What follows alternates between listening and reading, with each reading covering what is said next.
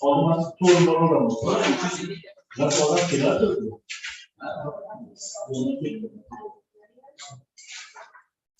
Pikiran postalnya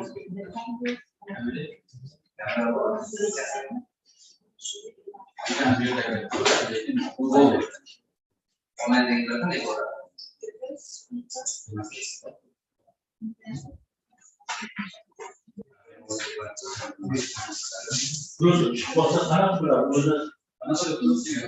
Sekarang udah mau wisata? Pak teorinya bola memang ya.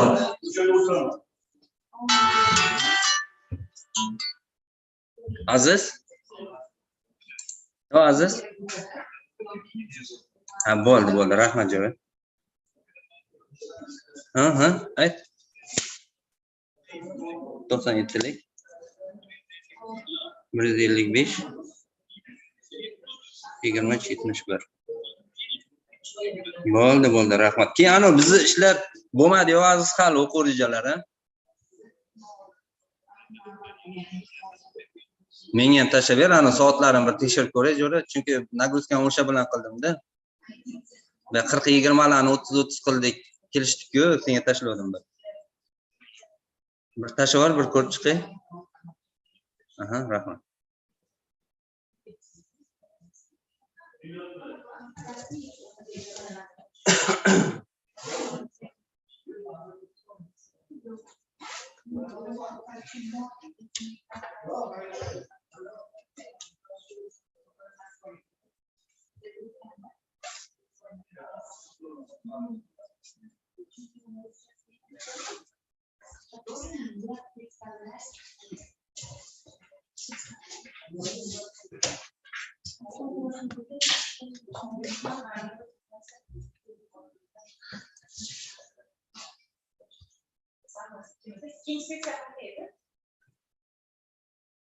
Belki yetti.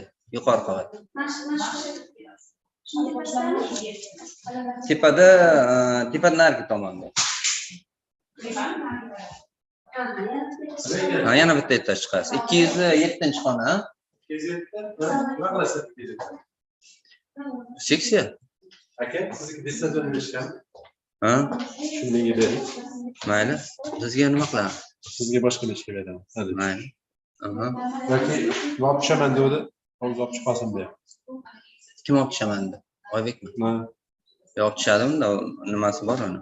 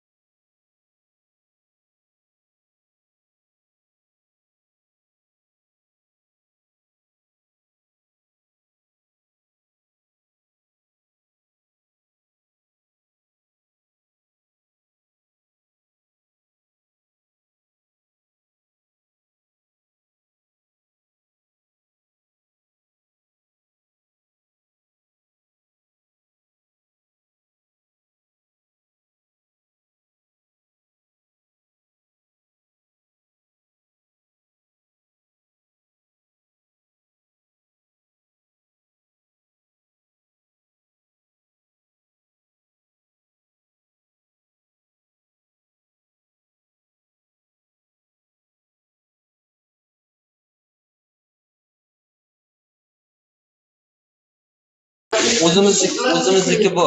Oybek beraman dedi. 5-chi paket. Sizniki bor sizniki aka. Rustam aka sizniki 3-chi.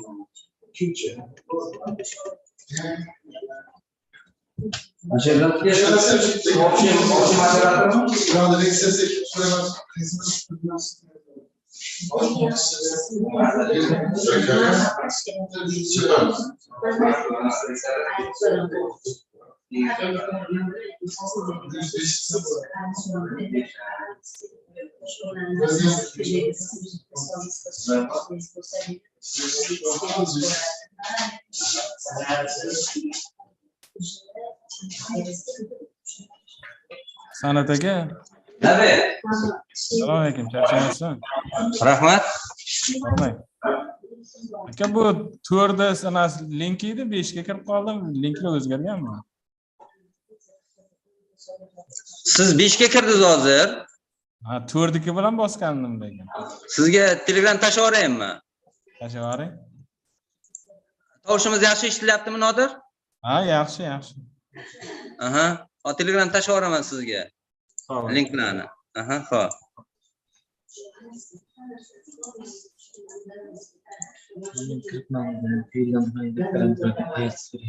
Ha. Hali siz yo'qmi, bilasiz-ku? Endi u bilishim tasdiqlangan va bo'g'ochirish kerak. Yo'q, qilib beramiz deyapti-ku nimani. Nima deydi pulini? Men kirdim, menga kerak emas deb. Yo'q, baribir qilib qo'yish kerak, baribir. Kerak. Assalomu alaykum. Yo'q.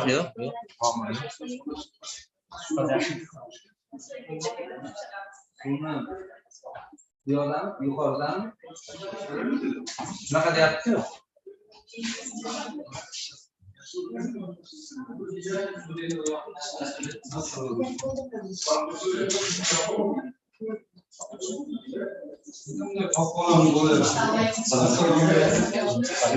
Bu yerda kim turadi?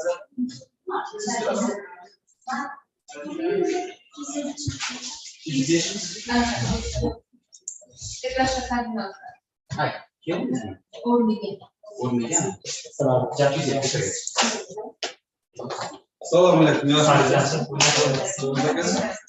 Qanday yaxshimi? Kelgan mehmonga. Yaxshi. Bir kunga. Yaxshi-da. Qanday hammasi qo'yapsizmi, nimaning? Ha, hammasi yaxshi. Internet sal nimaroqmi deyman-da. Nega? Yaxshi-ku bu yerda internet. Yaxshimi? Ha. Chot xayolimda sekinroqdi. Assalomu alaykum. Assalomu alaykum. Здравствуйте, как ваше здоровье? Спасибо, присаживайтесь. Не уставали вчера? Нет. Откуда вы? Я из Афганистана. Из Афганистана, очень приятно. Алло. Mahfuz Ahmadiyev.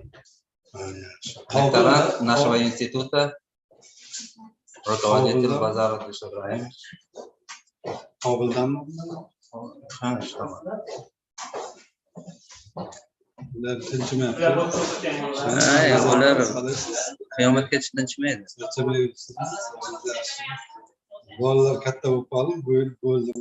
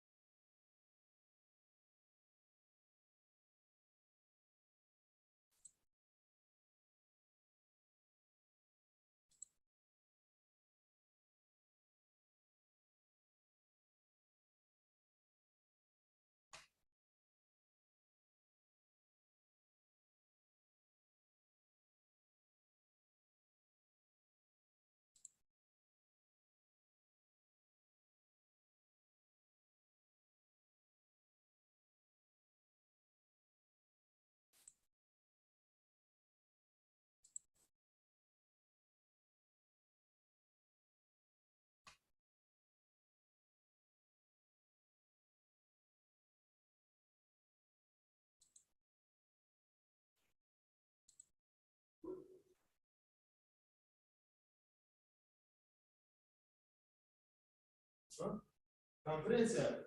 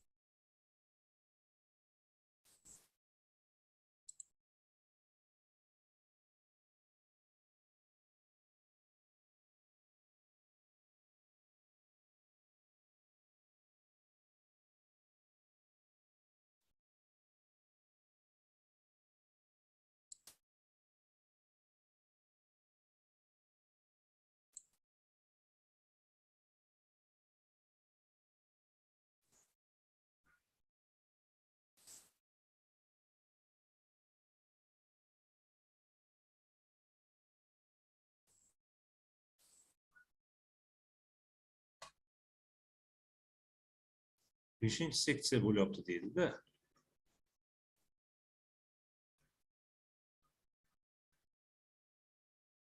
To'rtinchi seksiya biza.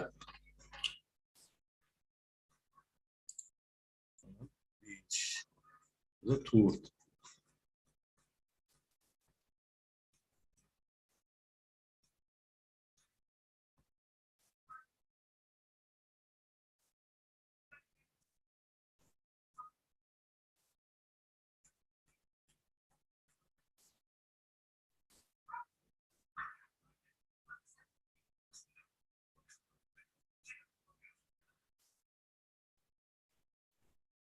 Transport sistem, transport logistika bo'lyapti.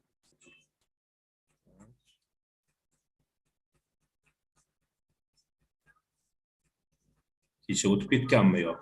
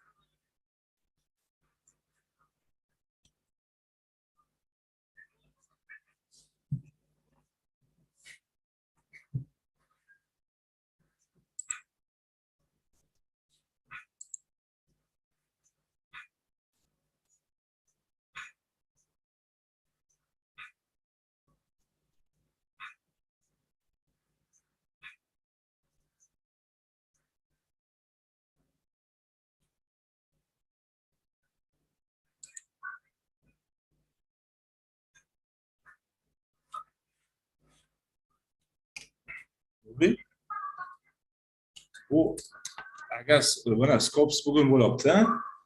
Statsiyasi bir oydan keyin chiqadimi deyman ha. Bir oydan keyin chiqsa diplom bir oydan keyin chiqsa u hisobga olinadimi yo'qmi? Diplom bir oydan keyin agar chiqsa. Zaniki hisobga olinadimi bu? Kiradimi uni anosiga? Diplom chiqqandan keyin kimdan ko'radi? Mana hozir biz Scopesga chiqamiz-ku. Buni endi где-то sentyabrda oxiri, oktyabrda boshi pechatga chiqadi, ana statsiyaga chiqadi. Ungacha bizning diplom chiqishi kerak, to'g'rimi? Avval chiqib qoladi. Men bu kechikyapti deyaptilar. Diplom.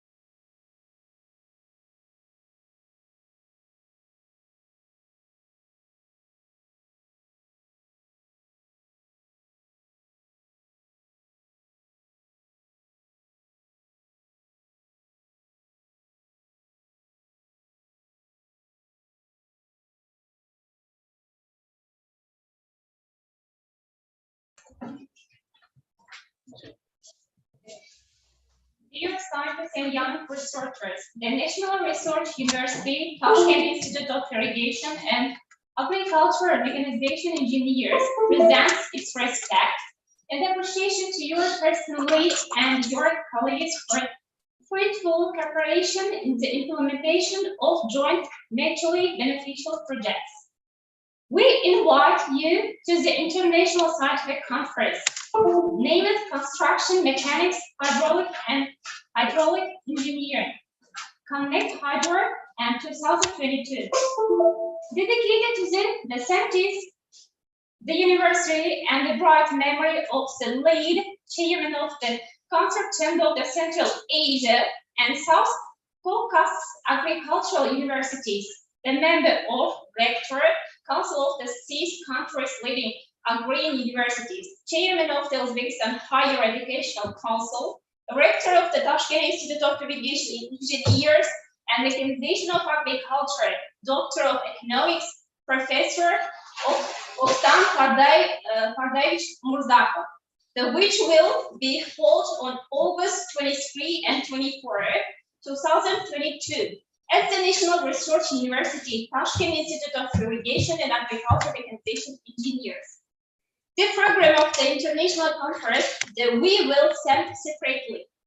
The aim of the conference is modernization and innovative development of agriculture and water management, hydropower and construction, the preservation and the continuity of scientific schools in this industry, the formation of the new level of training of the professional cadres, development of international cooperation, as well as the implementation of the scientific and educational interests of the researchers, experts, the professors, teachers, and a wider range of interested professional community representatives of the Republic of Uzbekistan and other countries.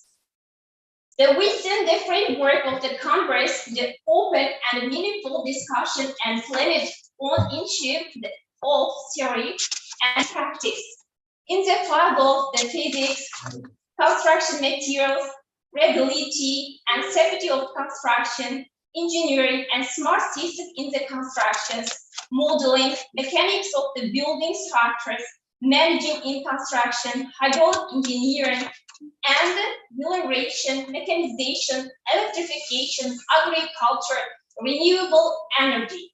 New ideas and approaches to solving the problems existing these areas of the science and technology will be proposed. The topics include the ecology, hydropower engineering, and model of the physical process, road construction, building structures and materials, hydraulic of the structures, hydraulic engineering, and land reclamation construction, mechanization, electrification of agriculture, and renewable energy sources, engineering, materials science, intelligent transport system, and transport logistics, automation of the technical process, mathematical modeling of technology, process, and technical system, astrophysics and space technology, development of geophysical and infrastructures of ecosystem, the use for the management in the field of environmental protection, the prevention and elimination of emergency situations and public health, new trends and technologies in geodesy and cadastral cartography and land management, digital economy, process management, and human resource development, integrated and the solution for the sustainable and innovative development of the food system. And the last one is the current issues of the organization of education activities. And I can declare our conference open. You're welcome. And the authors hold the first author is Lazareva and Kachenkova. The article title Organization of the Climate Administration in Construction. And we have also the second presenter, the Baltai, Yusupov, and Khudayberganov, and Dr. Hadjayeva. The article named Improving Accident Prevention Measures in Case of Spontaneous Departure of Railway Rolling Stock. Can we start?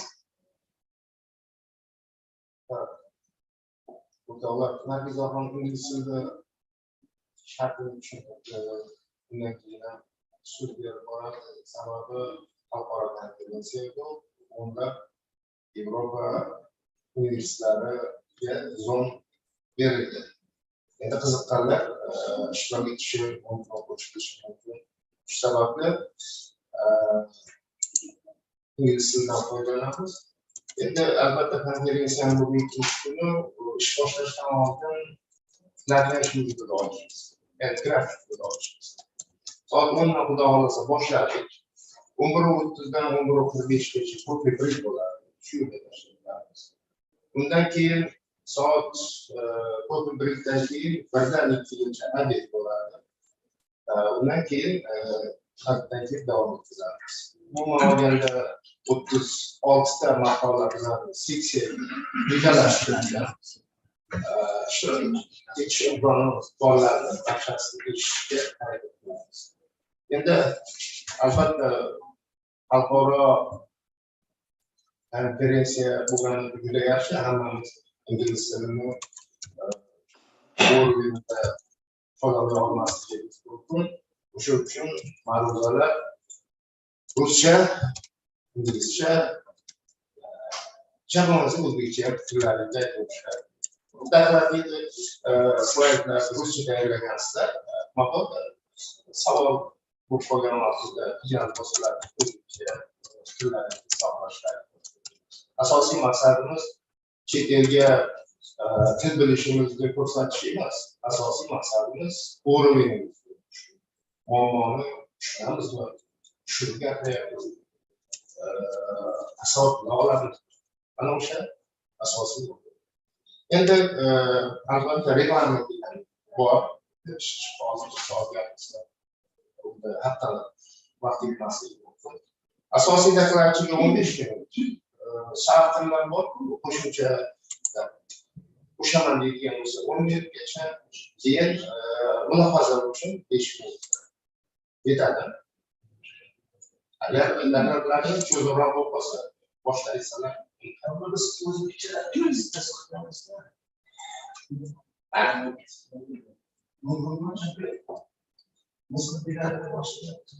Siz aytdim-ku, xalqaroda hozir mana seksiyamizni olib qarayotgan bo'lsak, bugun qatnashamiz Yevropani pasport.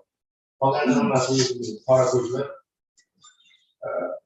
O'sha uchun maqsadimiz salohiyatimiz, til bilishimizni ko'rsatish emas. Asosiy maqsadimiz sohani bilishimiz. Yozgan maqolangizni o'zingiz tushunmasdan yozing. Shuni muhokama qilamiz. O'zimiz muhokama qilamiz.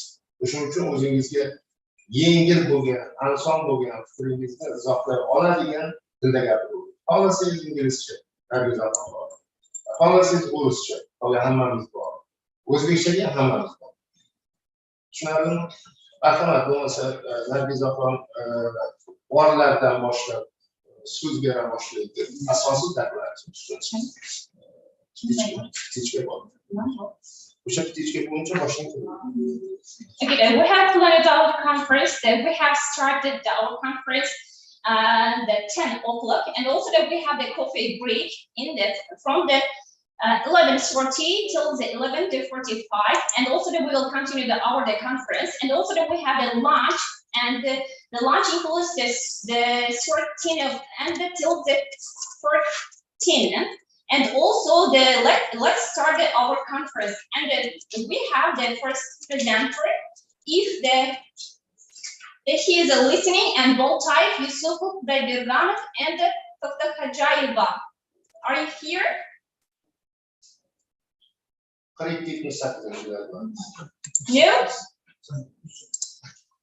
Yusuf yok. Хорошо, bo'lmasa borlar. Smenalar chiqa boshlasa o'zgarib Okay, in online the conference. Bu 8 ta o'quvdimiz.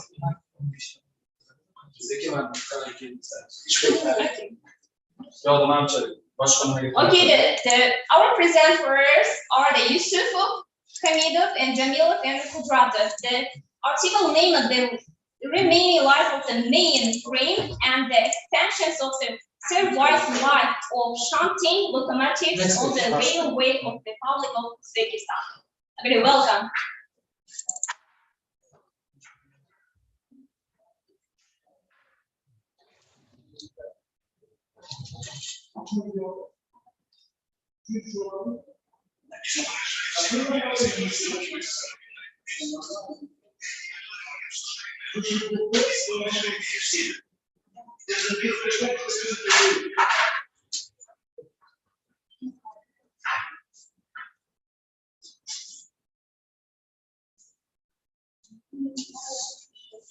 Assalomu alaykum, hurmatli qatnashchilar, hurmatli ustozlar va konferensiya tashkil qilgan mutasaddi.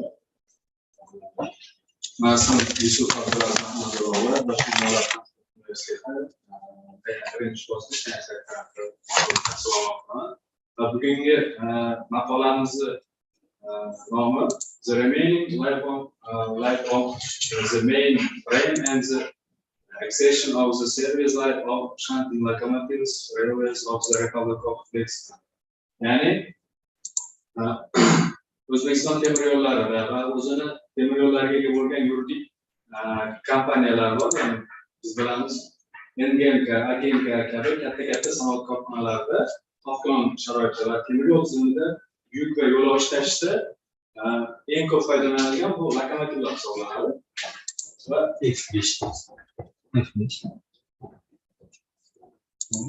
lokomotiv xizmatlaridan foydalanadi. Ya'ni men ham bu maqola doirasida men ilmiy ish olib boraman.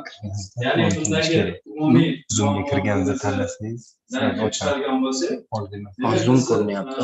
bilamiz, temir yo'l tizimida Zoomda ko'rinyapti hozir. butun dunyo temir yo'l tizimida yuk va yo'lovchi tashish. ekran Shunaqa qilingan. Ya'ni bu yuk va yo'lovchi tashishdan boshqa shu yuk yo'lovchilarni harakatini tartibga soladi. Ya'ni vagonlarni sarfirovka qiladi stansiyalarda. Manevr turdagi lokomotiv, ya'ni bir turdagi lokomotivni harakatini tashkil qilib berish uchun manevr turdagi lokomotivlardan foydalanadi. Va bu butun dunyoda sanoat korxonalarida xuddi shu kabi lokomotivlardan foydalanadi. Endi buni ilmiy ishim doirasida va maqola doirasida kelib chiqadigan bo'lsak, bunda asosiy ko'rib chiqilgan muammo, ya'ni biz bilamiz, har bitta ishlab chiqarilgan avtomobil bo'lsin, lokomotiv, tortuv harakat tarkibi bo'lsin, ishlab chiqaruvchi belgilagan xizmat muddati bor. Xuddi shu muddatgacha u yaroqli, ya'ni xavfsiz foydalanish imkoni mavjud. Va bizni bugungi kundagi muammoimiz aynan birinchi qilingan ish O'zbekiston temir yo'llaridagi mavjud lokomotiv parkini tahlili keltirib o'tilgan. O'tkazsangiz bo'ladimi? Mayli, davom ettirib tura qolaman. Xo'p, ya'ni bundagi asosiy muammo shu lokomotivni oxirgi mana bu prezentatsiyada men ochiq manbalardan va O'zbekiston temir yo'llari aksiyadagi jamiyatidan ma'lumot oldim. Hozirgi paytdagi lokomotiv parkining holati. Ya'ni bu holatida biz bilamiz, tortuv harakat tarkibida, ya'ni elektrovozlar yuk va yo'lovchi tashishda foydalanadi. Ularning soni, ishlab chiqarilgan yillar bo'yicha barcha kerakli ma'lumotlarni olgan va uni tahlil natijasida shakllanadi. Xo'p, mana shu joyda endi bu yoqda judayam 2 va 23 turdagi, ya'ni manevr lokomotivlari bu O'zbekiston temir yo'llari va sanoat korxonalarida foydalanadi. Bularni biz biladigan, ya'ni xizmat muddati, ishlab chiqaruvchi belgilagan xizmat muddati, bu turdagi lokomotiv o'zining xizmat muddati 35 yil hisoblanadi va uni yana ma'lum bir vaqtgacha xizmat muddatiga uzaytirish mumkin. Lekin umumiy miqdori shunting diesel locomotives and electric locomotives 50 years, ya'ni 50 yildan oshishi kerak emas bu muddat. Va keyingi slaydga o'tsangiz, mana muammoni asl mohiyati keyingi. Xo'p, demak bu slaydda ko'ryapsizlar. Demak bu O'zbekiston temir yo'llarini 2021-2022 yildagi lokomotiv parkining holati. Ya'ni ya'ni elektrovozlar 2021-yilda 126 ta, bu yil hisobida 137 ta. Ya'ni O'zbekiston Respublikasi prezidenti va turli xil banklar jalb qilingan holatda lokomotiv parkini yangilab, ya'ni yangi turdagi elektrovozni xarid qilindi. Keyingisi main diesel lokomotiv, ya'ni magistral teplovozlar. Ularning soni 95 edi va 2022-yilda 87 ta qoldi. Endi ya'ni bu kamayishni biz ko'rishimiz mumkin.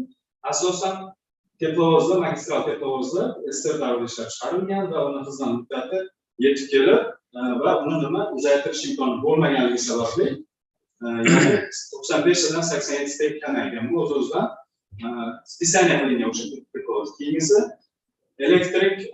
elektroseksiyalar 18 ta, bu borada o'zgarish yo'q va asosiy shanting, ya'ni manevr lokomotivlari 173 ta. O'tgan yilda ham, hozirgacha ham va bu yildagi qiymati ham 173. Demak, biz buni sonini ko'ryapmiz, o'zgarish yo'q. Keyingi slaydga o'tsangiz. Xo'p, endi bu yoqda xuddi shu tortuv harakat tarkibini biz yillar kesimida tahlil qilib chiqdim. Ya'ni bunda 10 yilgacha bo'lgan eng ko'p lokomotivlari, ya'ni ishlab chiqarilgancha 10 yilgacha, ya'ni elektr lokomotivlar 44 ta. Bundan asosiy e'tibor qaratishlarini so'ragan bo'lardim. 3-chidagi manevr lokomotivlar, ya'ni 10 yilgacha ham yo'q, ya'ni 20 yil oralig'ida ham yo'q. Ya'ni bu bundan xulosa qilsak, oxirgi 20-25 yil ichida hali bu turdagi lokomotiv sotib olinmadi. Va 30 yil, 20 yildan 30 yilgacha bo'lgan oralig'ida bu 12 donani tashkil qiladi. Ya'ni yoshi 20-30 orasida yoshdagi lokomotivlar. Va 30 yildan buyog'iga 160 ta. Ya'ni biz bilamiz, xizmat muddati umumiy 35 yil bo'ladigan bo'lsa, 160 bittasini yoshi 30, ya'ni 30 dan o'tgan ishlab chiqarilgan. Keyingi slaydga o'tamiz. Xo'p, endi men buning ichidan faqat T2 turidagi lokomotiv o'zini alohida yillar kesimida, ya'ni mavjud parkdagi, ya'ni bu yoqda sanoat korxonalarini hozirgi kunda men izlanish olib boryapman, ma'lumotlarni berdim. Ya'ni bundagi T2 turidagi lokomotivlar, ya'ni O'zbekiston temir yo'llaridagi yoshi, ya'ni 30 dan 40 yoshgacha bo'lgan oralig', ya'ni ishlab chiqarilganligi 26 dan tashkil etsa, 40 dan 50 gacha bo'lgan oralig'da 89 ta. Va 50 yildan oshgan 17 dona lokomotivlar tashkil etiladi. Demak, bizda yuk va yo'lovchi tashish umuman temir yo'ldan texnik foydalanish qoidalariga ko'ra 50 yildan oshgan teplovozlarni undan foydalanish taqiqlanadi qat'iyan. Ya'ni buni talabi bor, o'zini do'stlari, ya'ni lokomotiv parad upravleniya назначения срока degan do'stlar asosida belgilab qo'yilgan 50 yildan oshgandan keyin har bitta lokomotiv uchun individualniy ilmiy tadqiqot ishi olib borilishi kerak. Ya'ni bu yerda o'sha har bitta lokomotivni dinamik, statik tahlillari, stendda tekshirib ko'rib, asosiy qismlarini va undan keyin oxirida xulosa beriladi. Xo'p, keyingi slaydga o'tsangiz, demak bunda mana ko'rib turibmiz, ya'ni 2021 yili hozirgi jadvalda diagramma ko'rinishida, ya'ni 50 yildan oshgani hozirgi vaqtda 13% tashkil qiladi. Va yana ko'ryapmiz, 40 yildan 50 gacha bo'lgan yo'nalish bu, ya'ni 67%. Ya'ni yana bir yillar, ya'ni bu yilga hisobda 2022 yilda 17 ta chiqamiz, 2023 o'tishi bilan yana safiga lokomotiv qo'shilib boradi.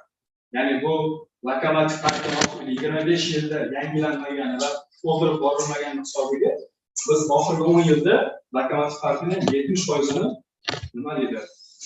Spesial qilishimiz kerak. Ya'ni utilizatsiya qilib uni metall sifatida ishlatishimiz kerak. Va biz buni oldini olish maqsadida, ya'ni O'zbekiston temir yo'llari aksiyadorlik jamiyati bilan hamkorlikda shu ilmiy tadqiqot ishi olib boryapmiz va hozirgi kunda lokomotivlarda shu, ya'ni umrini uzaytirish ishlari davom etyapti. Ya'ni o'sha kerak bo'ladigan normativ hujjatlardan tortib, sinovlari, laboratoriya sinovlari hammasi o'tkazilib va keyingi agar lokomotiv oxiridagi beriladigan xulosa lokomotiv yaroqli bo'lsa, xizmat muddati uzaytiriladi. Agar o'sha belgilangan texnik xavfsizlik qoidalariga rioya qilmasa, u nima o'z-o'zidan utilizatsiya, ya'ni spesialga qilinadi. Ya'ni foydalanishdan chiqariladi. Keyingi slaydga o'tsangiz, xo'p, shu o'rinda bir narsani aytib o'tmoqchiman. Biz bilamiz, lokomotivlarni asosiy umrini belgilab beradigan qismi bor. Mana masalan, avtomobil bo'yicha agar ko'proq hammada tanish bo'lgan misol sifatida keltirsam, agar avtomobillar qayerda qismi nima deydi buzilsa, dizel dvigatel nosoz bo'lsa, biz uni ustaxonaga borib ta'mirlab yoki boshqasini almashtirish imkonimiz bor. Ya'ni kapital ta'mirlash vaqtida xuddi shu kabi ishlar amalga oshiriladi. Teplovoz, ya'ni elektrovozda xuddi shu ishlar amalga oshiriladi, lekin asosiy umrini belgilab beradigan qismi bazaviy chast lokomotiv deydi.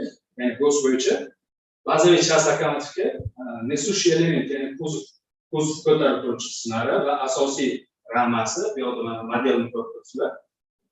Ya'ni bu chertyojda shu modellari o'zini ishchi chertyojidan qanday holatda bo'lsa, ya'ni o'lchamlar qaysi holatda bo'lsa, xuddi shu o'lchamda, xuddi shu model sifatida shakllantirilgan va uni metod connection element, ya'ni chekli elementlar usuli yordamida bu modelga chekli usul elementlar usuli tatbiq qilinib, unga kuch ta'sir berish natijasida eng ko'p buziladigan va eng ko'p nosoz bo'ladigan qismlar bor. Shu qismlarni aniqlab olish imkoni mavjud bizda. Keyingi slaydga o'tsangiz.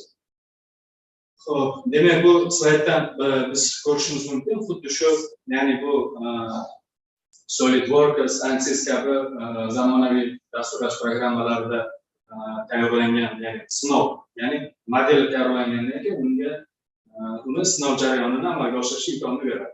Ya'ni bunda biz ko'rib turganimiz bu lokomotivga berilgan statik bosim, ya'ni statik nagruzkani biz har bitta bu yerda ko'ryapsizlar, strelkalar bilan ko'rsatilgan joy bor. Ya'ni dizel dvigatel qayerga mahkamlansa, xuddi o'sha joyga kompressor qismlari va reduktor qismlari qayerga mahkamlansa, ya'ni rama qaysi qismiga mahkamlansa, xuddi shu qismlarni o'sha kuchidagi, ya'ni og'irlik kuchini berib ko'rib, sinov natijasiga ko'ra bu yerda biz ya'ni eng katta yuklanish 79 megapascal tashkil qiladi. Ya'ni bu bizda ya'ni lokomotiv qismlarga ajratish vaqtinchalik shart emas, chunki bu ilmiy tadqiqot ishi doirasida faqat bitta metod connection element ko'rib chiqqan bo'lsak, undan keyin ya'ni bu holat yaxshi, biz asosiy bu yerda kuchlanish berilgan joylarni aniqlab turib, keyingi bosqichda uni standard va dinamik sinovlarga o'tkazishimiz mumkin. Keyingi slaydga o'tkazamiz. Xo'p, endi bunda xuddi shunday 3 ta turdagi statik sinovlar, ya'ni dastur o'zida amalga oshirilgan. Ya'ni zapas prочность, ya'ni materiali qanaqa zapas prочностьda, ya'ni biz bilamiz, ya'ni mustahkamlik chegarasi qanchaligini va uni dastur davomida aniqlangan bu. Xo'p, keyingi slaydda, ya'ni bu harakatdagi, ya'ni o'sha dasturda o'zida shu kerakli joydan dastur o'zida o'sha kuch berib ko'rib, qancha joyga va qancha ta'sir qilishini va uni egilganda, mana statik egilganda, ya'ni bu eng ko'p kuch berilgan vaqtda maksimal 1.2 mm gacha rama, asosiy umumiy uzunligidagi rama 1.2 mm gacha bukilishini, ya'ni egilishini yoki ko'tarilishini ko'rganmiz va keyingisi, xo'p, ya'ni oxirida xulosa sifatida aytadigan bo'lsak, biz bu turdagi hozir bu bo'yicha ish hali davom etyapti. Hali ikkita jarayon qolgan, ya'ni shu ikkita jarayon asosida boyasa ko'rib o'tgan 17 lokomotivni hozirda 6 ta yoki 7 ta qismi shu ta'mirlash korxonasida turibdi. Xuddi shu jarayonlar ketma-ket tarzda amalga oshiriladi. Agar biz buni shu jarayonlardan o'tgandan keyin ishlab chiqaruvchi yoki o'sha goslar bo'yicha 50 yilgacha ishlatish mumkin deb bergan bo'lsa, bizim O'zbekiston sharoitida ya'ni 5 yoki 7 yilgacha, ya'ni texnik holatdan kelib chiqib, uni umrini uzaytirsak va bizda qanchadir orada vaqt bo'ladi, 5 yil yoki 7 yil vaqt, va shu oralig'ida biz lokomotiv parkini bosqichma-bosqich modernizatsiya qilish imkoniyatimiz mavjud bo'ladi. Ya'ni oxirida shu lokomotivga, ya'ni xavfsiz harakatlanish qoidalariga muvofiq to'g'ri kelgan taqdirda biz buni uzaytirish uchun asosiy xulosa berib va parkka ma'lum bir vaqtgacha yana ishlatishni yo'lga qo'ymoqchimiz. Savollar bo'lsa, marhamat. Marhamat, savollar. Bormi savol? Bo'lmasa, endi bizlar transportchi emasmiz. Mana hozir istegan davlat vaqtida territoriya bilan katta etib qo'ydi. Gidorar 15 respublikani oqlagan yerga borsa, hamma yerda bir xil qonun qo'ydi. Mustaqillikka erishgandan keyin har bitta vazirlik o'zining qonun qoidalarini ishlab chiqdi. Qurilish vazirligi, suv xo'jaligi vazirlik sizlar qaysi qoidani ishlayapsizlar? Chunki sizlar yuk tashishda, transport vositasi sifatida poyezdlardan foydalanganlar Rossiyaga ham xo'sh, qaysi qoidani ishlayapti? Qaysi qoida? O'zbekiston o'ziniki, Rossiya o'ziniki. Sovet железнодорожный transport degan umumiy sovet bor, ya'ni tinch davlatlar ichida. Bu davlatlarda shu Rossiyada yoki qayerdadir bitta go'st o'zgaradigan bo'lsa, go'st bitta punktda. Har bitta davlatga zaпрос jo'natadi. Xuddi shu go'stni biz o'zgartirmoqchimiz, qanaqadir taklif bo'lsa beriladi. Har bitta, ya'ni temir yo'l tizimidagi davlatlarga boradi. Ya'ni bizdagi umumiy, ya'ni O'zbekistondagi o'tadigan normativ hujjat Rossiyada ham, Belarusiyada ham, Yevropa davlatlarida hammasi amal qiladi. Chunki harakat tarkibi yo'llar, ya'ni biz bilamiz, relsi, ikkita rels oralig'i Yevropa davlatlarida 1520 mm tashkil qiladi. Yevropaning orasi 1440 mm. Ya'ni shu 1520 mm oralig'idagi deyarli Yevropa davlatlari, ya'ni Sovet железнодорожный transportida hammasi chiqqan qonun chiqishidan oldin yoki qanaqadir bo'z yoki tatbiq qilinishidan oldin har bitta davlat bilan kelishuv imzolanadi. Kelishuv asosida amalga oshiriladi. Haqiqatan transportda, ya'ni lokomotiv poyezdlarda va samolyotda davlatlarda umumiy qoidaga erishdi. Sababi har kim o'zligini qilolmaydi. O'zbekistonda kanal ta'mirlama qilishimiz mumkin, lekin transport emas. Keyin mana aytyapsizda Yevropada bo'lgan tashkilotlar poyezdni ichiga minsangiz, afrosiyob qo'shilgan poyezdlar bor, 250 kilometr bor. Ichkariga kirsangiz uxlab qolasiz, jimjitlik. Shovqin yo'q. Nima uchun bizda afrosiyobimizda ham shovqin eshitadi? Bizda shovqin eshitilishining eng katta sababi, ya'ni bu birinchidan tortuv harakat tarkibi, afrosiyobni nima deydi? Bu Yevropa standartiga javob berganda, u bizni yo'limiz yurgan vaqtda biz bilamiz, relslar hammasi bir-biriga ulangan. Yevropa standarti esa o'sha relsdan ulangan holati deyarli 10 kilometr, 5 kilometrda, ya'ni shu ulangan qismini ular texnologiya shunaqangi holatida ulangan qismlarini nima deydi, ya'ni shu aylanma yo'li bilan biriktirib yuborilgan va u o'z-o'zidan shovqinni kamaytiradi. Tashqi tebranishni, ya'ni o'sha g'ildirak juftligi kelib birinchi relsdan keyingi relsga urilgan vaqtda hamma eshitgan, agar o'zi yurgan bo'lsa, yaxshigina shovqin vibratsiya beradi.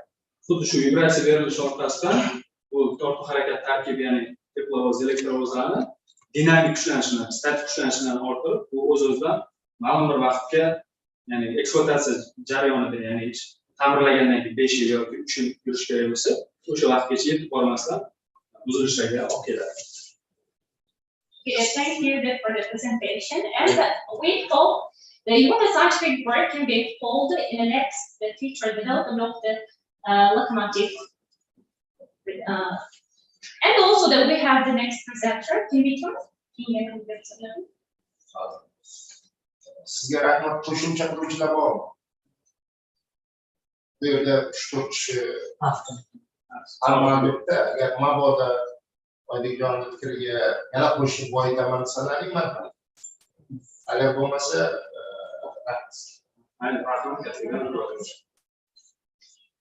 okay, we have the next presenter. They are the names the Boltayev, Yusupov, Khudayberganov, and Conmechydro. The article title. They are the article title: Improving Accident Prevention and Measuring in Case of Continuous Departure of Railway Rolling Stock. And we ask them, please, present all presentation.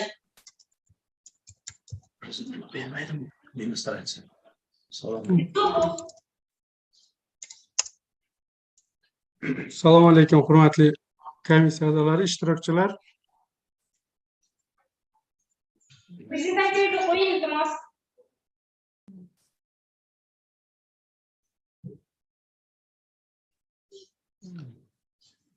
Our research scientific article names is Improvement of Accident Prevention Measures in Cases of Spontaneous Determinant of Railway Rolling Stock. There has been research on railway station tracks to determine the method of automatically stopping motion content in cases where motion content has gone away on its own.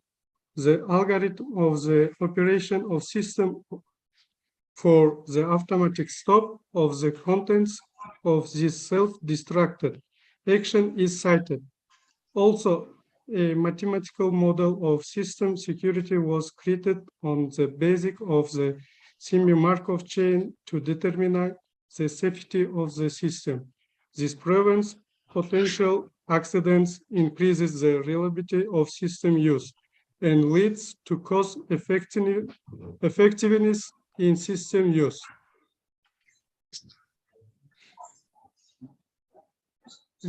We might say this figure, this method of automatic stopping of rolling stock in case of their spontaneous departure.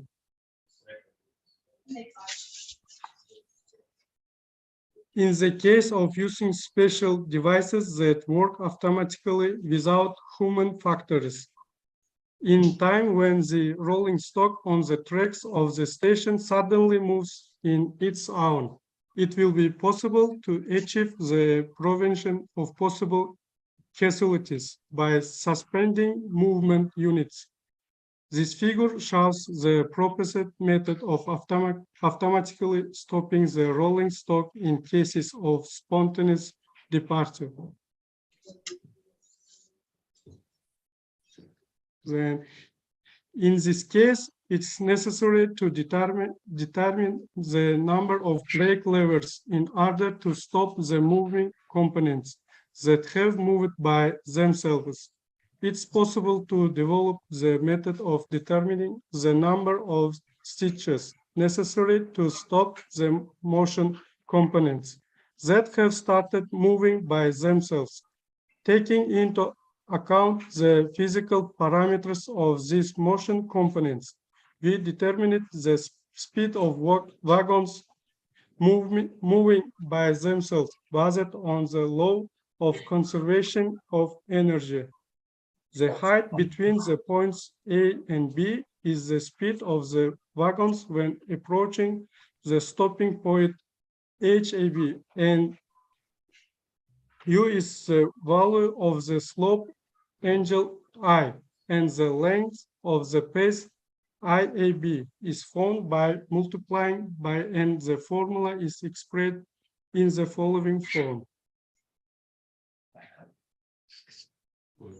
Then it's now that the determination of the amount of stopping spikes required to prevent wagons from going away on their own on railway station roads is mentioned in the MIORI documents, taking into account the value of the slope of the corresponding road section I of the expression provided for above. The determination of the number of necessary brake spikes to stop wagons when they leave on their own is expressed as follows using the slope-dependent formula of the wagon speed.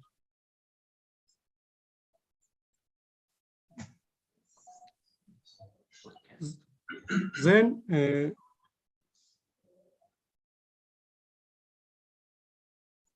algorithm of operation of the method of automatic stopping of moving parts in case of spontaneous departure.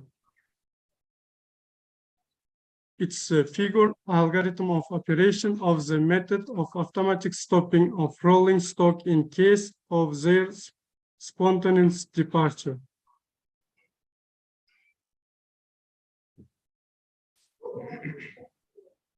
Then a system of automatic stopping of moving parts in the case of self-departure.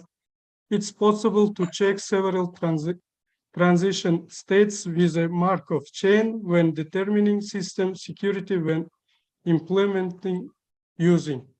Application of a system of automatic stopping of moving parts in the case of self-departure in accordance with the procedures, it's necessary to include several cases. P0, the system is in the set state. The system of automatically stopping the moving parts in the event that they leave on their own, and the SMB devices are in the set state.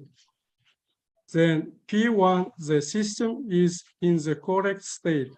The system of automatically stopping the moving parts in the event that they leave by themselves is in the correct state, but the SMB devices are in a faulty state. P2, the system is in a faulty state. The system of automatically stopping the traffic in the event of spontaneous departure, the SMB devices are in a faulty state or in a faulty state.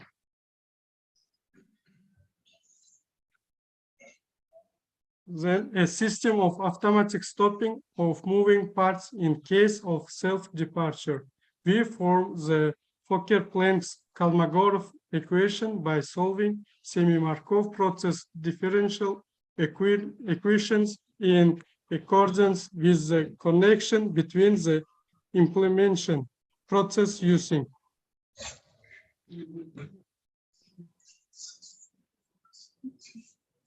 a system of automatic stopping of moving parts in case of self-departure. We form the Kolmogorov equation by solving semi-Markov process differential equation in accordance with the connection between the implementation process using.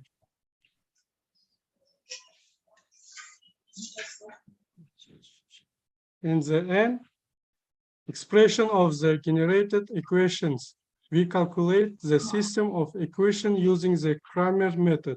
In the mathematical calculation of the probability of occurrence of cases in the resulting expression, we calculate the solution of expression by setting the following boundary condition, Pi.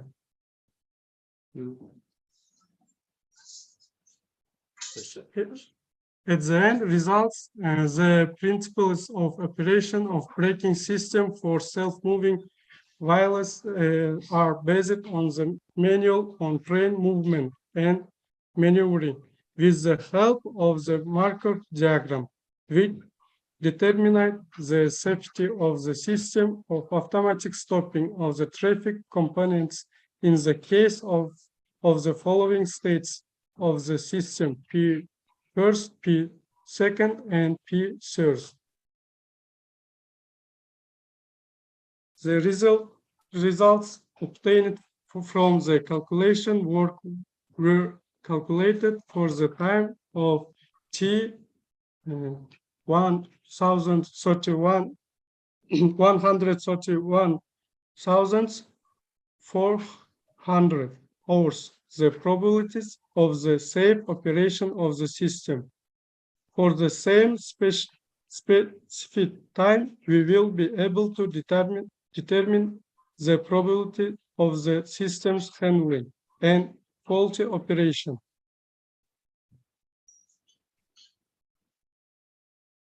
In the figure, in the diagram, we may say probability of correct and faulty operation of the system for T equal 131,400. The proposed method is distinguished by higher level of security compared to the currently existing method of stopping traffic formation. There is currently no way to stop existing animation while they are moving by themselves. In order to prevent rolling stock standing on station roads from moving by itself, the railway officials will stop the rolling stock by installing brake pans. This process is carried out with the help of the human factor. Blocking of rolling stock on station roads is not always carried out according to the instructions. That is due to the irresponsibility of workers. Accidents occur due to rolling stock moving down the slope of road. Currently, in order to reduce the manual labor in locking the rolling stock, there are mechanical devices for the planned locking by the station attendant. Taking into account the fact that this type of devices implements the scheduled stopping of rolling stock and that the devices are installed between the tracks of each station with a slope. This leads to an increase in economic cost. If we take into account the unplanned sudden dead end traffic stop on station roads, in the case of the proposed method, we can see that this method is more reliable and cost-effective than the existing methods.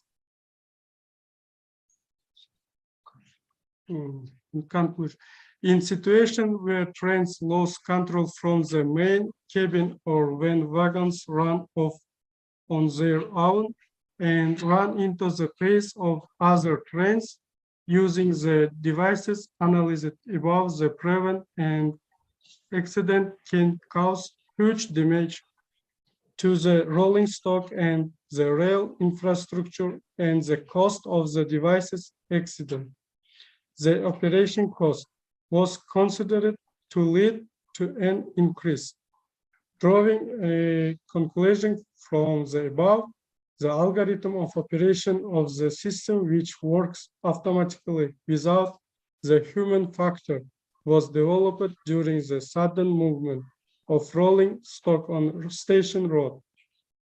In order to determine the safety of this system, a mathematical model of system safety was created based on the semi-Markov chain. Mathematical calculations were also wagoned out and results were obtained. The obtained results show the safe operation of the automatic stopping system when the proposed movement of the contents leaves by itself. Thank you for your attention. Okay, thank you for your presentation, and also that we wish the best luck for your research on the improving the accident, so the prevention. And also that we have the next presenter, Durmanov. And now the Durmanov participates with the three obstacles. They are named organizational economic mechanisms using the greenhouses to ensure optimum food security in Uzbekistan. And also there are the other obstacles, the mechanisms for the implementation of the strategic partnership in a context of organizational economic transformations of greenhouse industry. Welcome.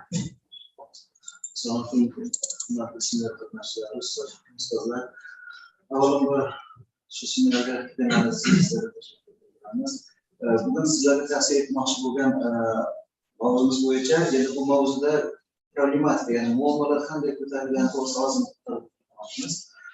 Iqtisodiyotda o'zi 4 ta iqtisodiy tizim mavjud, inson yaratgandan bo'lgan. Birinchisi an'anaviy, ikkinchisi rejali, uchinchisi bozor iqtisodiyoti va oxirgisi simulation, ya'ni aralash iqtisodiyot tizimi. Endi biz bugungi kunda bozor iqtisodiyotida yashayotgan ekanmiz. Bozor iqtisodiyoti juda ko'p qirrali va ko'p ta'sirli iqtisodiyot hisoblanadi. Endi istiqbolot xo'jaliklari faoliyatining rivojlanishining tashkiliy mexanizmlariga keladigan bo'lsak, masalan biz rejali iqtisodiyotdan bozor iqtisodiyotiga o'tdik. Endi rejali iqtisodiyotning asorati bizga nima berdi? ob-havo o'zgarishi, suv resurslar tanqisligi va uzoq vaqtlardan buyon bir xil o'simliklarni ekish evaziga O'zbekistonda yerning boniteti, ya'ni yer samaradorligi tushib ketganligi sababli biz aynan issiqxona obyektlarini, tadqiqot obyektini issiqxona deb biz tanlab oldik. Nimaiki issiqxona bu intensiv yetishtiriladigan qishloq xo'jaligi mahsulotlari hisoblanadi. Keyingisiga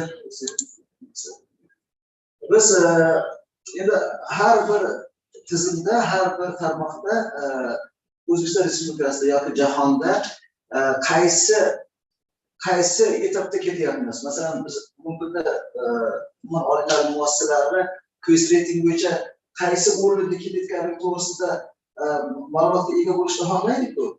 Biz ham xuddi biz ham issiqxonada yetishtirilgan mahsulotlarimizni naqoratlar tashkil darajasini o'lchashga tadqiqotimizda harakat qildik.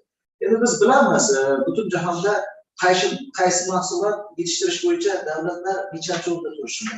Lekin raqobatbardoshlik darajasini o'lchanishi bu kunda savol bo'lib turgan ekan. Aynan biz shu predmet sifatida raqobatbardoshlik darajasini ham o'lchashga nima qildik? Tadqiqotimizga oldiga qo'ygan maqsadlardan biri. Yana biz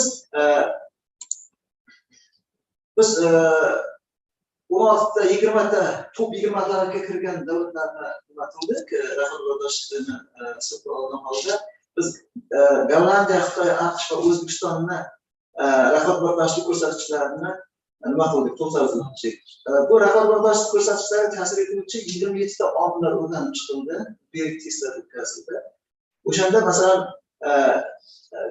Gollandiya, Xitoy, AQSh, O'zbekistonni ayrim ko'proq ta'sir qilinadigan faktorlarni biz tanlab oldik.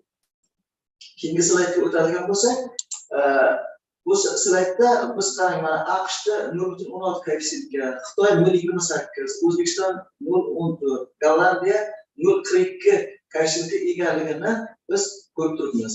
Bir slayd orqaga qaytamizmi? Qarang, tepada biz baholash integral mezonlarini ham hisobga olganmiz. Qarang, 0 dan 16 gacha past darajada, o'rta darajasi 0.6 dan 0.26 gacha, yuqorisi 0.26 dan 1 koeffitsiyentgacha.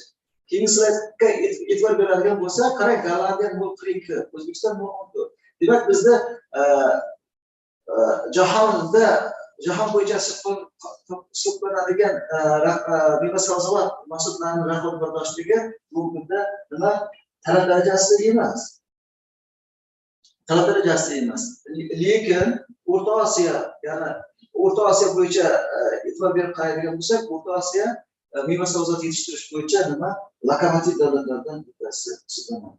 Lekin biz faqat yetishtirish emas, demak, lokomotiv davlat ekan, biz nafaqat iste'mol jarayonini to'ldirish, hattoki eksport darajasini ko'tarishimiz kerak. Demak, qancha ko'p valyuta bizga tushib kelsa, bizni valyuta tizimimizni barqarorligi oshadi, makroiqtisodiy ko'rsatkichlarimizga nima ijobiy ta'sir ko'rsatadi. Shu nuqtai nazardan biz aynan issiqxona xo'jaliklariga ta'sir etuvchi oqibatlarni, sabablarni o'rganishga harakat qildik. Albatta, ko'pgina xo'jaliklar reja qilishdan oldin nimalar tashkil etiladi? Qanday tashkil etilishi kerak? Nimalarni hisobga olish kerak? Aynan biz tashkiliy iqtisodiy mexanizmlarni hisobga olib, nima ilmiy tafsilot berishga harakat qildik. Keyingi slaydimizga o'tadigan bo'lsak, keyingi slaydimizda mana baholash mexanizmlariga to'xtalib o'tganmiz. Keyingisiga o'tasizmi?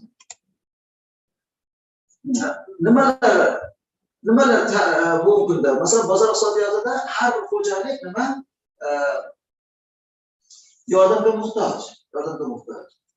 Shuning uchun biz Sirdaryo hududiy iqtisodiyot klasterini taklif qildik. Chunki qishloq xo'jaligi yiliga bir marta daromad oladigan xo'jalik yurituvchilardan biri. Shuning uchun qishloq xo'jaligida nafaqat tarmoq tizim orqali rivojlanishga harakat qilish kerak yoki gorizontal vertikal tizimlarga e'tibor berish kerak. Shuning uchun biz sheriklik asosida faoliyatini kengaytirishga tavsiya berdik. Endi biz bu empirik testlar natijasida biz Likert shkalasini biz tavsiya etyapmiz. Likert shkalasi o'sha tashkiliy iqtisodiy mexanizmlarni baholashini keltirib chiqaradigan shkala hisoblanadi. Masalan, biz iqtisodiy manfaatdorlik omilini oldik, infratuzilma omilini oldik. Issiqxona faoliyati bilan shug'ullanuvchi osonroq o'rganib olish bo'yicha savolnoma tuzdik. Raqobatchilarning ta'siri, keyin issiqxona xo'jaligi rivojlantirishning omillari ko'p rivojlanishga ta'sir etuvchi omillarni. Har bir omillarga biz jami 57 ta savol tuzilib, 4 ta viloyatda tadqiqot o'tkazdik. Har bir viloyatga biz 100 tadan savolnoma tarqatdik, lekin bugungi kunda xo'jalik yurituvchi subyektlar, aynan issiqxonalar savollarga to'g'ri javob bermaganligi sababli biz yaroqli so'rovnomalarni nimaga Excel orqali SPS programmasiga kiritishga erishdik. Biz shu bilan bir qatorda biz issiqxona sabzavot bozorining SWOT tahlilini ham ishlab chiqdik. Ya'ni SWOT tahlil kuchli kuchsiz imkoniyat va to'siqlarni tahlil qiladigan metod hisoblanadi. Endi oziq-ovqat mahsulotlarini ta'minlash, ya'ni oziq-ovqat xavfsizligini ta'minlash bu yerda qishloq xo'jaligini ortda turgan asosiy vazifalardan bittasi hisoblanadi. Endi biz sabzavot, kartoshka, poliz va meva rezervuarlarini 2019-yilga nisbatan solishtirma ko'rsatkichlarni tahlil qildik. Ko'rsatkichlarimiz shuni anglatadiki, masalan, mevalar rezervuarlar o'sish qiymati yana 94% tashkil qiladi. Poliz ekinlari 219.5, kartoshka 85.3, sabzavotlar 268.2. Keyingi slaydga o'tamiz. Keyingi slaydda endi viloyatlarda faoliyat ko'rsatayotgan issiqxona xo'jaliklarining soniga to'xtalib. Endi biz gidroponikani alohida nima qildik? Gidroponika bu juda katta mablag' talab qiladigan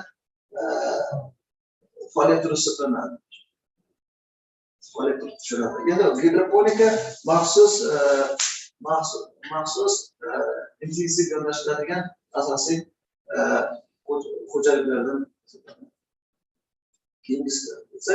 Endi mahsulotlarni yetishtirish bo'yicha bu yerda bu slaydda ko'rishingiz mumkin. Biz issiqxonada yetishtiriladigan pomidor, bodring, ko'katlar, gulkaram, qalampir va achchiq qalampirlarni.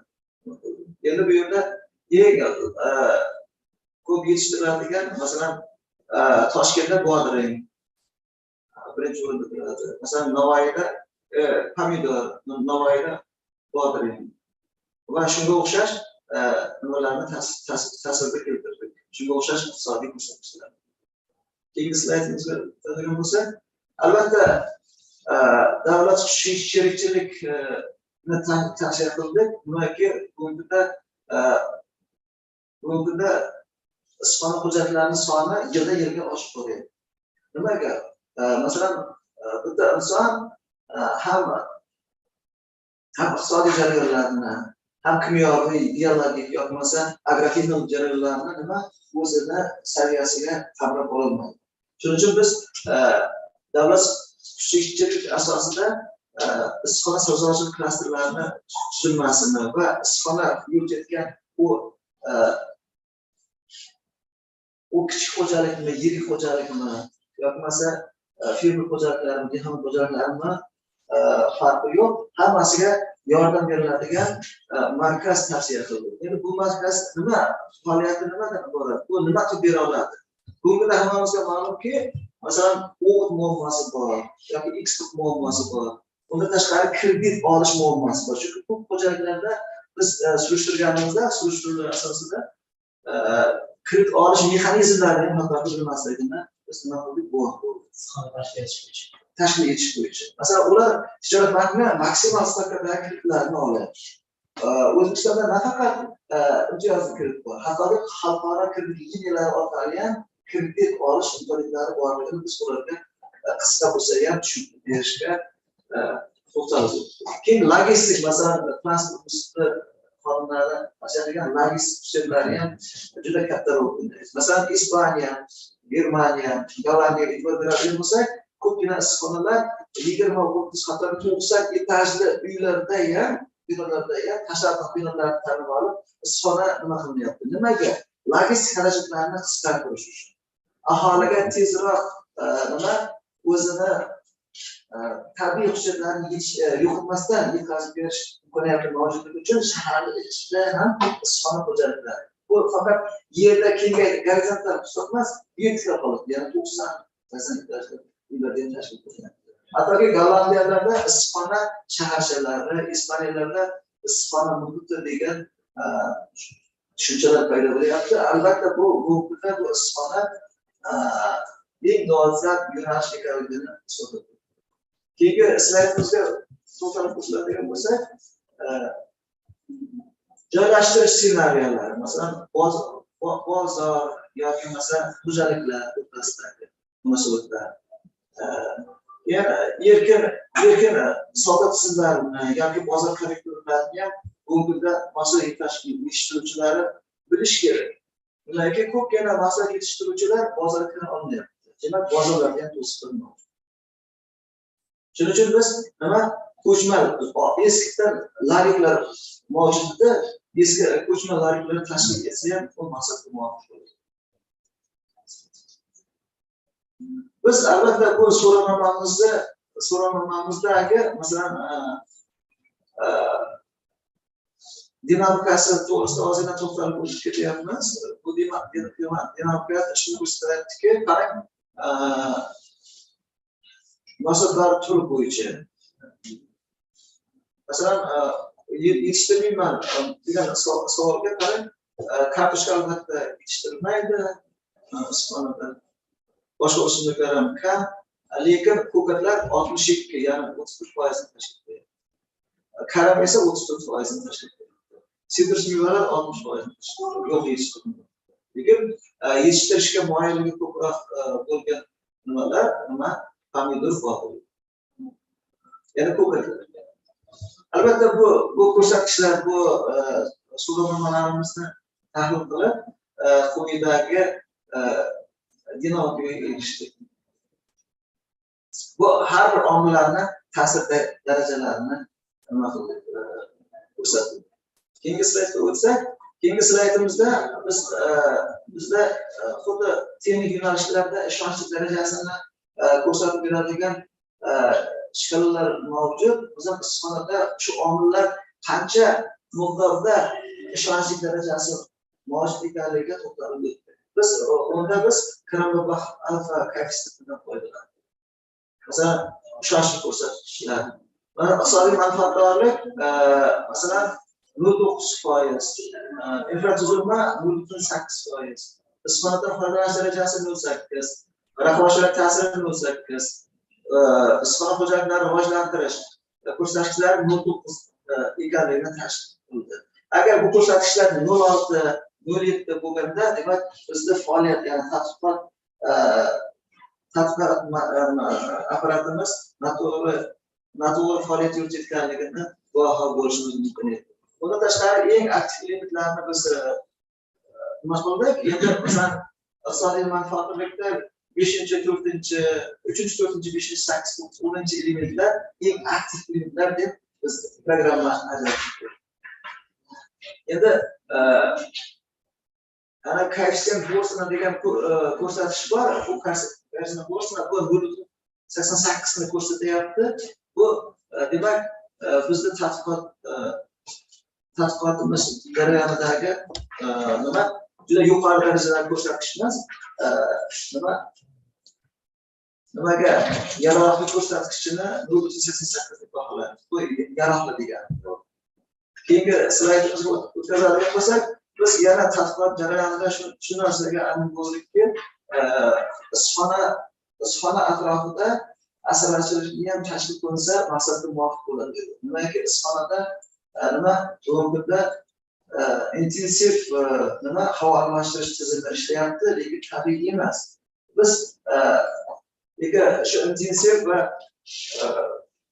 tabiiy changlatish masalalarini ko'p ko'rdik.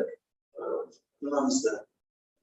Masalan, arichilikda changlatish yoki bo'lmasa o'g'lantirish yoki bioximlarlikni yaratish masalasi bo'yicha masalan biz fevraldan iyungacha qarang bodringlar aylanma tomchilatib sug'orish va boshqa ko'rsatkichlarga to'xtalib o'tdik. Endi bizda eng optimal samara beradigan birinchi, uchinchi variant ekanligini biz tadqiqotimizda o'z isbotini topdi. Keyingi slaydimizga o'tadigan bo'lsak, yana eksportbor hisob mahsulotlarini yetishtirish bo'yicha aqlli isbotlarni prognozi ishlab chiqdik. Keyingi slayd o'tamiz. Bu slaydimiz 90-yildan 2020 yilgacha bo'lgan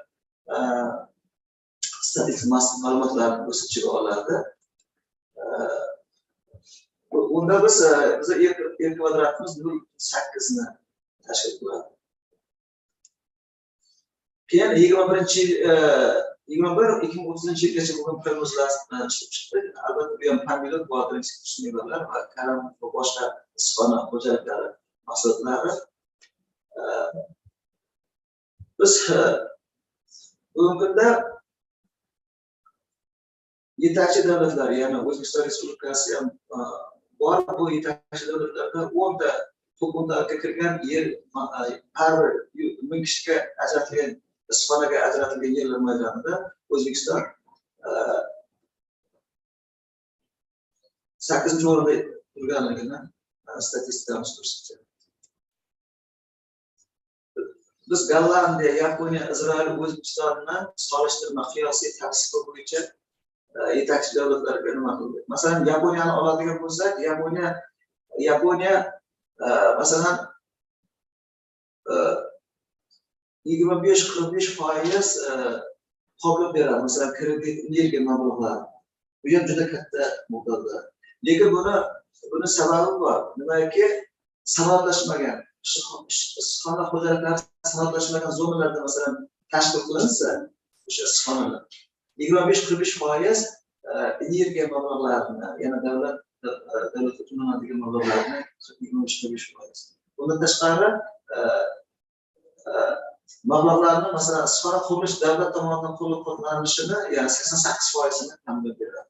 Keyin undan tashqari 3%, 5% gacha imtiyozli kreditlar beradi. Izrailda endi suv muammosi bor. Aynan suv muammosiga to'xtalib o'tadigan bo'lsak,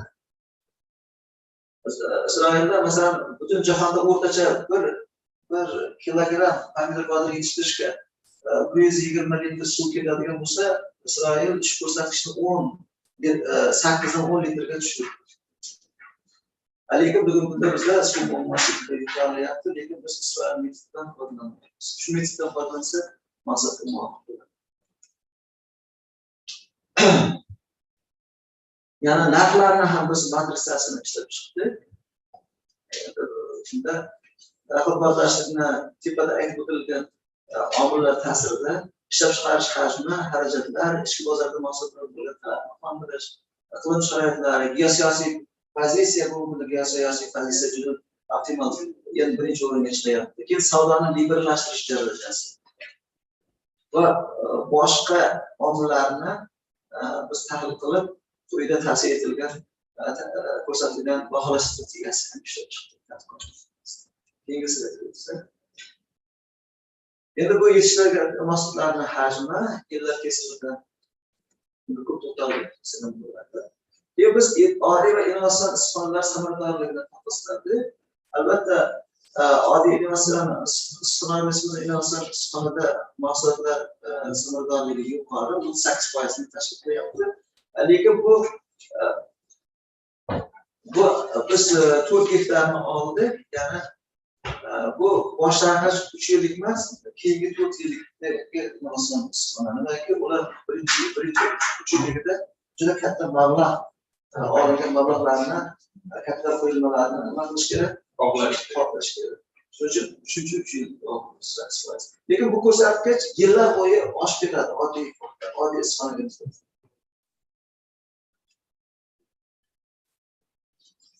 Bozorni barqaror rivojlantirish bo'yicha sxema ishlab chiqdik. Keyin bular yopiq va ochiq issiqxonalarda yetishtirilgan mahsulotlarni nimasini prognozasini ishlab chiqdik. Bu har bir elementlar har xil ko'rsatkichga ega ekanligini biz o'z nimamizda, tadqiqotimizda o'z aksini topgan. Sizlarga yetkazmoqchi bo'lgan ma'lumotlarni shu savollar bo'lsa ham. Akmal aka, qaysi qancha maydondagi issiqxonalar tahlil qilingan? Hozir kattami, gektarlarmi yoki xo'jaliklardagi masalan 1 sotik, 2 sotikli issiqxonalar ham ko'pku? Yo umumiy hammasimi? Biz O'zbekiston bo'yicha. Umumiy O'zbekiston bo'yicha biz 4 ta viloyatni tadqiqot nimamiz 4 ta viloyatda olib borildi. Bu Sirdaryo, Jizzax, keyin Qoraqalpoq, Toshkent viloyati. 4 ta viloyat. Bu yerda nima desam bo'ladi? 100 gektarli issiqxonalar ham mavjud. Biz tadqiqot Aholilarni ham issiqxonalari o'rganilganmi hozir? Aholiga biz o'rganganmiz, lekin bitta aholi masalan uy xo'jaligida savolimizga e'tibor bergan bo'lsangiz, bu issiqxona bo'yicha nima uchun shug'ullanyapsiz deganda kun kechirish uchun degan savollarimiz ham bor. Lekin O'zbekistonda shunaqa imkoniyat ko'pki, nafaqat mahsulotni o'zi iste'mol qilib daromad olish uchun, hattoki oziq-ovqat mahsulotlarini, oziq-ovqat xavfsizligini ta'minlashda, ish o'rinlari yaratishda, aholi turmush darajasini o'zgartirishda ijro etilmoqda. Bundan tashqari issiqxona bo'yicha malakasini oshirish bo'yicha ham ko'pgina ishlar qilsa bo'ladi. Shuning uchun biz davlat xususiy sherikchilik asosida klasterizatsiya tavsiya qilyapmiz. Nega ayrim viloyatlarda juda kam issiqxonalar? Sabab nima ularga? Tadbirkorlar kammi yoki chiqayotgan qarorlardan xabardor emasmi aholi? Ya hokimiyat yaxshilamadimi issiqxonalar tashkil qilish bo'yicha, tadbirkorlar rivojlantirish bo'yicha? Endi issiqxona yetishtirish bo'yicha albatta resurslar ham mavjud bo'lishi kerak, sharoitlar mavjud bo'lishi kerak. Asosan Toshkentga to'g'ri kelyapti-da. Endi Toshkentda bilamiz. Endi qarang, bu siz aytayotgan savolga aholi zichligi ham ko'proq ta'sir qiladi. Chunki aholi zich joylarida e'tibor bergan bo'lsangiz, ko'proq issiqxona qurish. Endi prezidentimiz tashabbusi bilan issiqxona qo'mitasi ochildi, uyushmasi ochildi respublikada. Bu issiqxona uyushmasining asosiy sababi aholi mahsulotlarini ta'minlash. Masalan, Qoraqalpoq Respublikasida issiqxonalar juda kam edi. Prezident tashabbusi bilan yangi tipdagi zamonaviy gidroponika ochildi. To'g'ri, ularda suv muammolari ham bo'lishi mumkin. Masalan, Surxondaryoda ko'pgina uy xo'jaligida bu yer juda suv taqchilligi sababli nima qildi? Ko'p o'simliklar, bodringlar Gidroponikalar oddiy issiqxonalarga qaraganda ancha qimmat ularni. Ancha qimmat. Shuning uchun O'zbekistonda uy xo'jaligidagi an'anaviy issiqxona usulida mahsulotlar yetishadi. Lekin masalan, Quva Farg'onaga e'tibor beradigan bo'lsak, ularni issiqxonalari boshqa viloyatlarga nisbatan yaxshi. Ular nafaqat gidroponika, aeroponika bilan shug'ullanadi. Masalan, tepadan pastga o'sadigan o'simliklar bor. Pastdan tepaga o'sadigan o'simliklar. Mikroklimat yaratib olib, ikki tomonlama foyda olish. Yuqoridan pastga ham bodringlar pastga ketadi. Bodring ham bundan tashqari turiblar ham. Tepadan pastga o'sib ham bo'ladi. Rahmat, salom. Juda qiziqarli mavzuda. Sochmagan qo'shiqlar mana hozir juda yaxshi savollar bo'ldi. Yana savolim bor edi. Hammamiz bilamiz, o'zi issiqxona deganda o'sha xayol keladi, demak ularga o'sha toshqinlarni degan ko'pchilik boshqaradi. Siz ishingizda yaxshi bilaman. Innovatsion issiqxona qo'llagansizlar. innovatsion istiqomat deganni tushuntirib bersak. Qanday? Bu shundamanmi innovatsiya? Tushunadi tashqari. Innovatsion istiqomatlar maxsus konstruksiyaga ega. Masalan, sizlar juda ham yaxshi bilasizlar, konstruksiya masalasi juda og'ir. Bu tavakkal qilib bo'lmaydi. Innovatsion istiqomatda hattoki mikrokliniklar yaratish mumkin.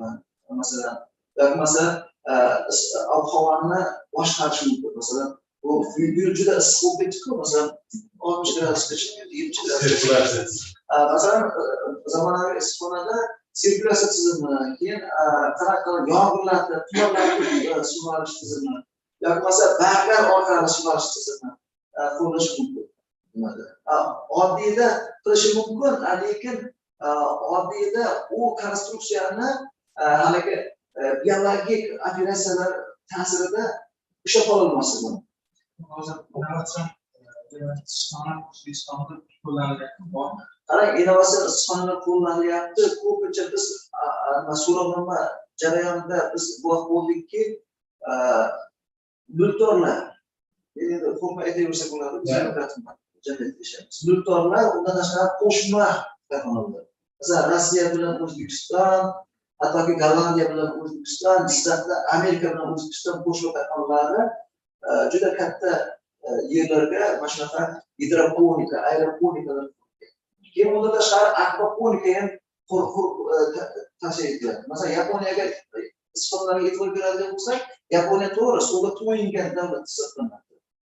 Ularda akvaponika degani suvni ichida va suvni tashqarida. Juda shu prezentatsiya jarayonida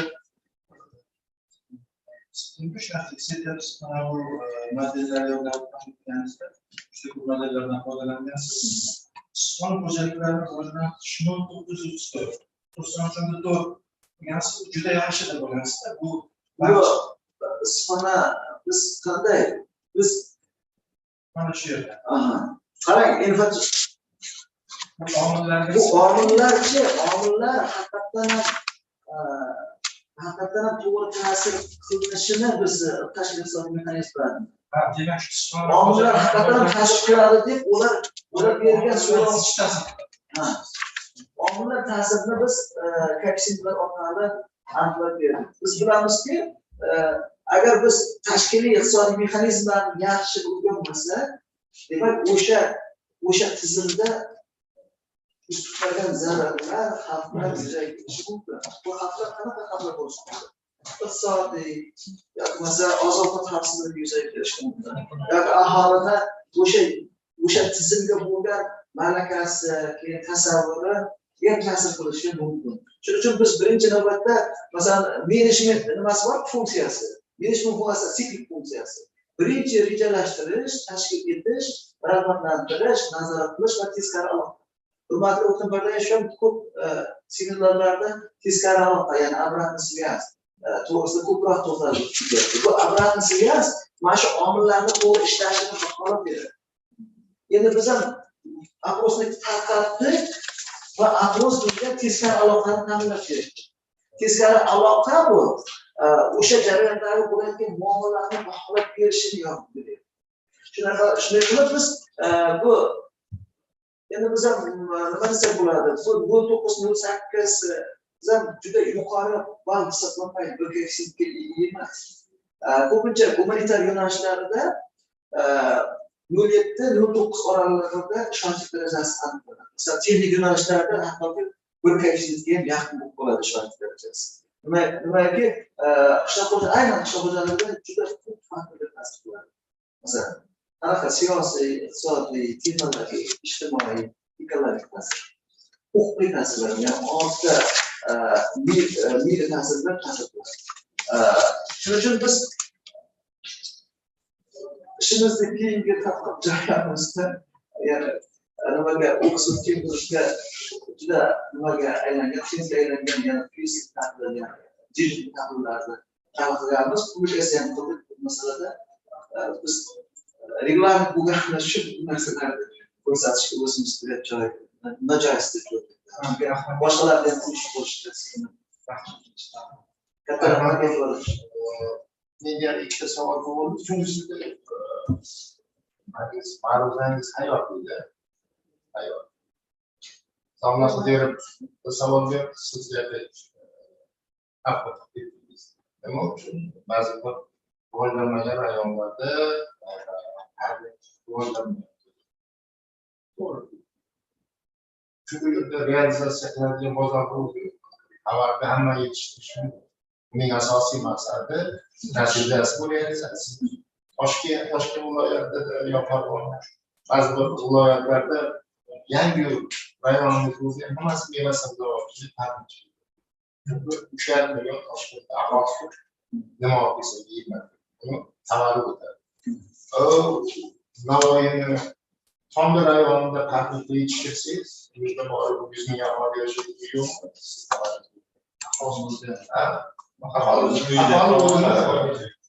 Talabni o'zi qoniqtiradi. Yo'q, men savolim boshqacha edi. Keling, mana texnik tomon. Birinchi, siz aytdingizki, issiqxona bu yopiq bino. Mayli, uni boshqa turlar o'sha issiqxonaga yetishtiriladigan tovar, mahsulot, o'sha oddiy deymiz, pomidor deymiz, chaynatish asosi. Hosil olish uchun u chaynash. Asalari bilan chaynatamiz deb aytdingiz. Buni tavsiya qildingiz. Yo'q, men tavsiya qildim. To'g'ri, asallarni chaynatib xususiyati bor. U ochiq dalada tushibdi. Sizda binongizda ichki asallarni qanday joylashtirasiz? Yo'q, biz bizchi asalarichilikni qanday qilamiz? Masalan, o'sha issiqxona atrofida asalarichilik atrofida tavsiya qilamiz.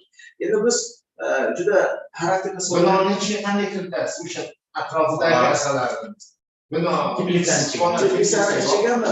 teplisa yopiq, to'g'ri, biz aynan o'sha sharoitda yashayotgan asallarni tashib kiritish. Qanaqa o'zini ixtiyoriy yo'li bilan emas. Majburiy tashib kiritish. Keyin unda tashqari derazalarni ochganda boadring gullarni ham ichiga qismi kiradi. Endi yana bir e'tibor beradigan bo'lsak, biz slaydimizda ochiq va yopiq issiqxonalardan tashkil qildik. Ya'ni ochiq issiqxonalar ham mavjud. Maxsus himoyalangan yerlarda tashkil qilinadi. Demakki, O'zbekiston juda serquyosh davlat hisoblanadi. O'zbekistonda eng qimmat narsa bu yer. Demak, tushunarli savol. Ikkinchi savol. Bu albatta butun yer yuzini kelajakdagi muammosi bu suv muammosi. Misol keltirdik Isroil.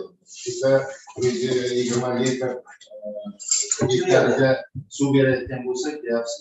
Yo'q, har bir kilogramm boadring yetishtirishga, masalan, dunyoda o'rtacha 120 litr suv sarflanarkanda, lekin Isroil buni 80% ga tushirgan. Xo'sh, qanday qilib? Qaysi texnologiya? Shuni biz ko'p manbalarga e'tibor berdik. Ular qanday? Aynan o'sha mahsulotni xususiyatiga qarab tomchilatib chiqarishdan foydalangan. Uni keyin parlatib chiqarishdi. Biz tomchilatishdan, parlatishdan qo'llanmayapmiz. O'zbekistondagi farminglarga shu texnologiyalar ishlatyapti. Shu texnologiyalar ishlatyapti, to'g'ri. Lekin bu yerda nafaqat an'anaviy usulda, ularchi masalan o'sha tomchilatib chiqarishda kimyoviy biologik o'g'itlar ularni ham rasvorda ichiga solib qilyapti. Demak, bu tijorat siri deyapti. Biz murojaat qilsak, biz buni aytamiz. Yana bitta joyi bor, hozir yoshlarga kattaroq domlalar yaxshi biladi. Aytaylik, 30-35 yil oldin Mirzako'lda qavunni hech kim yeyolmas. Shunchalik shirin edi, bir tillik yesangiz og'zingizga boradi.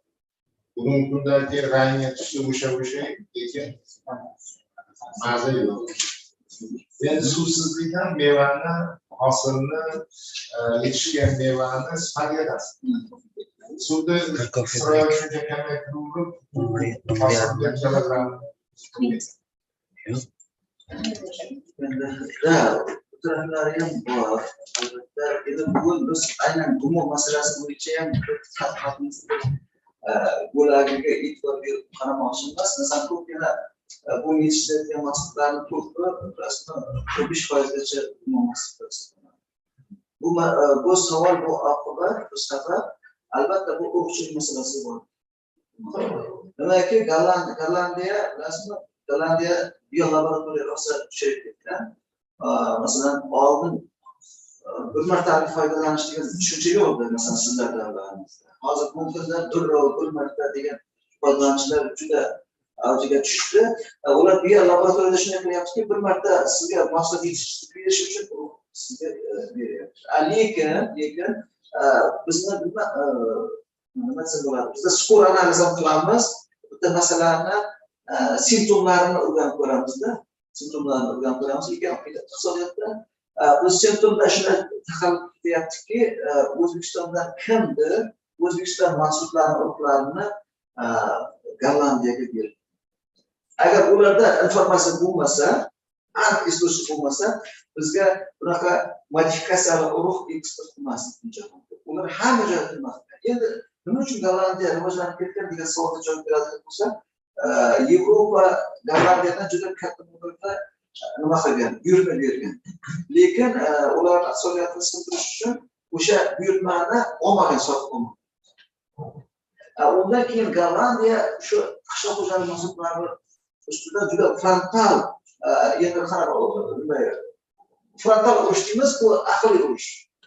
Smart urush tashkil qilgan. Shundan keyin aynan urug'chilik ko'p masalalarni hal qilishida Gollandiya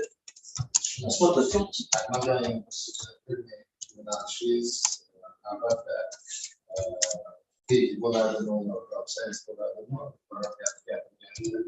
tarixiy asosi bo'lishi kerak. Mana bu yerda o'tirgan odamlar xohlagan savol beradi. Bugun kundagi dunyoda 8 milliarddan oshgan bo'lsa, bugungi kundagi asosiy masala xavfsizlik masalasi. Bu shirin xabar yetkazib ko'z qiladigan vaqt emas. Magazinda agar bo'sh bo'ladigan bo'lsa, odamlar magazinda o'sha mazasi bo'lmasa ham qonun-tartib tursa, odamlar olmasligi mumkin, lekin o'zi to'q bo'lishi kerak. Shuning uchun hozir dunyoda oziq-ovqat masalasi ham siyosat ketyapti. Ancha rivojlanib ketdi. Ular sifatsiz bo'lsa ham ko'p hosil beradigan urug'larga yana hozir o'zingiz aytdingiz, sekreti ularni urug'idan bir yil foydalanish, ikkinchi yil hosil bermaydi. Bizda ota-bobomiz o'sha 50 yillar, 30 yillar oldin urug'ini 4-5 marta gamo kichilashib qolmaguncha ekorgan bitta ona naslida. Ularni unaqa emas. Chunki biznes yotibdi. Biz keyin yana ustoz uzun ko'p vaqtlarni o'qib biz Boyandring pomidorlari ularlar bo'yicha nima qilganimizda siz aytganingizda pomidorlarni Boyandringga yashab qolishi urug'i yashab qolish qobiliyatini qasaqamda. Okay. Also, we should know the foreign content of this research, and this research we can see that there are the main issues in a global and the world. They are the soil degradation and the weather changing, and also the greenhouses. In this research, you worked on the greenhouse and its effects on the agriculture, and also the researcher took the places for the analysis. The analysis of this research, they are the Sardariya, Riza, Pakistan, and Tashkent. And also, the researcher compared the two types of the greenhouses. They are the ordinary greenhouses and smart greenhouses. And also, the main products of the greenhouses, they are the tomato, also the cucumber and radish, and also some grasses. And thank you for the presentation. And also, we hope in the next your research can be hold in the future in the invitations. And so we have a coffee break, and also after this time also we will continue our presentation. Thank you. Zo'r ishtahani ochadigan dahlatdan keyin ko'ngilga shunday ko'prik birga navbatga tushdi. Chunki spesial 11:30 bo'lsa deb kutdim.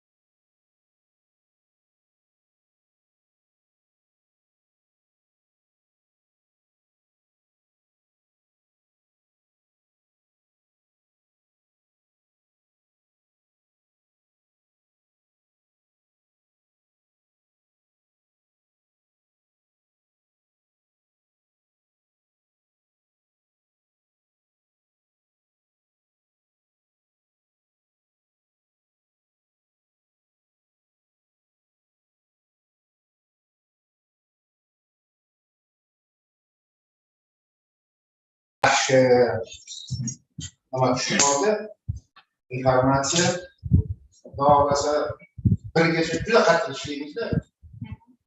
Endi asosiy borlar shu. Agar birgacha tugatib olsa, birgacha tugatib deymizda, soat 1ga nimaga ustimizda stalovoy bor. Mehmonlar uchun haqiqiy ishimiz, restoranda ishimiz. O'sha yerda adit, bir bela cho'kda. Agar azdagi nechta qiladingiz bor? Bor tarafda 35 ta deganimiz 35 ta hammasi taklif onlaynga kirmasligi. Nechta ekan? Onlaynda ikkita bor. Onlaynda bitta bor. Qabul aka. Assalomu alaykum. Yaxshimisiz? Va alaykum assalom. Eshitaman. Mana ro'yxatingizdagi hozir menimcha bir qanchasini o'tgan bo'lsangiz kerak. Programmaga kirib, dokladdan qochib yurganlarni menga Telegramda rasmga olib tashlang. Yaxshi aka. Yaxshi, soat 1ga tashlasam bo'ladimi? 1gacha hammasi ma'lum bo'lib qoladi. Bo'ladi. Soat 1da stalovoyda ko'rishamiz. O'sha seksiyangizdagilarni olib borasiz. Albatta hozir e'lon qilayaptim. Nima qochib yurganlar bir aloqlamiz. Yaxshi. Yaxshi. Bo'lmasa boshlaymiz. Kimni oladi?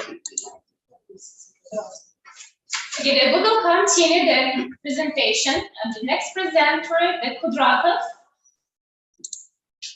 And the article named the evaluation of the technical condition of locomotives using modern methods and tools.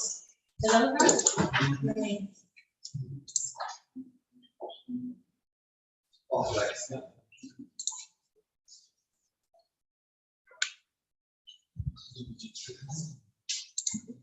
Good morning, dear competence participants, teacher and professors. My name is Ulrich Jahan. I am Dr. Sodium Tashkent State Transport University. Article title is Evolution of the Technical Condition of Locomotives Using Modern Methods and Tools. Authors Kurat Hamid, Yusuf and Yusupov. So next page. Nowadays, has two railway transmission two system tractor forward. One is electric tractor forward and diesel engine tractor forward. Diesel engine tractor forward in railway system transport system two tasks and four tasks. Is a task railway economy.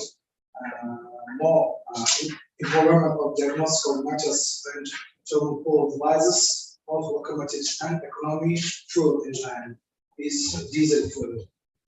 Today is 20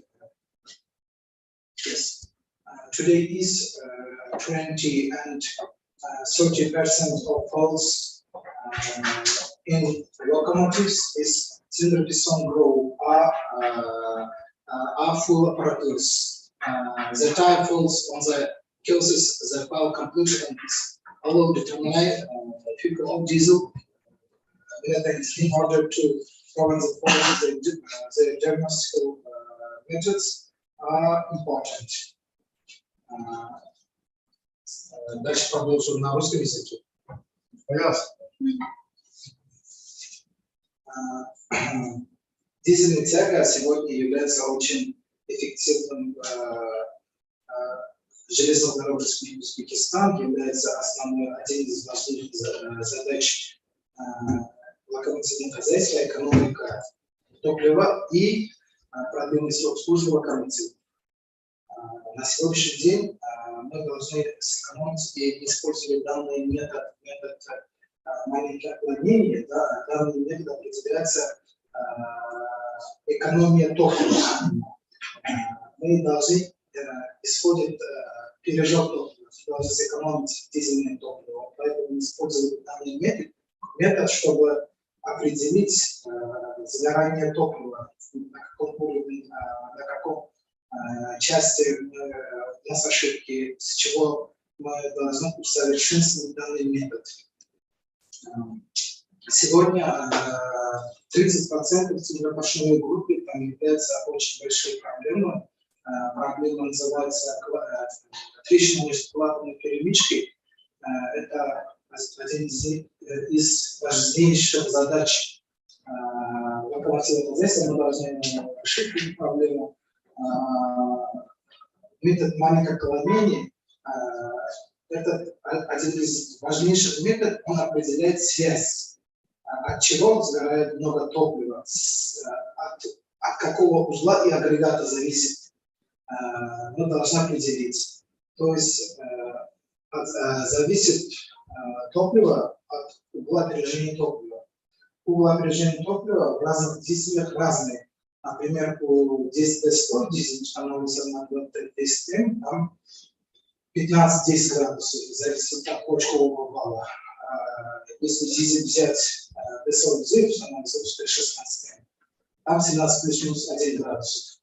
Топливо. Есть дизеля, мы используем двухтактный, четырехтактный дизель. Двухтактный это 10D100, четырехтактный D49. На данной эксперименте мы использовали дифференциальный, мы взяли YZXT и использовали дифференциальный метод данного этапа, данного топлива сгорания. На следующий, пожалуйста. Вот эта связь сгорания топлива, там многие ученые есть,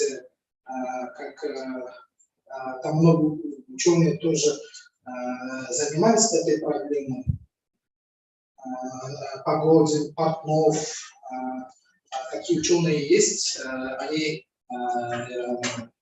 Кингсфилд. Вот это термодинамический этот цикл четырехтактный, называется целый цикл, это термодинамический, первый цикл это сжатие, вспрыск, то есть четырехтактный двигатель, сжатие, вспрыск, сгорание и попадание воздуха в цилиндр.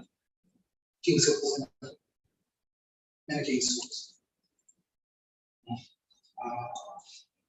Сгорание топлива зависит от регулятора частоты оборотов.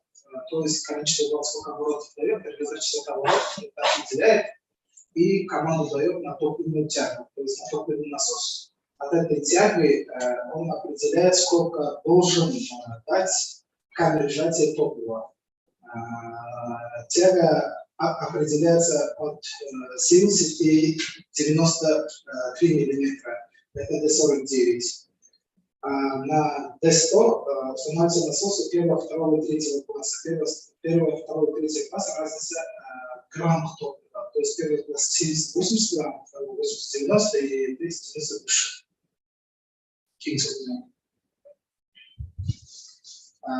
Это определяет связь. Здесь показано термодинамические кинокетлик joylashtirilgan. А следующий тоже. Следующий.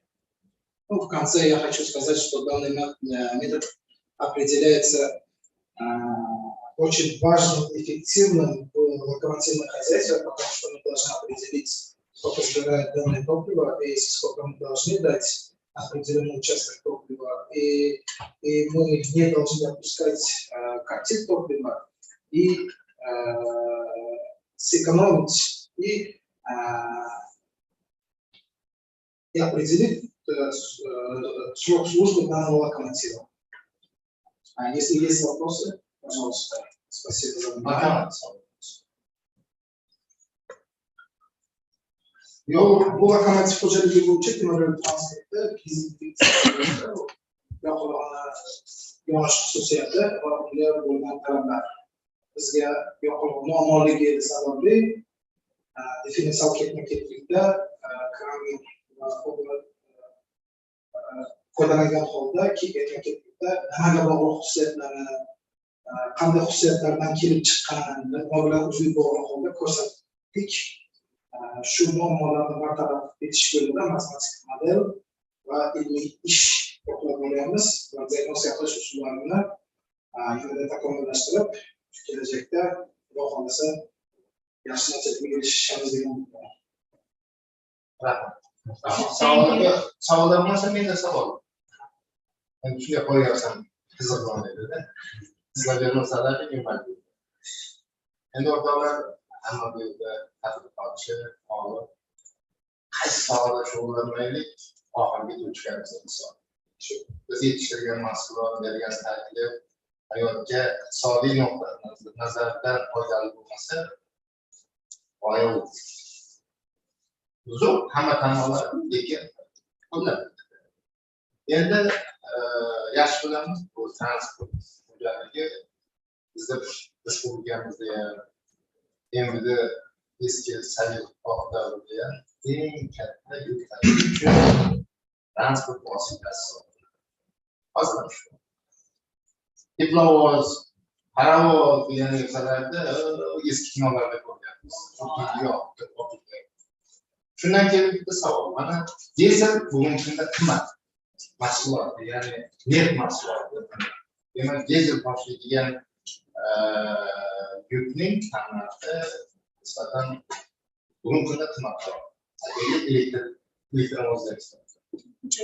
Nima uchun? Hali ham dizelni qo'llayapmiz. Sabab Dizelni qo'llanishimizga sabab, masalan, avtonom lokomotiv degan tushuncha bor. Avtonom lokomotiv degan tushuncha bor. Elektrovozda manba kontakt tarmog'idan keladi. Agar bilamizki, kontakt tarmog'ida elektr energiyasi bo'lmasa, elektrovoz harakat qila olmaydi. Dizel dvigatellarida o'zi energiya ishlab chiqish xususiyatiga ega. Bu dizel dvigatellar mexanik energiyani elektr energiyaga aylantiradi. Lokomotivning o'zi dizelning o'zi, dizel o'rnatilgan teplovoz, ya'ni lokomotivning o'zi. Unda qo'shimcha tashqaridan keladigan yordam kerak emas. Ya'ni ekstrem hollarda mana butun respublikamizning tarmoqlarida elektr energiyasi o'chib qolgan paytda bu holda bilamizki teplovoz dvigatellar, dizel dvigatelari bizga ancha asqot emas. Yana ikkinchi masala, elektr o'tkazilgan liniyalarimiz hali to'liq emas. Uchinchi masala, tog' hududlarimiz bor. Qadyor promillarimiz bor, spustlarimiz bor. Bunda dizel teplovozlardan, ya'ni dizel dvigatellardan batamon to'liq voz kecha olmaymiz. Shuning uchun muhim uchastkalarda, tog'li uchastkalarda, promil baland bo'lgan uchastkalarda, elektrifikatsiya yo'q uchastkalarda biz majbur dizel dvigatellardan foydalanamiz. Demak, qarshilik katta bo'lgan yerda dizel bo'lishi kerak, sababi uni quvvati yuqori elektr lokomotivlar yetkazadi. To'g'ri. Hozirda yana hamma yerda biz to'pni olganimiz yo'q. Shu sababli majburmiz. Endi ikkinchi savol bu nazariy nuqtai-nazardan. Ota-bobomizda yaxshi gap bor, biz ham ko'p eshitganmiz. Vagonni bir qimirlatib olsang deydi, uyalib ketaveradi. Eng og'iri harakatga keltirib olishda. Lokomotivga 10 ta vagonni tasavvur qiling. Lokomotiv 10 ta vagonni qimirlatib oldi. Yoki 5 ta vagonni qimirlatib oldi. Undan keyingi kuch ikkalasiga bir xil kuch kerakmi yoki ikkalasiga ikki xil kuch kerakmi? Va qaysi holatda ikki xil kuch kerak bo'ladi? Yo'q, senga baribir lokomotivniki tortuv, lokomotivniki. To'xtatadigan lokomotiv, tormoz beradigan lokomotiv. Bu tortish kuchiga bog'liq. Yo, to'g'ri, tortish kuchiga bog'liq. O'shandan keyingisida men aytdim sizga. Vagonni bir qimirlatib olsangiz, harakatlantirib olsangiz, harakatlanish uchun bitta vagonga taniq kuch kerak. Ikkita bo'lsa, undan ham ko'proq kuch kerak. Lekin qimirlatib olgandan keyin u hammasi harakatga keladi. 5 ta vagon bilan 10 ta vagonni tortayotgan lokomotiv bir xil kuch sarflaydimi yoki yo'qmi? Yo'q, 5 ta vagon bilan 10 ta vagonni tortayotgan lokomotiv o'z-o'zidan har xil kuch sarflaydi va qanday yuklanishiga bog'liq. Masalan, 5 ta vagonimiz grujonni 60 tonnadan olgan bo'lsa, 5 ta vagonimiz parvozga bo'sh ketyapti. Bu ikki xil kuchlar tortadi. tezlikka ham bog'liq. Qaysi hududda piramidda ketyapti, susda ketyapti, tortuv kuchiga ham bog'liq. Demak, yerda relyefi asosiy rol o'ynaydi, asosiy rol o'ynaydi, tezlik asosiy rol o'ynaydi. O'z-o'zidan har xil bo'ladi tortuv kuchi. boshqa savollar yo'q. Bitta savol bor edi. Hozir расход topliva bo'lyapti-da, dvigatelda, to'g'rimi? Bu eski parovozlardagi tahlil qilinganmi shunda dvigatellar? Yoki uni qanaqadir современный dvigatellar bormi yo'qmi shu haqida bilmoqchi edim. Ular almashtirish qanaqadir ekonomiya qilish toplivani shunaqa masalalar ko'rilganmi? Umuman nimada? Umuman stadiyadan tashqari sohada. Parovoz, birinchi aytganimiz parovoz butun bug'da, ya'ni g'ildirak juftligimiz bug' qozonlarda bug' orqali harakatga keladi. Topliva keladigan bo'lsak ham dizellarda o'zini berilgan normasi bor. Biz shu normadan ko'p topliva yo'qlayapmiz. Sabab iznos bo'lgan holatlar bor, patishinib ketgan holatlar bor. Dvigatel muddati ishlab o'tgan holatlar bor. 15 yilgacha ishlagan dvigatellarimiz bor. Uni diagnostika qilish usullarini takomillashtiryapmiz. Sabablarini o'rganyapmiz. Taqqoslash kerak bo'lsa, biz shu normadan ko'p yo'qlayapmiz. Nimaga? Uni dizel bo'lgandan keyin bu mexanik ko'p uzel agregatlari mexanik harakatga, mexanik ulashishlarga bog'liq. O'z-o'zidan mexanik bo'lgandan keyin shesterna deydi, endi tishlar bilan uzatiladi. Vertikal peridachilar orqali Pateralar borda. 69-gruppalar orqali pateralar bor. Ugurimizda ham pateralar bor. Biz shuni pateralar nima sababdan kelib chiqyapti, qanday hollarda biz xato qilyapmiz, pateralarni oldini olish usullari, diagnostika qilish metodlarini o'rganamiz. Topliva yonishini qayerda uzoqdan turib bilsa ham bo'ladi. Topliva perishot, ya'ni ko'p yonayotgan holda. Masalan, teplovoz uzoqdan ko'rsangiz, qora tutun chiqaradi. Bu texnik tilda kaktit deb ataladi. Qop-qora, ya'ni topliva yonmay qolyapti. Bu chala yonyapti. Sabab nimaga? Toplivani yonish uchun dizelning asosiy bir xususiyati o'z-o'zidan alanga olish xususiyatiga ega. Masalan, mashinamizda svechcha bor. Svechcha iskra bersa, keyin silindrning ichida qo'shin harakat kelib, energiya bajaradi. Dizel, ya'ni yoqilg'isining asosiy xususiyati bosim bersangiz, havo orqali bosim bersangiz, ikkita portion qisgandan keyin kamera jaksiya orasida 260 santimetrga portion harakatlanadigan bo'lsa, u 7 millimetrgacha qisqaradi. Ya'ni portion havoni qisib keladi. Havo qisgandan keyin qiziydi.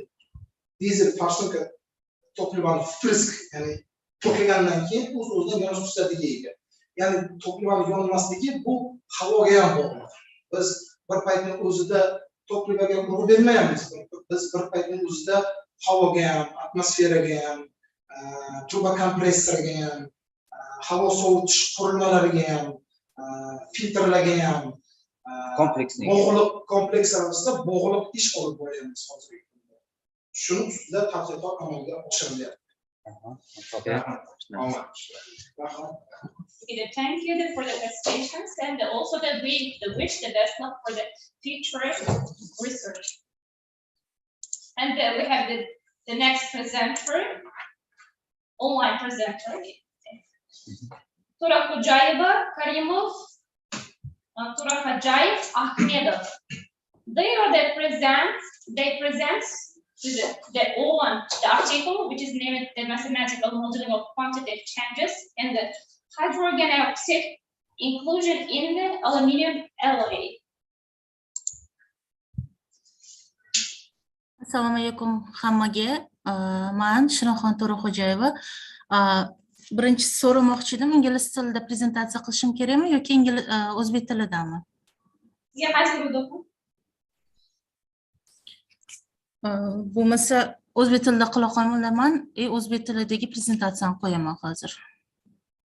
Iloji bo'lsa inglizcha prezentatsiyangizni aylantirib gapira olsangiz, inglizchani aylantiring, chunki bu translyatsiya qilinyapti-da. Xo'p bo'ladi. Good day, everyone. I am Shinoxon Torokhajeva from Turin Polytechnic University in Tashkent, and authors Kamalkhan Karimov from Tashkent State Technical University, Nader Torokhadjayev from Tashkent State Technical University, and Azamat Ahmedov. And my theme is connected with aluminium. We now everyone knows that aluminium is widespread in the world, and but obtaining the aluminium is a very expensive technology and very difficult technology. So our first aim of research was develop a mathematical model that provides a reduction in hydrogen and oxide inclusions in an aluminum alloy. We know that when aluminum is a melted process, during the melted process, aluminum atoms are reacted with oxide and become the laminate with oxide aluminum. And the atoms of hydrogen is connected with other atoms and become the molecules. And these molecules is pores appear which have a bad effect on the property of the aluminum alloy. So we developed the flux. Flux is this compound which provide the helps to obtain pure aluminum. They're given the we developed the composition of the flux and added to the flux the lithium and lithium alumini hydride. So these compounds helps to increase the property of the aluminum alloy and helps to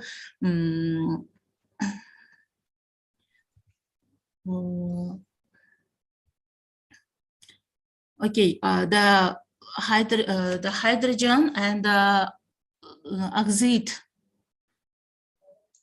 This lithium is react to the oxygen, and we can obtain the pure aluminum alloy. They are given the dependence of the hydrogen content on the amount of lithium in alloy, and there are given the 5 types of loading process of the flux. And next slide, given the dependence on of the oxide aluminum content on the amount of lithium in the alloy, and 2, there are given the 5 types of loading process of the flux. And there we can see here the structure of aluminum alloy after the flux composition. Lithium is 2%, lithium alumini hydride is 2%. And we can say that the structure is a laminate. So this this kind of oxide and hydrogen is a bad effect to our structure. Next composition is a lithium with 3% and the lithium alumina hydride is a 4%. And we can compare these 2 slides and we can see this aluminum alloy is a more without the pore, and our components can the time of work time is more.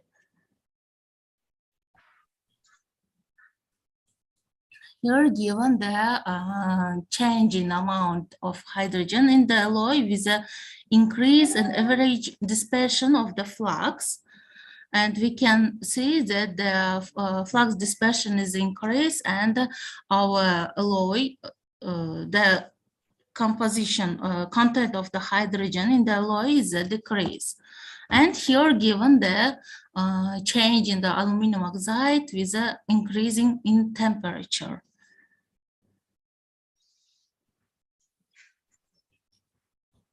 Thank you for your attention, and if you have a question, I'll try to answer for your questions.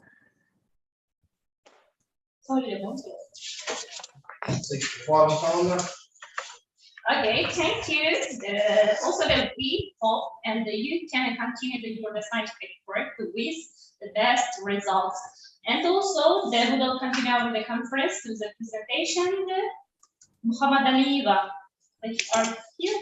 Muhammad Alieva and Riza Ahmedov.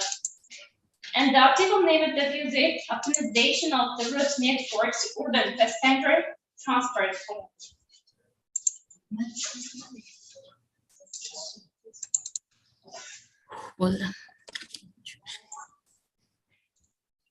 Assalamu alaikum. Bugungi bizni sizlarga hozir ko'rsatgan taqdim etayotgan ishimiz sun'iy intellekt elementlarini transport masalalarini yechishga qaratilgan. Demak, eng asosiy transport masalasi deganimizda biz eng yaqin yo'lni topish yoki bo'lmasa hozir juda ko'p tirbandliklar bo'ladi. Eng yaqin yo'lni topsak, lekin o'sha yo'ldan yuramiz desak, tirbandlik bor, lekin o'sha tirbandlik bo'lsa, undan boshqa nima zapas yo'llarni ham topish, bir nechta zapas yo'llarni taqdim etish. Endi bu masala, bu bitta masala. Ikkinchi masala, demak, bitta joydan ikkinchi joyga borayotganda qaysi transport bilan qayerda nima borsa yaxshi, eng demak qancha passajir deyishadi, qancha nima shu insonlar demak bitta nuqtadan ikkinchi nuqtaga boradi. Masalan, institut bo'lsa yoki universitet bo'lsa, ertalab demak shu joyga ko'proq transport qo'yish kerak, lekin shu joyda iloji boricha tirbandlikni kamaytirish kerak. O'shanga qaysi demak metrodami yoki bo'lmasa qaysi transport vositasi bilan borish kerak. Bu ikkinchi masala nima qilingan.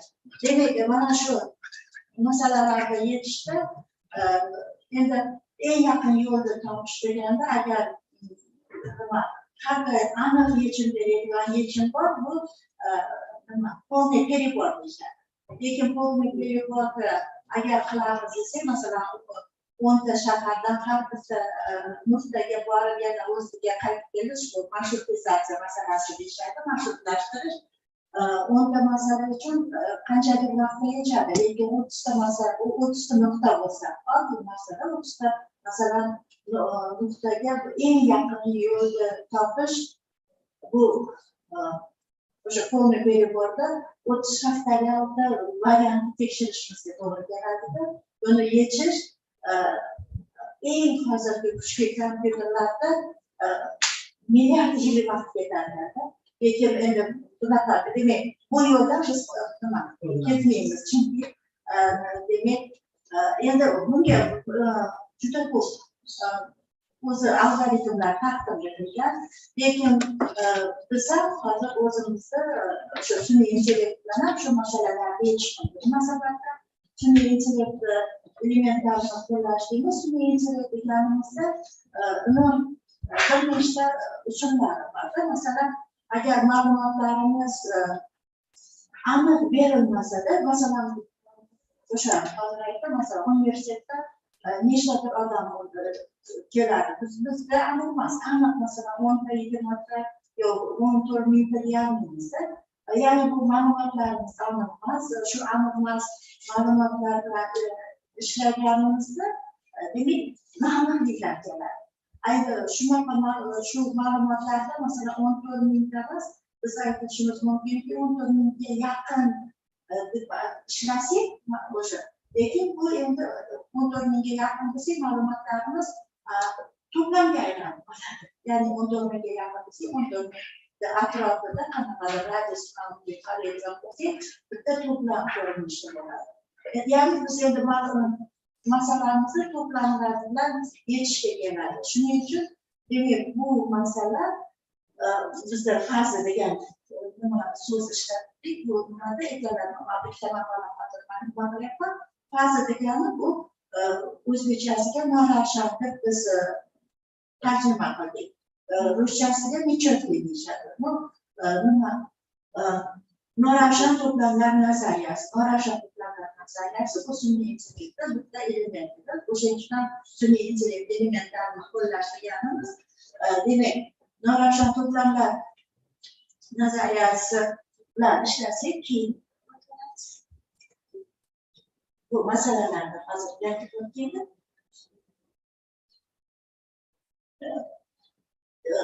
bir nechta metodni aytaman dedim. Boshida hozir metodlarni sanab ketdim. Sekin o'sha metodlarni gapirib ketaman.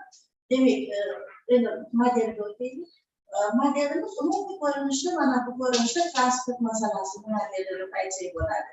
Lekin agar e'tibor qilsalaring, S, A, B'larni ustida tilda deyishadi, o'sha erga qo'yilgan. Ya'ni bular endi son emas, bular o'sha to'plam. Ya'ni bu masalamiz bizda to'plamli masalani yechishga keladi. Endi to'plamli masalani yechishda eng asosiy noravshan to'plamlarda demak eng asosiy nima? Tegishli funksiyasi degan tushuncha bor. O'sha tegishli funksiyasi orqali ishlaymiz. Mana tegishli funksiyasi ham bir nechta tegishli funksiyalar bor. Eng soddasi demak bu uchburchak ko'rinishdagi tegishli funksiyasi bu deganimiz o'sha aytib to'plamimiz bo'lsa, o'sha to'plamga qanaqa darajada tegishli. Endi klassik nimada agar to'plamga tegishli bo'lsa, bir tegishli bo'lmasa 0 deymiz. Lekin noravshan to'plamlar nazariyasida bu noravshan to'plamlar nazariyasi 65-yilda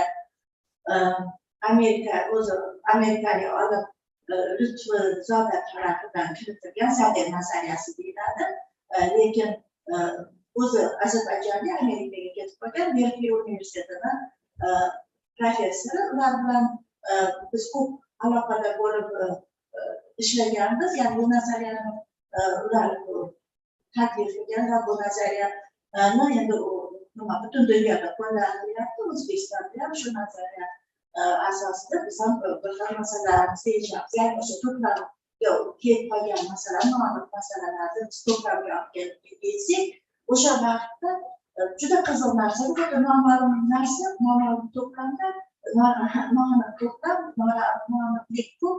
Lekin mana shu to'plamlar nazariyasidan yetsak, haligi noaniqliklardan biz juda tez qutulmaganmiz. Yana biz juda hozir ko'rsatdimmi yo'qmi bilmayman, juda ko'p masalalarimiz korrekt bo'lmagan masalalarni yechishga kelib qoladi hayotda.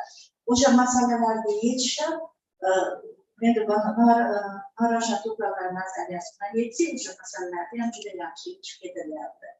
Endi demak, buni algoritm keltirilgan, qanaqa yechish kerakligi bu bitta misolda ko'rsatilgan, oddiy misolda.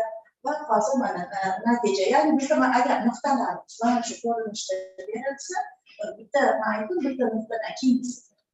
nuqtadan ikkinchi nuqtaga borishda mana qanaqadir eng optimal yo'lini yoki bo'lmasa keyingi yana boshqa nimadan yana eng shunaqa masalalarni hozir yechish mumkin. Endi keyingi masalamiz va keyingi bundan oldingi mana bu masalada endi qarasak, birinchi nimamiz bu maqsad funksiyasi deyishadi. Maqsad funksiyamiz endi chiziqli bo'lmagan, haligi chiziqli holatida. Chiziqli bo'lmagan, ham noravshan bo'lyapti, ham chiziqsiz masala bo'lyapti. Endi bu masalani yechish uchun biz hozir nima qildik, qanaqa qilib shu masalani yechishni ko'rsatdik. Ya'ni buni haligi tegishli funksiyasi alfa kesim degan narsa bor. Mana bu alfa orqali o'sha tegishli funksiyasi orqali bu masalamizni biz optimizatsiya masalasi yechib bera oldik. Endi hozir yechishda nima misol keltirilgan. Mana bu o'sha nima har xil kesimda qanaqa tegishli funksiyalarimiz qanaqa bo'linishi ko'rsatiladi. Endi bu masalani aytdim, bir nechta usul taklif qildik. Demak, noravshan to'plamlar nazariyasida ma'lumotlar ma'lum bo'lganda biz qanaqadir natija oldik. Endi hamma hozir sun'iy intellekt elementlari deganimizda o'zi ko'pincha navbat to'plamlar nazariyasi, neyron kodlar va evolyutsion algoritm. Mana shu 3 ta narsa sun'iy intellekt asosiy elementlari hisoblanadi. Endi neyron to'lqinlari bilan biz yechib ko'rdik. Bu masala neyron to'lqinlari ko'p neyron to'lqinlari bilan yechiladi. Juda ko'p adabiyotlarda yozilgan, bunda yaxshi natija olingan. Lekin man qaraydi, mana fonli переводda o'sha 30 ta shaharda yechib bo'lmaydi dedik. Bunda ham 10 ta qilib ko'rdik, yechilgan ko'p neyron to'lqinlar 20 ta yechib ko'rdik. 30 ta qiynalyapti. Lekin yechib beryapti, natija olyapti. Ular keyin yechmayapti. Lekin bizga agar biz nuqtalarni o'zimizda Toshkentga o'zida ham qarasak, nuqtalar qarasak, hech qachon 30 ta juda ko'p. Minglarda unaqa masalani endi ko'p neyron to'lqin yechmadi. Biz mana bu hozir neyron to'lqinda taklif qilmoqchimiz. Mana bu neyron to'lqin, haligi neyron to'lqin qaranglar, bu neyron to'lqin qiyinlik darajasi degan narsa bor. O M4 deyishadi-da, M4 nimada? Haligi biz endi taklif qilganimizda mana bu yerda o M kvadrat, ya'ni biz agar M kvadrat marta masalani yechishni qisqartirdik. Demak, bu neyron to'lqinni taklif qildik, bu bilan yechib ko'rdik. Endi yechgan hozir natijalarni ko'raylik. Mana bu masalada hozir 100 ta nuqta ichida yechildi.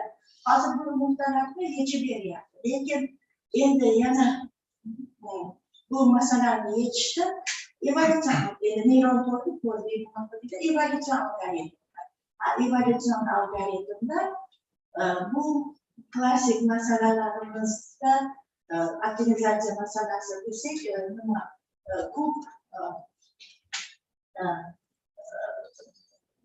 ko'p qirrali deymiz, nima masalalarimiz bor. O'shanda qanday lokal optimum topiladi, ko'p nimalarda klassik masalalarda kreativ usullar va boshqa usullar.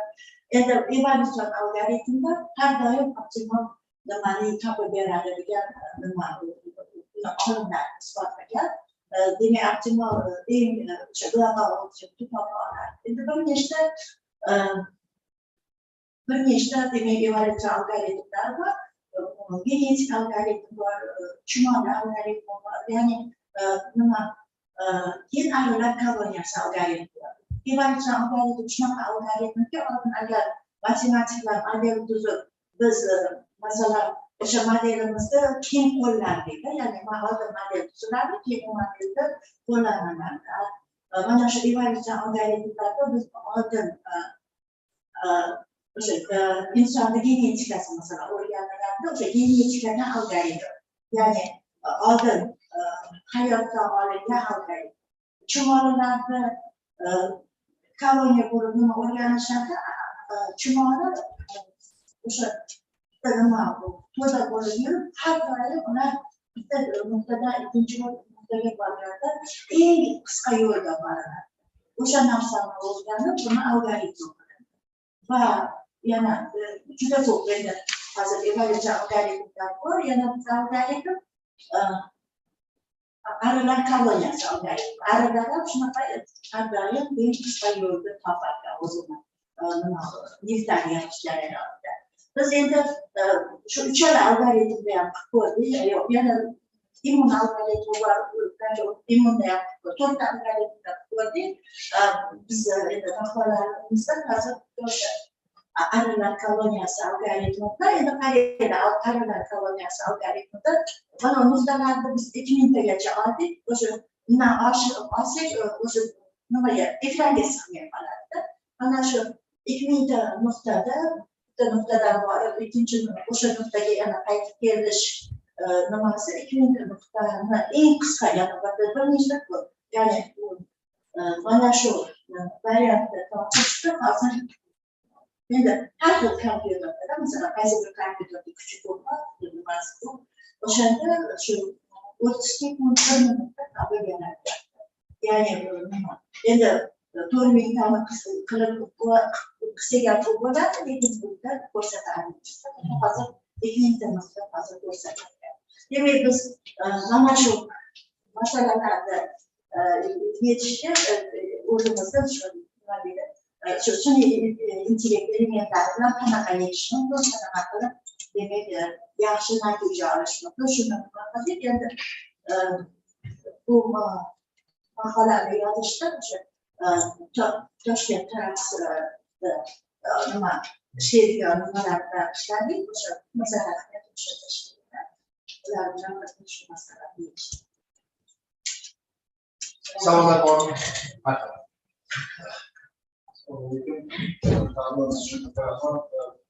Shu savolni agar mumkin bo'lsa, faziloni zo'r narsani o'sha yerda tashkilotda qo'yadi.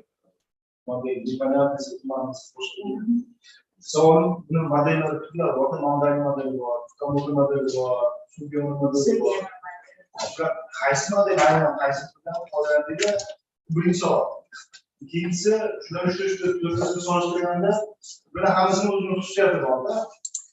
Bittasi ko'proq vaqtlarga biz moshinasiga aylanib, siz shunday xarakteristiklar o'zgaradi. Shular ichida bizni sharoitimizga optimal variant qaysi bo'ladi?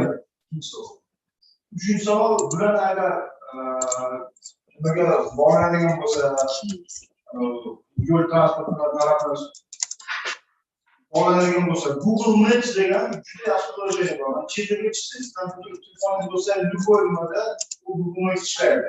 Bu ham o'sha taqdimotlar asosida, statistika asosida ishlab chiqilgan. Juda universal, praktik. Sizlarga tavsiya etayotganim birinchi nimada ko'rdik. O'shanga o'xshagan bir prilojeniyga o'xshagan narsa unutilgan bor. Bizda endi masalan hozir taksilarga o'tsak ham hammasida bor. O'zimizda telefonda ham hozir hamma barlari mana shu telefonda bor. Qaysi ko'rsatib beradi. Ya'ni bu masalani yechganda biz endi bittagina shu masalani yechishimiz, ehtimol biz oxirida shuni qonun qo'yishimiz mumkin. Biz asosiy maqsadimiz o'sha tirbandlik bor, o'sha tirbandlik borda qanaqadir datchiklardan bizga bersa, o'sha vaqtda o'sha joylarimiz bunga bittagina bir nechta hozir nima ko'rsatdim, bir nechta yo'lda bizga bemalol aytib beradi-da. Mana shu hammaga tushundida, o'sha vazifani Google Maps bermoqda. Google Maps загруженность дороги degan narsa bor. Qayerda probka bor, znaklar yangi qo'yilganigacha beradi. Balki shu Google Mapsdan bog'lagan holda ishlasa yaxshi, lekin endi bu bitta masala-da, masalan, o'sha eng yaqin yo'l topib berish yoki marshrutlariza masalasini yechib berish. Endi biz bundan tashqari o'sha buni davomi sifatida ehtimol o'sha siz aytgandek buni Google Mapsdan olib turib ishlatish mumkin-da. Yoki endi o'zimizda milliy nima edi, milliy hozir turistga deyilyapti. Shunaqa qilib ham ishlatishimiz mumkin. Ya'ni bu narsani biz bemalol hozir eksperimentlar qilib ishlata olamiz-da. O'sha endi bizda eng asosiy nimamiz masalan mana bu avtobus qancha masalan avtobus qo'yish kerak, qanaqa nima o'sha masalani yechib berish bizga qo'yilganida tosh transport. Ya'ni o'sha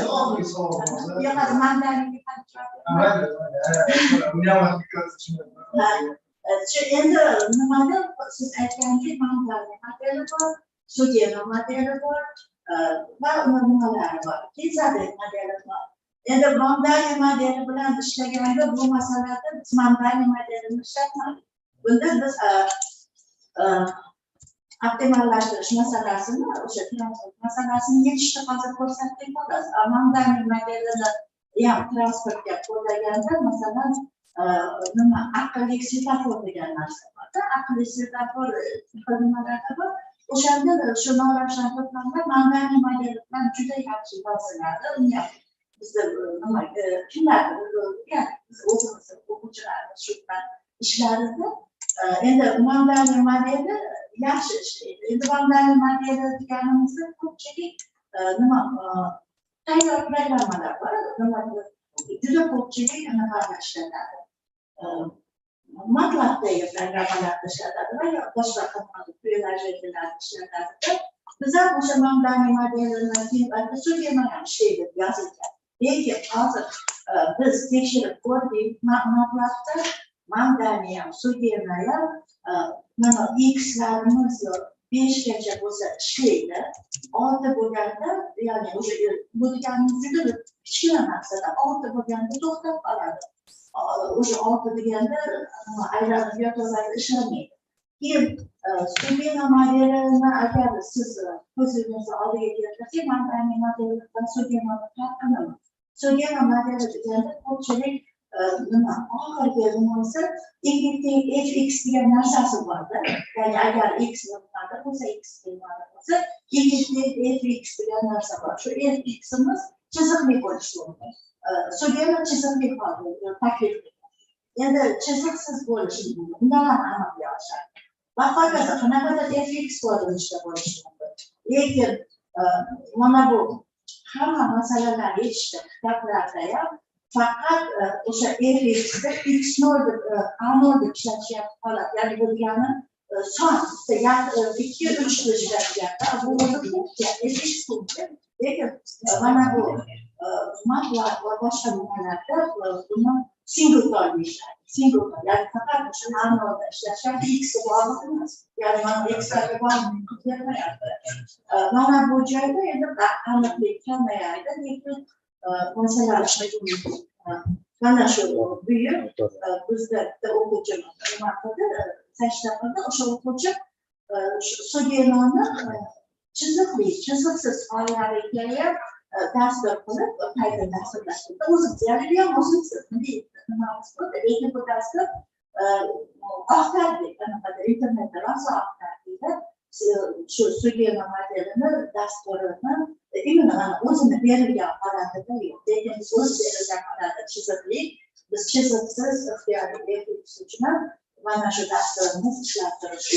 Davomatida ishlayapti, yaxshi natija beryapti. Keyin o'sha man x dedim. X'imiz 5 ta bo'lsa ishlamaydi. 6 ta 5 ta bo'lsa ishlaydi. 6 ta bo'lsa umuman to'xtab qoladi, osilib qoladi deymiz. Demak, mana shu holatlarda demak biz mana shu mustaqil so'zlama modeli butunlay aytadi. Manbaga nisbatan. Lekin so'zlama bilan manbaning o'xshashlari o'sha singleton deganda manbani ham so'zlamani ham o'xshash ishlash o'xshashda. Algoritm o'xshash.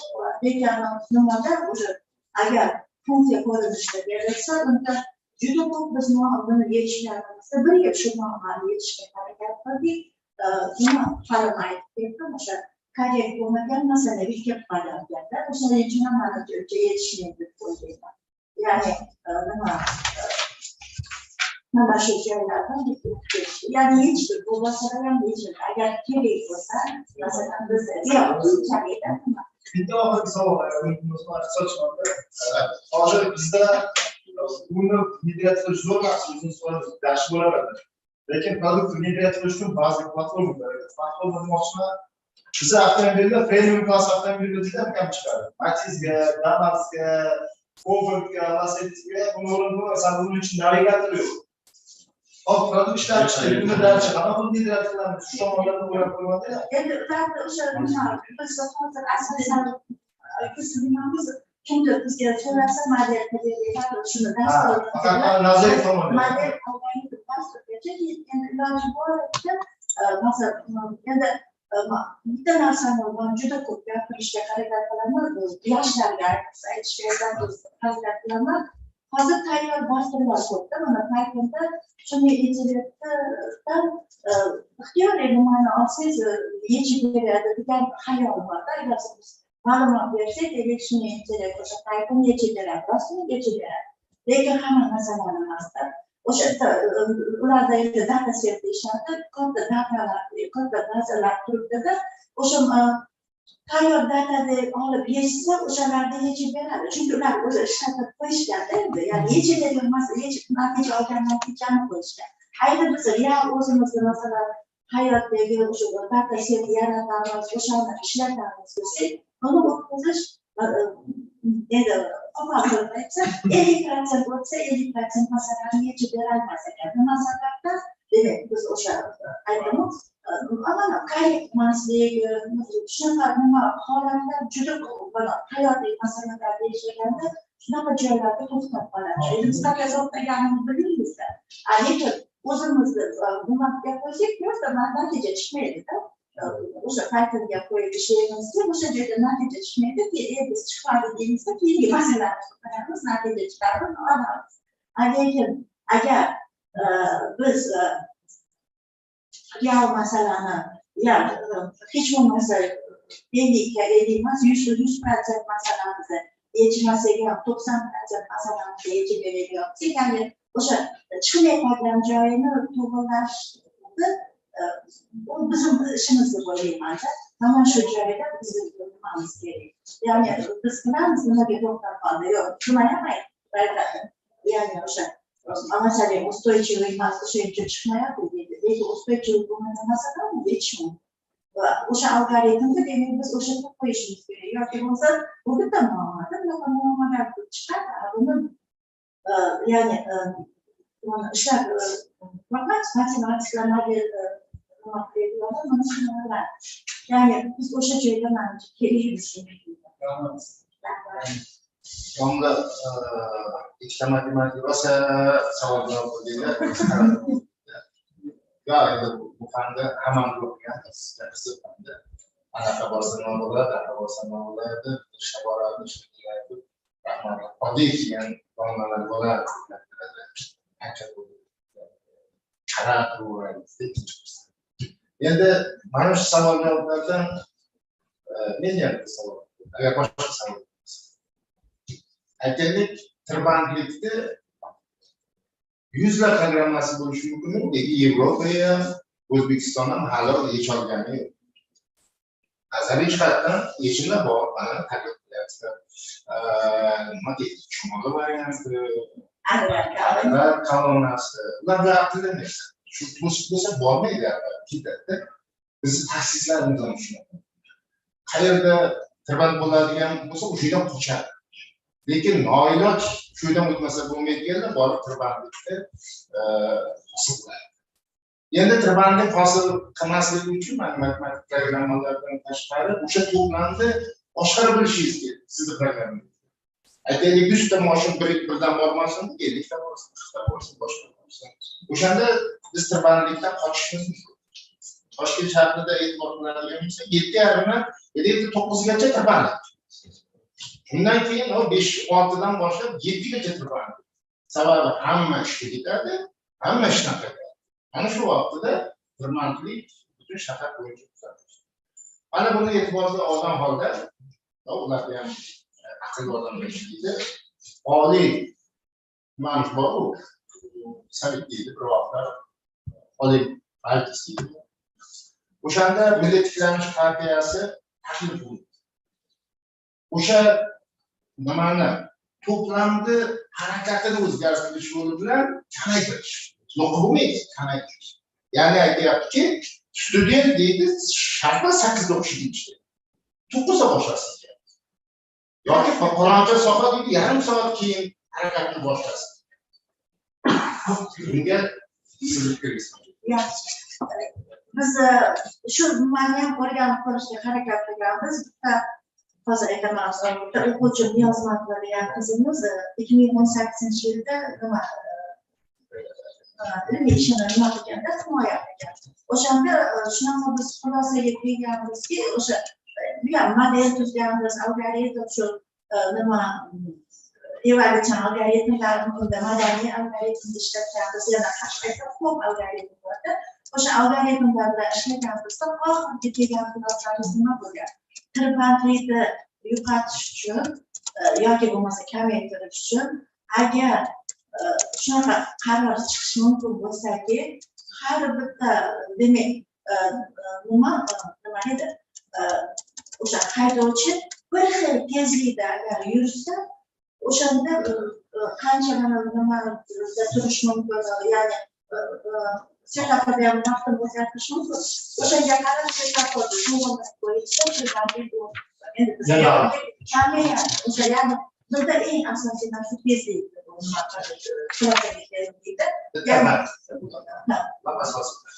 Mana shu narsa eng katta manimcha nuqtalarni deganimiz xulosa kelishida ehtimol shunaqa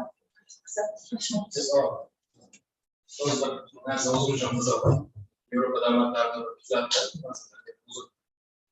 Tirbandlikka yo'lni kengligi qanchalik muhim rol o'ynaydi? Chunki bizda ko'p joyda kuzataman, yo'l tor kengaytiradi, lekin kengaytirilgan yo'lda ma'lum vaqtda o'tsangiz, baribir o'sha joy tirband bo'ladi. Shu qanchalik ta'sir qiladi shu yo'lni kengaytirish? Masalan, bu narsa endi har kuni ko'ramiz. Masalan, bitta ko'chadan ketayotgansa kecha xuddi shu holat bo'ldi. Ko'chadan ketayotganimizda o'sha yo'lda hech qachon tirbandlik bo'lmaydi. Lekin bir haftadan beri o'sha joyda tirbandlik bo'lyapti. Nima sababdan? Tirbandlik bo'lmayotgan joyda bo'lyapti. O'sha joyda qanaqadir nima qazish ishlari olib borilyapti. Ya'ni nima bir haftadan beri o'sha yo'l qisqargan. Faqat o'sha yo'lda nima qilyapti? Lekin qarama-qarshi yo'lda o'sha yo'l menimcha yaxshi yo'l bo'lsa, tirbandlik bo'lmaydigan joyda bir haftadan beri tirbandlik. Ya'ni yo'lda o'sha qisqa vaqtda qisqarishi menimcha ta'sir qiladi. Lekin o'zi kengaytirganimizdan keyin odamlar o'sha yo'lga o'rganib qolishda Yechim bo'la oladimi? Yo'q, uni yechim deb ben hozir aytdim, yechimi unga ham unchalik emas. Menimcha yechim shu tezlikda deb o'ylayman. Tezlik agar masalan hamma nimalar kelishib ehtimol qanaqadir vaqt oralig'ida masalan nimada tezlikda qanaqadir qilsak, o'sha vaqtda svetoforni nimasiga qarab turib, o'shanda tirbandlik bo'lmasligi mumkin. Biz xohlasamiz bu lekin bu o'sha ilmiy nima deydi?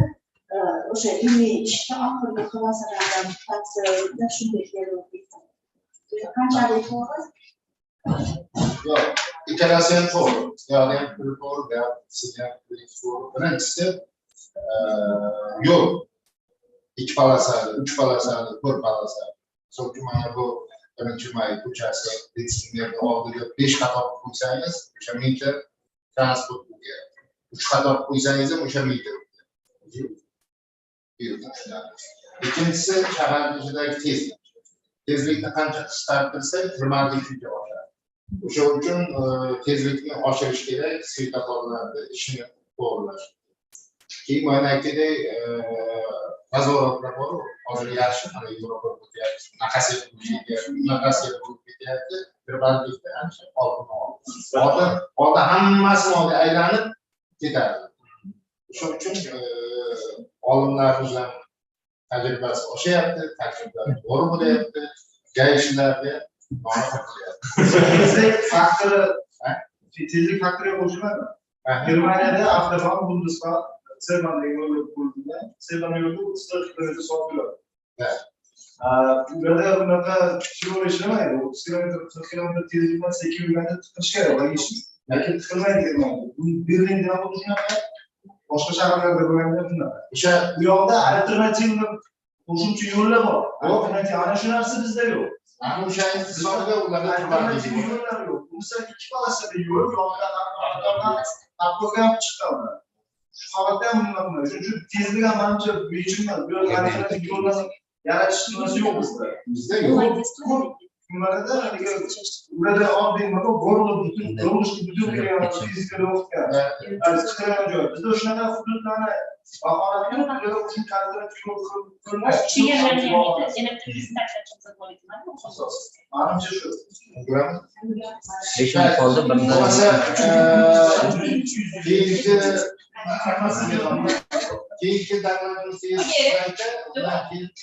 We have the next presenter, the Usmanov, Akhmedov, and Rahimov.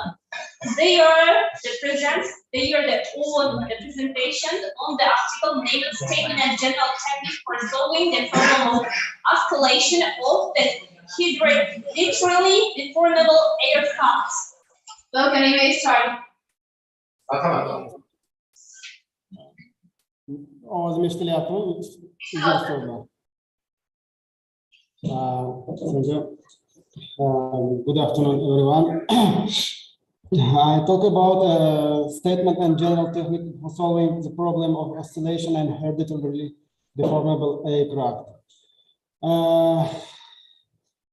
This article about solving the problem of oscillation of a hereditarily deformable aircraft in a gas flow with a finite number of degrees of freedom, using the Lagrange equations and the variational principle of the hereditary theory of the viscoelasticity. The equations of motion of the problem under consideration are derived. Flutter is self-excited at a certain flight speed. Undampened oscillation, the occurrence and development of which does not require an impact on the structure of periodic excited forces. In the image, at the image, you can see about this scheme. An algorithm for the numerical solution of a system of linear and nonlinear weakly singular integral differential equations is constructed by the method of eliminating weakly singular singularities of integral and differential equation. We considered the problem of flexural torsional aileron flutter of a hereditarily deformable aircraft wing with a finite degrees of freedom. In the course of the research, a special approach to solving this problem was developed. According to the approach, the solution of the problem ultimately reduces for solving a system of homologation linear algebraic equation with the complex coefficient.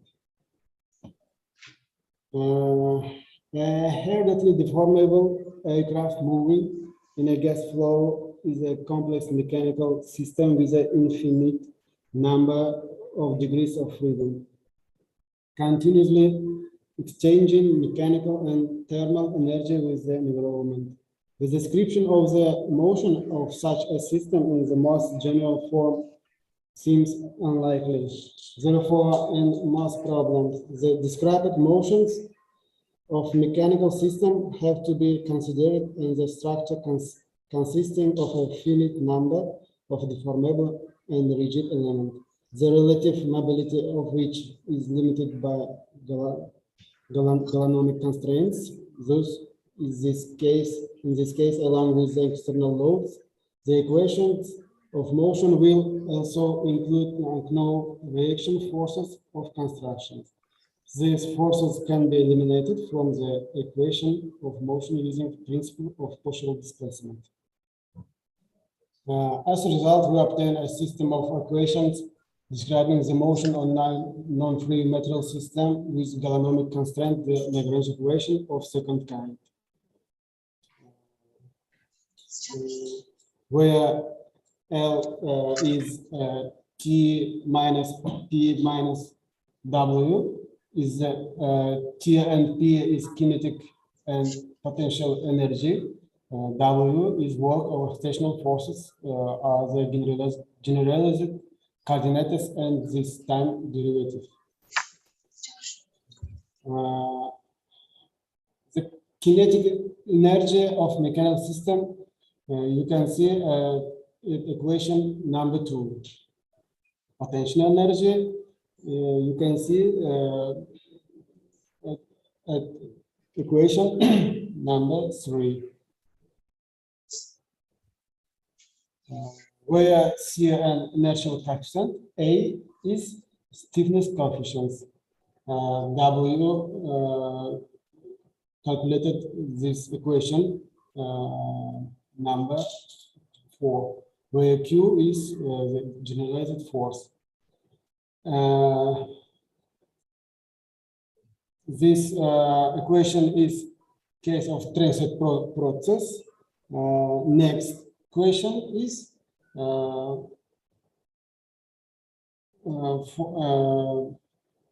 calculate for steady process.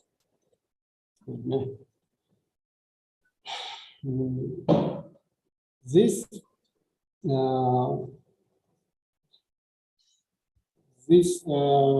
core is core of heredity having a weakly singular future of the like adult type. We calculated the next equation. Substituting 2 and 4 into 1, 2 and 4, 2, 3 and 4, excuse me, 2, 3 and 4, 2, 1 into 1. We obtained a system of ordinarily weakly singular interdifferential equations of the second order of the form. Next, equation number 5.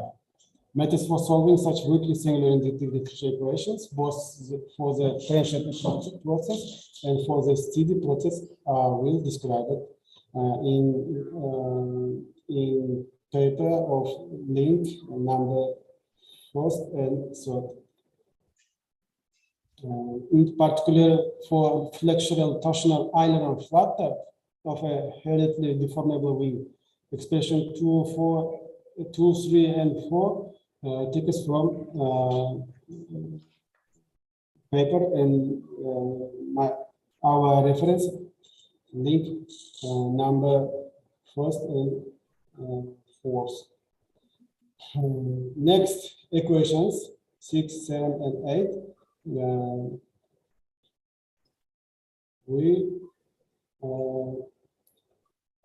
We can see integral differential equation 5 for this problem takes form number 9, where L is P minus T.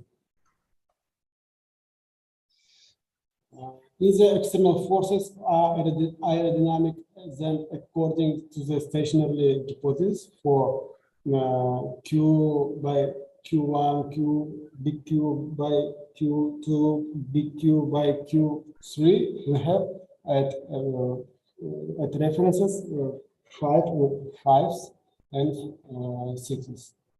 Okay, so we are together. Are you listening?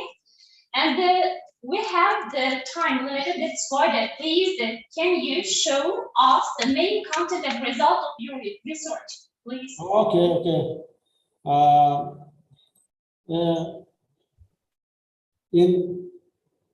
Finally, we can calculating this equation number 11. With conditional initial conditions, this where next coefficient in matrices, and we take this equation number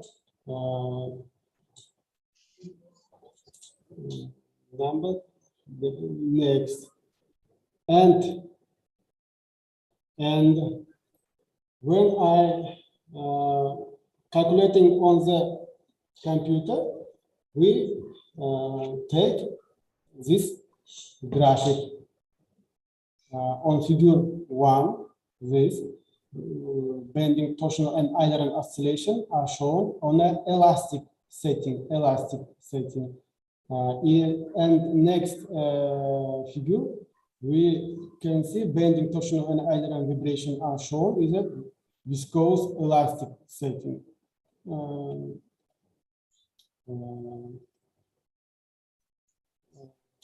And conclusion, next conclusion, I have for conclusion. The decrease of singularity parameter leads to an increase of the coefficient internal energy absorption, and it has established that excess of the critical flutter velocity in the ideal elastic case does not mean the immediate destruction of the structure. The destruction occurs only after a certain period and is of fatigue nature. Thank you for your attention. Thank you. Okay. Ahmed, could you send us your email because we have the time limited. That's why we can send our questions to your email. I guess already knows email. Okay, that now we have a lunch time, and also after the 1 hour, and we can continue our conference. Hadisga boramiz. Hamma birgalikda bu yerda ham yo'qlama bo'ladi.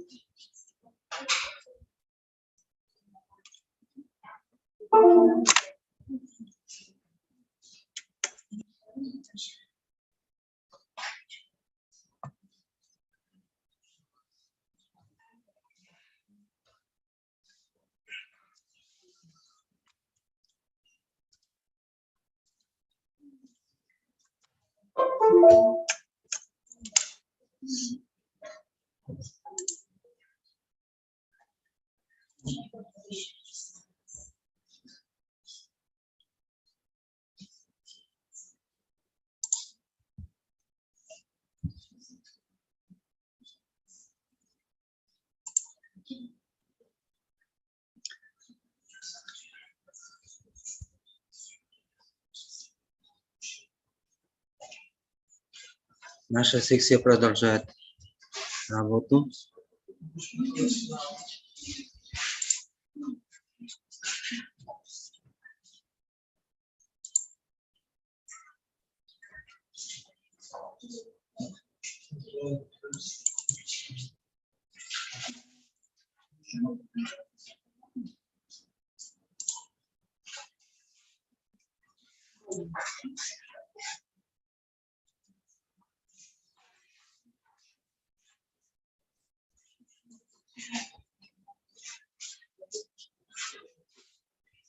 Assalamualaikum. Hurmatli konferensiya ishtirokchilari. Ismim Qodir Nasrulloyev, Toshkent tibbiyot va qishloq xo'jaligi mexanizatsiyasi muhandislari instituti birinchi bosqich stajiranti bo'laman.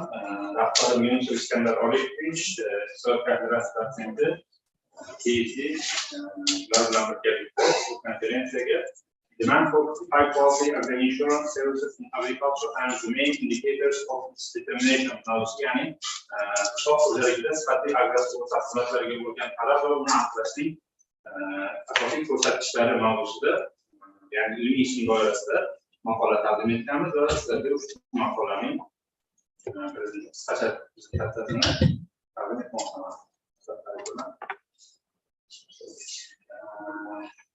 In our country, the history of agri insurance, or the history of insurance services, goes to 1921. The first agri insurance company was established by the government of Uzbekistan. The name was at the time Gosstraf, and especially in agriculture, agri insurance services was established by government of Uzbekistan in 1997. The first company was named Uzagrasur, joint stock company. The company of Uzbekistan was established in 1997. After that, insurance in our country nowadays, in modern society, insurance covers almost all areas of our life and business sectors, economic sectors, health sectors, like health insurance, life insurance, and other insurance services in our country. To determine the demand for agri insurance services, we have to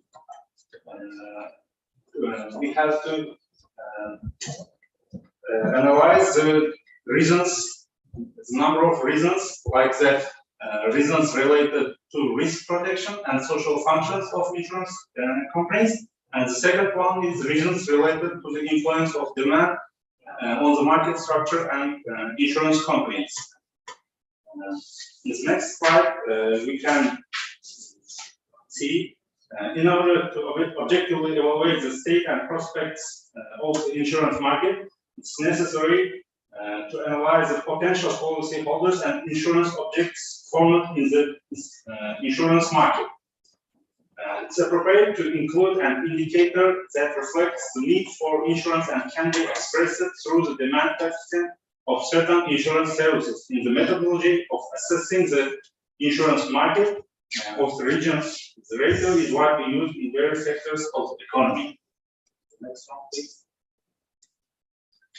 There are given indicators that we have to analyze to determine demand for agricultural insurance. The first one is market scale.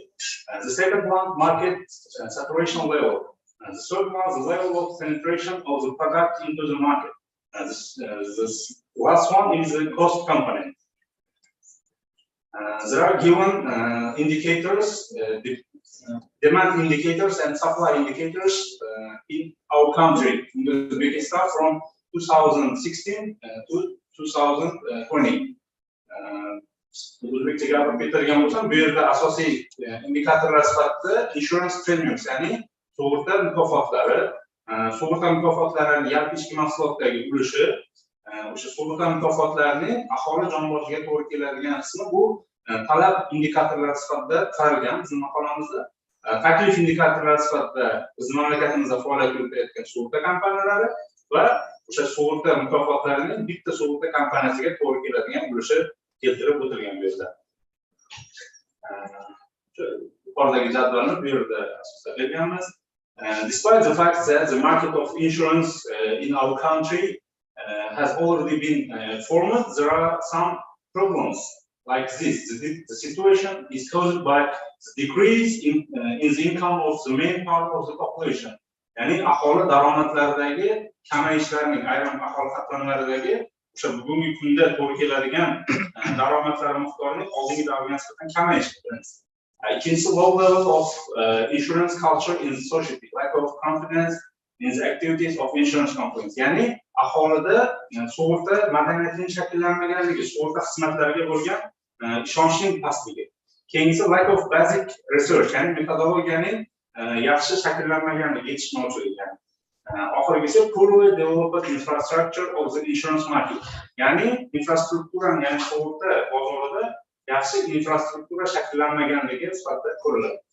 Bu yerda biz mana asosan aytdik, biz qishloq xo'jaligi sug'urtasida bizda asosiy xizmat ko'rsatuvchi agrar sug'urta kompaniyasi hisoblanadi. Bu kompaniya 2021-yilda rebranding qilib, Uz Insurance deb qayta nomlandi va bu yerda o'sha 2012-yildan 2019-yilga bo'lgan davrda biz asosiy boyagi aytib o'tgan faktorimiz, ya'ni insurance premium, ya'ni sug'urta mukofotlarining yillar kesimida taqsimotini ko'rishimiz mumkin. Bu yerda doimiy ravishda o'sib borgan, lekin bitta ko'rishimiz mumkin, 2017-yilda sug'urta mukofotlari miqdori kam bo'lgan va bu o'z navbatida keyingi jadvalimizga ta'sir ko'rsatadi. 2018-yil, ya'ni 2017-yilda oldingi jadvalda ko'rdik, sug'urta mukofotlari kamaygan hisobiga 2018-yilga bu ta'sir ko'rsatyapti. Sug'urta qoplamalari, ya'ni aholiga qoplab beriladigan sug'urta qoplamalari keyingi davrda kamaytirilyapti. Nima hisobiga? Ya'ni tarif setkalarida o'zgartirish kiritilishi hisobiga. Ya'ni korxona o'z daromadlarini mo'tadilligini saqlab qolish uchun qoplamalarni qandaydir ma'noda tariflar orqali kamaytiryapti. Bu o'z navbatida sug'urta bozoriga ham ta'sir ko'rsatadi. Xulosa qilib aytadigan bo'lsak, sifatli agrar sug'urta xizmatlarini ko'rsatish uchun birinchi navbatda biz talabni o'rganishimiz kerak. Bozorda qaysi sug'urta turlariga, aynan qanday turdagi yoki qaysi ko'rinishdagi sug'urta xizmatlariga bo'lgan talab mavjud. Biz ko'rishimiz mumkin, qishloq xo'jaligida asosan majburiy sug'urta xizmatlaridan foydalaniladi. Lekin vaholanki aholida ixtiyoriy sug'urta xizmatlariga ham talab bor, lekin aholi uni sotib olishga qobiliyati yetarli emas.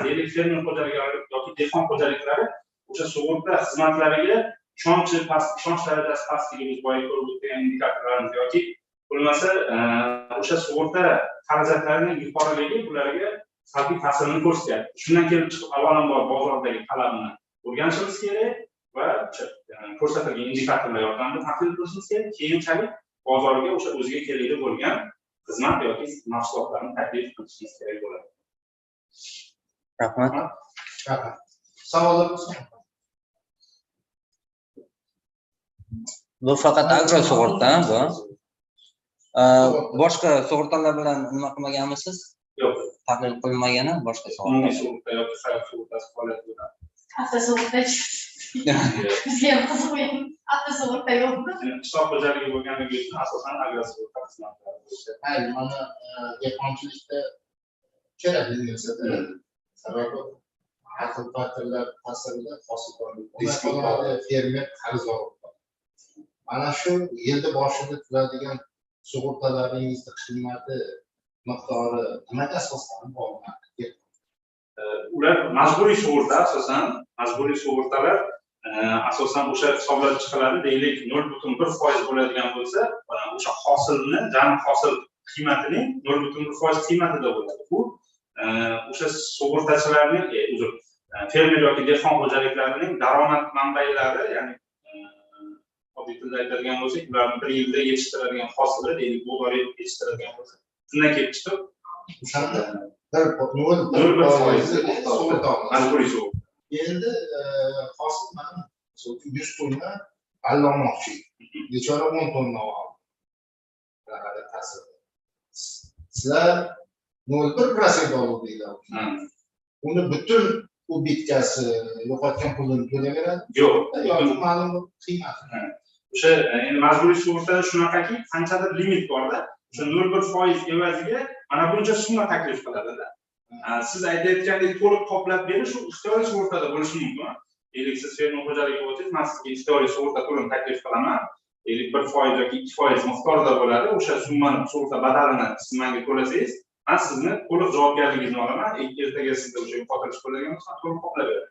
Lekin majburiy sug'urtada unaqa emas. Qandaydir o'sha chegara bor, o'sha plankadan o'tib bo'lmaydi. Rahmat. Savol bor. Savol shunday borki, agro sug'urtani asosan yo'nalishi fermer xo'jaliklari agro sug'urtasini to'layapmi? Chunki bizda fermer xo'jaligi bizda bor, juda katta ulush bor, dehqon xo'jaliklari bor, aksariyat qishloq xo'jalik mahsulotlari bor, boriz meva sabzavot mahsulotlari bor. Dehqon xo'jaligi deyishadi. Yo'q, biz asosan fermer xo'jaliklari misolida qo'yib dehqon xo'jaliklari bunaqa, chunki dehqon xo'jaligi ulushi katta. Fermer xo'jaligi bilamiz ko'proq rejali. Hamda paxta. Hop, tushunarli. Bunda davlat tomonidan subsidiya yordam beradi, lozim ko'p. Dehqon xo'jaligi mahsuli. Bizda hozircha o'sha sug'urta xizmatlarimizda shunaqa ixtiyoriy turdagi sug'urtalar yoki dehqon xo'jaliklari yoki uy xo'jaliklari uchun sug'urta xizmatlari kam. Deylik, yo'q desa ham bo'ladi. Biz shuni o'rganib, taklif qilib beryapmiz, taklif bermoqchimiz. Taklif beryapmiz. O'sha ularning talabini o'rgangan holda, deylik, o'zini uyiga ham mahsulot ekadigan bo'lsa, o'sha uyni holatidan, yerni holatidan yoki oladigan daromadidan kelib chiqib, bu yerga ham sug'urta xizmatlarini taklif qilishni biz keyingi o'sha dissertatsiya ishimizda ko'rib chiqyapmiz. Ayni hozirgi kunda yo'q unaqa sug'urta xizmatlari. O'sha siz aytgan dehqonlar, fermer xo'jaliklari uchun bor, balli yetishtirish, paxta yetishtirish. Lekin bu yerdagi kichik dehqon xo'jaliklari uchun xizmatlar bizda rivojlangan yo'q. Yana bitta savol qo'yaman. Agro sug'urta asosan shu siz aytganingizda maslahatlarida общий hajmdan qilindi. Общий hajmdan qilindi, bu tabiiy iqlim sharoitiga 100% bog'liq qishloq xo'jaligi. Hop, qishloq xo'jaligi tabiiy sharoit yaxshi bo'ldi ham. Hosilni yig'di ham deylik, o'sha 100 tonna hosil rejasidagi hosilni yig'di ham deylik. Sug'urta qilishga nima yo'q. Lekin boshqa tomoni bor. Logistika jarayonida to iste'molchiga yetib borguncha 25-30% mahsulot yo'qoladi. Dehqon xo'jaliklari. O'sha tomonni sug'urtalash ham bo'ladimi? Buning uchun alohida sug'urta turlari bor. Mahsulot yetkazib berish va sug'urta xizmatlari bor. Bu alohida tarif. Masalan, deylik, siz aytayotganingiz, misol uchun dehqonni yoki fermerni sug'urta qildik. Buni biz boshlang'ich nuqtadan, ya'ni mahsulotni ekishdan tortib, uni iste'molchiga yetib borguncha sug'urta qilmaydi. Faqatgina mahsulotni ekdi va uni yig'ib olguncha bo'lgan jarayon. Yig'ib olgandan keyingi jarayon uchun boshqa sug'urta xizmatiga o'tadi. Agarda uni deylik 10 tonna mahsulot yig'ishtirildi va uni Rossiyaga yoki boshqa viloyatga jo'natmoqchi bo'lsa, u yerda o'sha logistik sug'urta xizmatlari agrologistika sug'urta. Boshqa turda agro sug'urtaga aloqasi.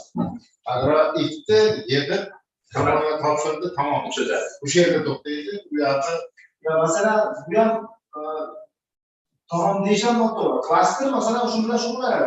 Hamma jarayon o'zida. Agrar suvda ishlash kerakda. Klaster ichida bo'ladi u ishlab chiqarish jarayoni. Qayta ishlaydi, упаковка qiladi, kalibrovka qiladi, упаковка qiladi, qayta ishlash mumkin. O'sha yerda bateriya bo'lsa, yo'lda agrar suvda ishlaydi-da. Chunki bitta jarayon. bu yerdagi ikkinchi soliq turiga ham aloqa bo'lishi kerak. U to'lash. O'shani so'radimda, o'sha nüansini so'ragan shunga. Agrar sug'urta hosil yetishtirguncha. Endi klaster endi keng qamrovli, bu oqilgi mahsulotni asosida ko'proq foydalanadi. Demak, ikkinchi tayyor mahsulotning realizatsiyasigacha yana bitta sug'urta bilan shartnoma. Demak, sug'urta tayyor tavsiya bersa bo'ladi. To'liq bitta jarayonni sug'urta bilan. Bitta savol. Marhamat. Juda qiziq mavzuda, men o'zimga qiziqarli. Respublikamizdagi fermerlarni hammasi jalb qilingan bunga majburiy sug'urtami shunda? Kim fermer bo'lsa, sug'urta qilinishi shart. Haqda davlat tarif rejimi nima deydi? G'alla paxta yetishtirish jarayonlari majburiy sug'urtaga jalb qilinadi. Deylik, bu majburiy sug'urta qilinishi. Tushunarli. Uni dashtlarda ekiladigan ekinlar bor, g'alla masalan, lalmilga ekiladigan g'alla bor, keyin yog' mahsulotlari oladigan o'simliklar bor, soya, yana qanaqadir o'simliklar bor o'zi. Ular ham shunaqa chekiradimi? Yo'q, ular uni chekilmaydi. Agar o'sha davlat dasturi chunki ularni riski kattaroqda, g'allada riski kattaroqda. Ularga sug'urta kompaniyasi o'zi alohida tarif berishi mumkin-da. Ko'proq soliq bo'ladi. Foiz yuqori bo'ladi. 0.1% bo'lmaydi, 0.5%. 1%gacha bo'lishi mumkin. Bu ixtiyoriy sug'urtaga o'tib ketadi. Bunga ham keyin qanaqadir chegara qo'yadi. Mana buncha summagacha bo'lgan yo'qotishlarni to'xtatib beradi. Yomon shartnoma keltiradi. Bunday yo'qotish summasiga единый tarif yo'q, ha? Yo'q. Единый tarif o'sha aytilganidek davlat dasturlari doirasida g'alla yetishtirishga sug'oriladigan yerlar uchun-da u faqat. Majburiy sug'urta doirasida. Aloqa yetganda tushunmaydi. Amir o'zimizdan sug'urtalar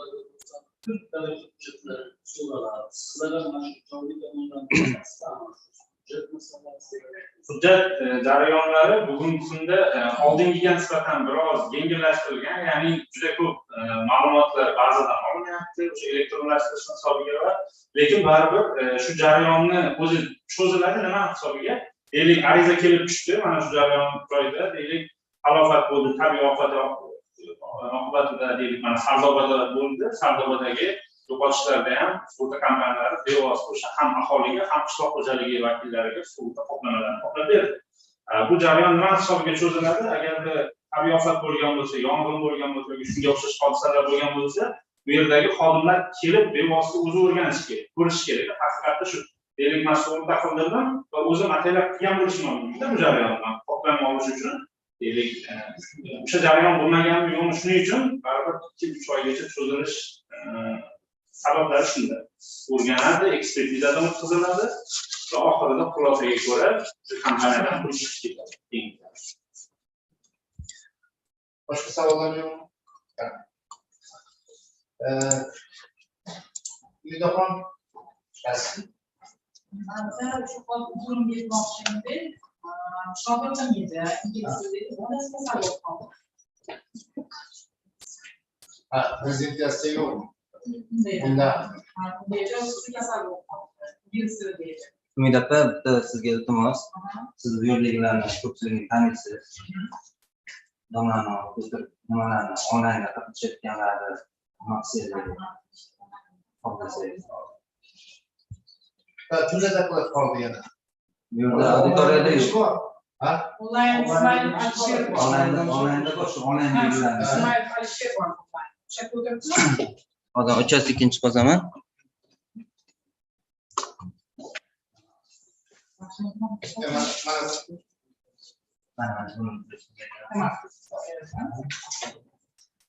Ismail Alisher bor.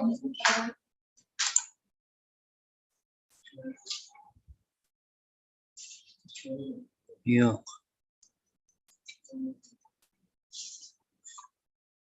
Qoblaki nima oxirgisi bor. Kasqiz bor. Talgat Tuleybayevich O'rozbayev. Sa'dullayeva bormi? Sa'dullayeva. Assalomu alaykum. O'rozbayev shu yerda. Prezentatsiyani yoqib doklad qilishingiz mumkin.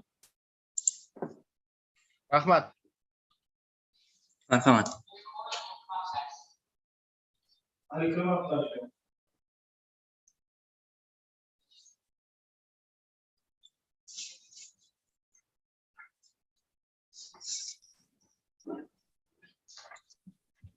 Assalomu alaykum, hurmatli konferensiya tashkilotchilari va ishtirokchilari. Boshlayversam bo'ladimi?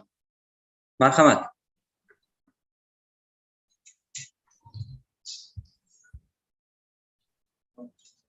Assalomu alaykum, hurmatli tashkilotchilar va konferensiya ishtirokchilari. Bugungi dokladimni rus tilida olib bolaman. Тема доклада «Режимы модифицированной стали для повышения качества литых деталей автосевных устройств подвижного состава». Докладчик Уразбаев Талгат Тюлюбаевич, научный руководитель Турсунов Надыржан Каюмджанович.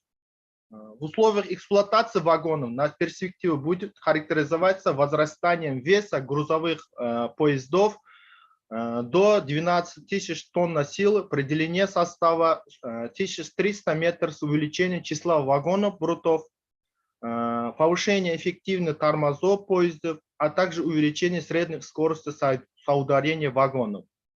Для нормальной работы в таких условиях эксплуатация автосевных устройств вагонов должен обладать соответствующей прочности, трещиностойкости и ударной вязкости. Следите за слайдами. Хорошо.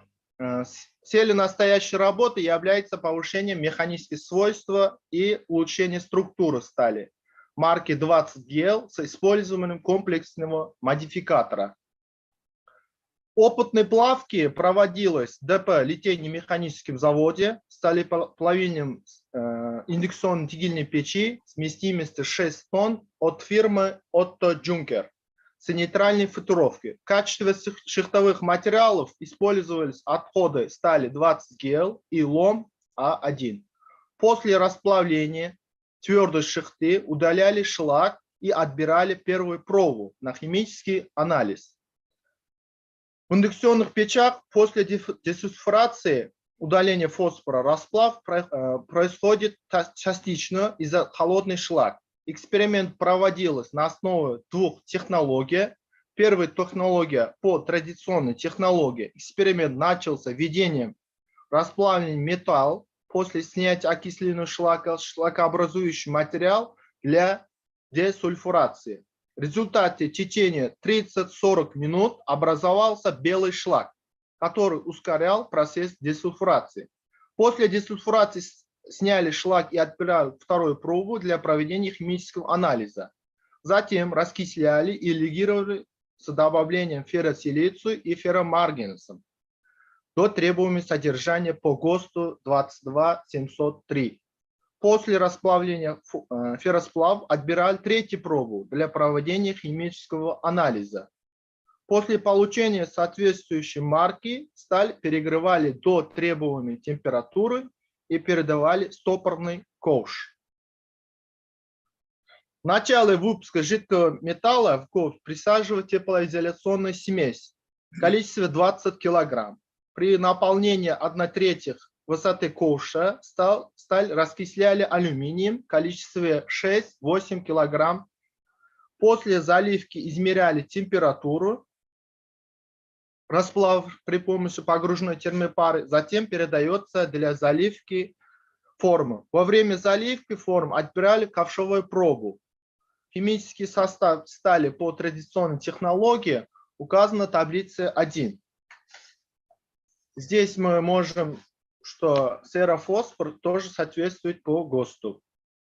По предложенной технологии последовательность эксперимента проводилась аналогично с первыми, но после раскисления расплава с алюминием добавляли комплексные модификаторы типа феррованадий, алюминий, кальций. в количестве 1,6 до 2,5 килограмм тонна. Самый оптимальный вариант здесь получился 2,5 килограмм на тонну.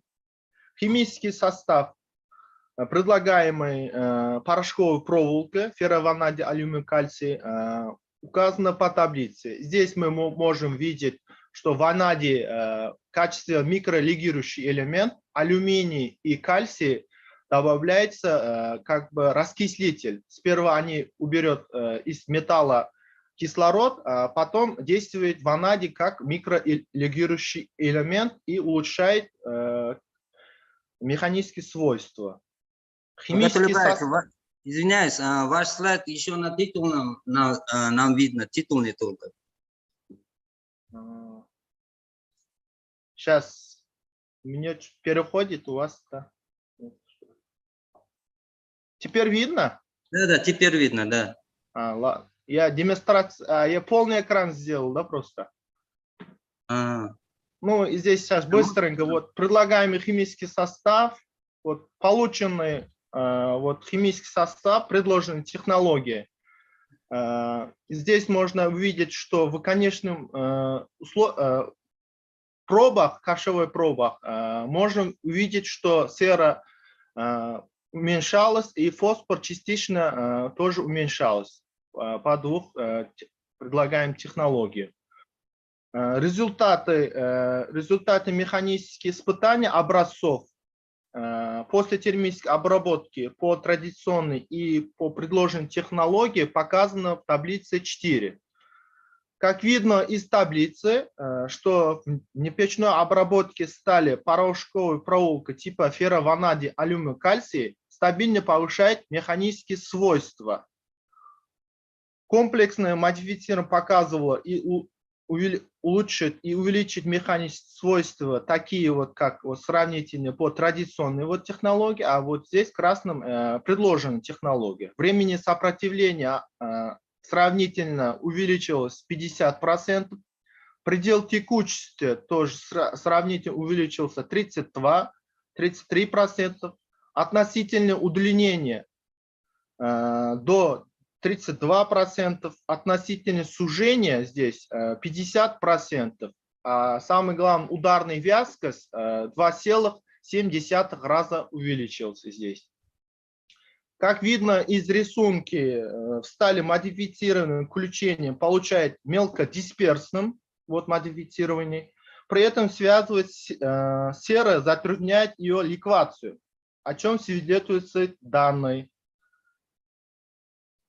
Заключение. Предложенная инновационная и ресурсоуберегающая технология модифицирования металла, позволяющая повысить количество готовых изделий, улучшает макро- и микроструктура металла и повысит выход годных деталей автосевных устройств подвижного состава. Технология процесс модифицированной стали разливочным ковше вместимостью 6 тонн позволило улучшить механические свойства, обеспечить значение ударной вязкости 2,7 раза по сравнению с традиционной технологией. Результаты исследования внедрены в промышленное производство ДП «Литейно-механический завод» АО «Узбекистан Темирюллар». У меня все. Спасибо за внимание. Если какие-то вопросы, пожалуйста. Спасибо. Есть вопрос? Спасибо вам. Здесь вопрос уже нет. Спасибо вам. Дальше. Hozir участникni ochaman. Садулаева bormi? Fatima Sadulaeva. Nima bor? Alisher Ismoilov deildimi boya? Alisher Ismoilov. Ha, bor. Anaqacha? Hasanovchi. Alisher Ismoilov. Alisher Alisher Ismoilov.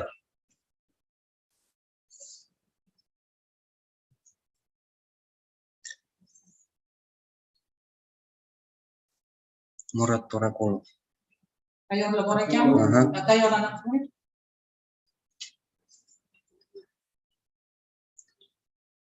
Мурат Уракулов, ага, микрофон. Здравствуйте, уважаемая комиссия. Я хотел бы предоставить доклад по теме разработка технологии изготовления формировочных и стержневых смесей для получения синтетического чугуна. Сейчас я предоставлю демонстрацию. Так. Значит, тема разработка технологии изготовления формовочных и стержневых смесей для получения синтетического чугуна. В статье представлена технология изготовления формовочных стержней, смесевых для получения синтетического чугуна, а также описана схема формовочной заливочной линии, отражен состав и свойства стержневой смеси, показан процесс приготовления формовочной смеси с помощью смешивающего бегуна. А актуальность статьи заключается в том, что увеличение грузоперевозок в мире предъявляет повышенные требования к чугуну, используемым для изготовления железнодорожных деталей, и ставит новые задачи в области металлургии. При этом надежность и долговечность являются важнейшим из них. Выполнение этих требований определяет конкурентоспособность изделий на соответствующем сегменте рынка железнодорожного транспорта. Мурат Уракулов, я извиняюсь, вы... Да. Вам видно этот экран конференции? Да, видно. Calculation, да? Да. Ага, продолжает, пожалуйста. Выплавка синтетических чугунов является основным средством подъемно-чугунолитейного производства на качество новый этап, так как можно отнести к конструкционным материалам, существенно отличающимся от применяемых чугунов не только прочностных свойств, но и природы и технологии получения. Сущность процесса выплавки синтетического чугуна состоит в металлургии, обогащении жидкого железа углеродом и кремнием в произвольных пропорциях, а также в применении высокотемпературной обработки, что позволяет получить сплавы с заранее заданным химическим составом и свойством. Для формирования высоких свойств чугуна в отливах необходимо разрушение несовершенной структуры исходных шихтовых материалов. Применение для выплавки синтетического чугуна индукционных печей позволяет осуществлять глубокую термоверную обработку, рафинирование, модифицирование и легирование жидкого металла. Исходным сырьем для получения синтетического чугуна служат стальной лом, листовая обрезь, стружка и другие дешевые низкосортные металлоотходы. В настоящее время коэффициент использования металла в машиностроении составляет 0,7, то есть 30% металла идет в отходы, большая часть которых имеет материалы для формовочных и стержневых смесей. Должны быть проверены на входном контроле, при техническом контроле. Так, в состав и в учетных документах, значит, мы взяли за состав что? Песок кварцевый сухой и воздушный сухой с влажностью не выше для формовочных смесей до 3%, для стержневых смесей до 2%. Смесь формирования должна быть просеяна через сито с ячейкой не более 5 на 5 мм. Длина формовочная должна быть молотая, просеянная. Не допускается попадание мусора. Подавать и приготовление смеси на основе связующего материала. Приготовление смеси на основе жидкого стекла и смесителей. Производитель вместе хромитового песка использует кварцевый песок. В составе и свойств стержневых смесей показано в таблице 1. Так, здесь вот кварцевый песок, новомол 165, жидкое стекло, вода техническая, прочность на растяжение твердых образцов мегапаскаля. Метод отбора и подготовки для испытания. Первое, что мы должны сделать?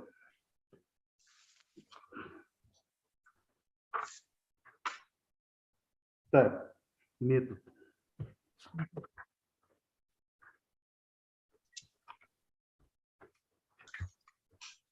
Так.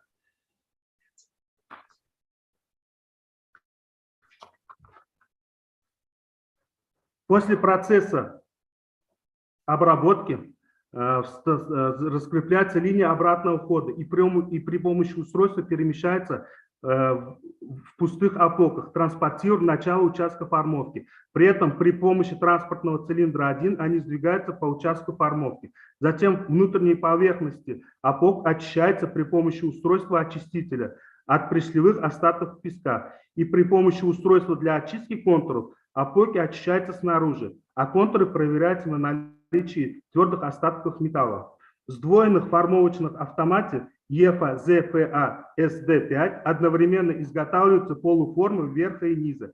Находящийся в машине держатель модельных плит с расположенным на нем заполненным песком, опоками и наполнительной рамой поднимается с поворотного стола при помощи подъемного стола формировочной машины до рабочего расположения под рамой уплотнительного устройства. В это время и происходит уплотнение. Процесс уплотнения начинается путем открывания специально запатентованного клапана СЭЯЦУ с пропусканием потока воздуха через формовочную смесь. При этом необходимое количество воздуха определяем путем регулирования времени открытия клапана. Последующим усилием прессования сверху пресс уплотняется и завершается. Путем опускания изготовления формы снимается формовочные линии и отделяется от модели. После перемещения опок по формовочным линиям формовочная машина готова к производству следующих полуформ. В квантовале опок все полуформы поворачиваются на 180 градусов вверх. Во время перемещения по формировочной линии всех полуформ очищается ножом для срезания избытка смеси во время скромкой опоки. Затем в полуформе сверху при помощи автоматических сверлильных приспособлений производятся литниковые воронки и вентиляционные отверстия.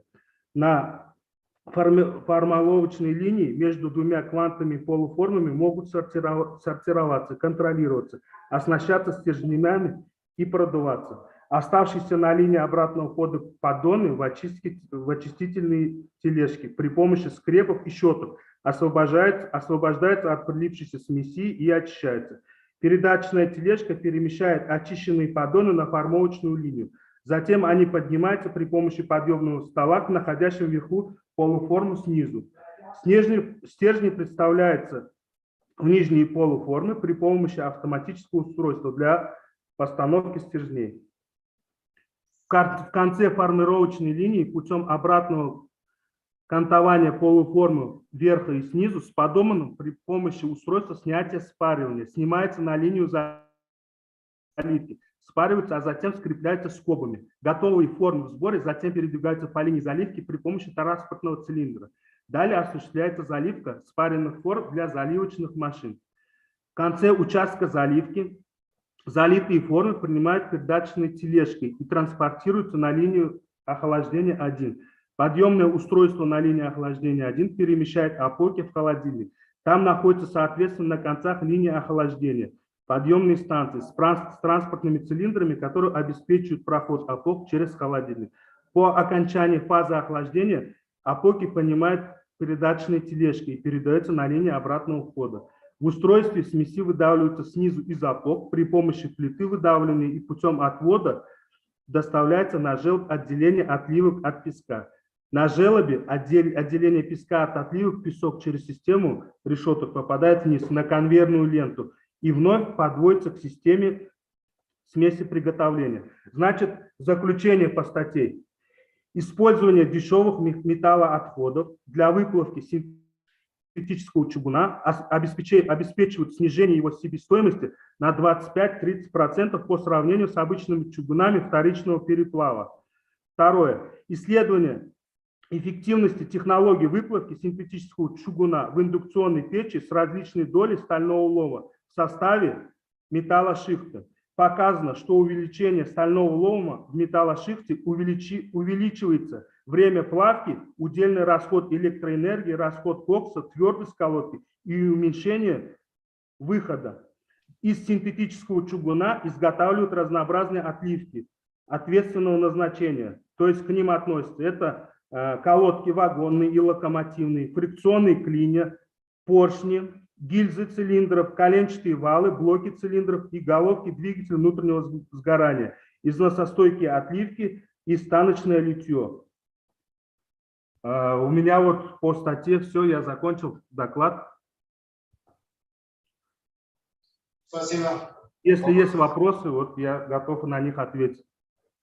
Есть вопрос? Ну, спасибо. У нас, оказывается, вопросов нет. Спасибо вам. До свидания, спасибо. Пожалуйста, следующий. Assalomu alaykum. Qo'chqor bilan Toyirov chetda. Marhamat, tayyor bo'lsangizlar boshlaysiz. Tayyormiz. Agar administrator ruxsat bersalar. Ruxsat berilgan. Operatsiyani o'zingiz nazorat qilasiz. Shu. Ko'rinyaptimi? Aha. Bo'ldi, boshlaymiz o'g'lim. Good afternoon, dear professors and colleagues. I am Toyer Fotabek. I am a PhD student, Department of Material Science and Mechanical Engineering, Tashkent State Transport University. I will tell you about the topic of improvement of the out of furnace steel treatment technology for improving its mechanical properties.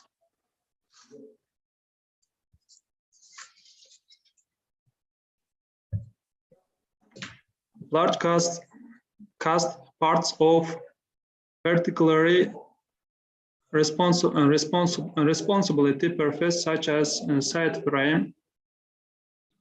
These parts are cast from low carbon, low alloy manganese steel grade 20 GL. Steel grade 20 GL refers to cold resistant steels and is smelted is electric furnaces with the main lining. The mass fraction of sulfur and phosphorus in steel should not exceed 0.020% of each element. The following quality indicators are monitored on such as parts, appearance, dimensions, chemical compositions, mechanical properties. Removal of harmful impurities from metal based on their transfer to slag and the creation of conditions that prevent their reverse transition from slag to metal. By changing of composition, quantity of and temperature of slag, it is possible to significantly influence the processing of refining metal from sulfur and phosphorus. In recent years, various methods of out of furnace steel processing have been developed. One of them is the modification of steel in the bucket with rare earth metals RAM for cast carbon and alloy steels. Depending on the purpose of the castings, 3 variants of ladle treatment of the metal for the purpose of deoxidation modification are recommended. A. Deoxidation with aluminum for general purpose castings. B. Aluminum deoxidation of silica calcium modification for castings of responsible purpose. C. Deoxidation with aluminum and modification with silica calcium SCLs RAM for castings of particularly responsible purpose.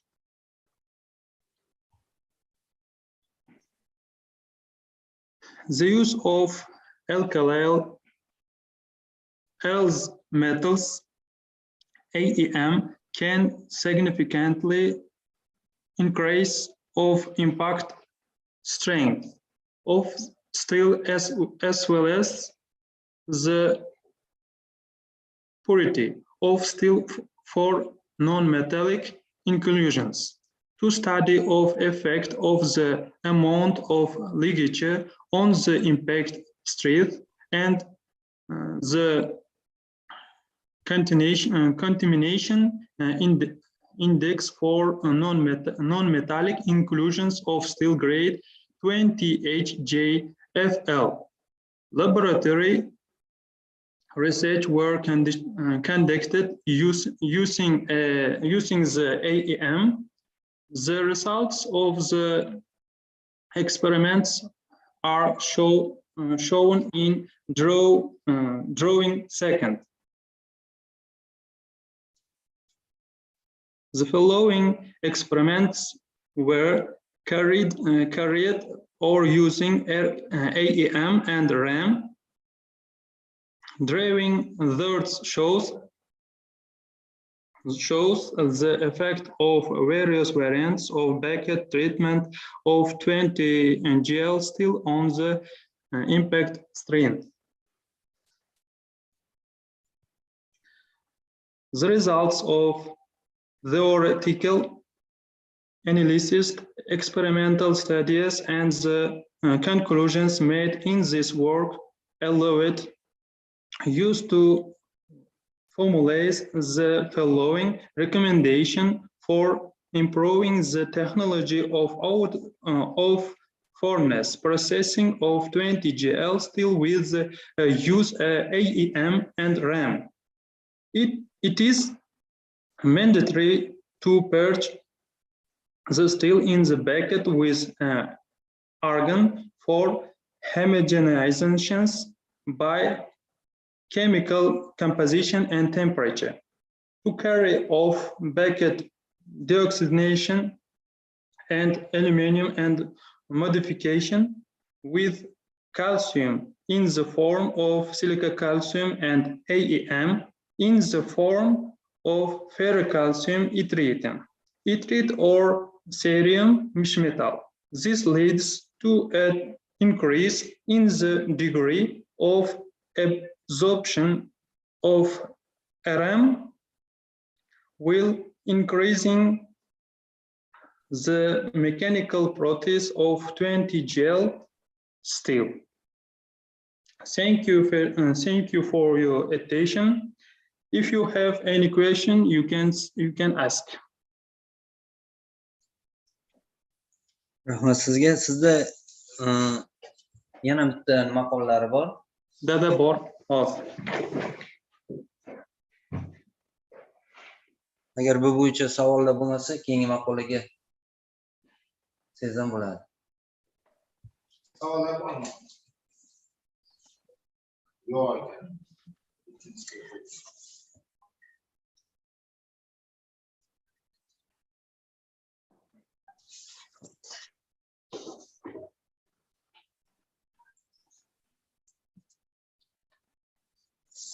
Hello, dear participants of the conference. I'm Kuchkorov Lochembek from Tashkent State Transport University. I provide you with an article on the topic effect of different additives on the physical and mechanical properties of liquid glass core mixture.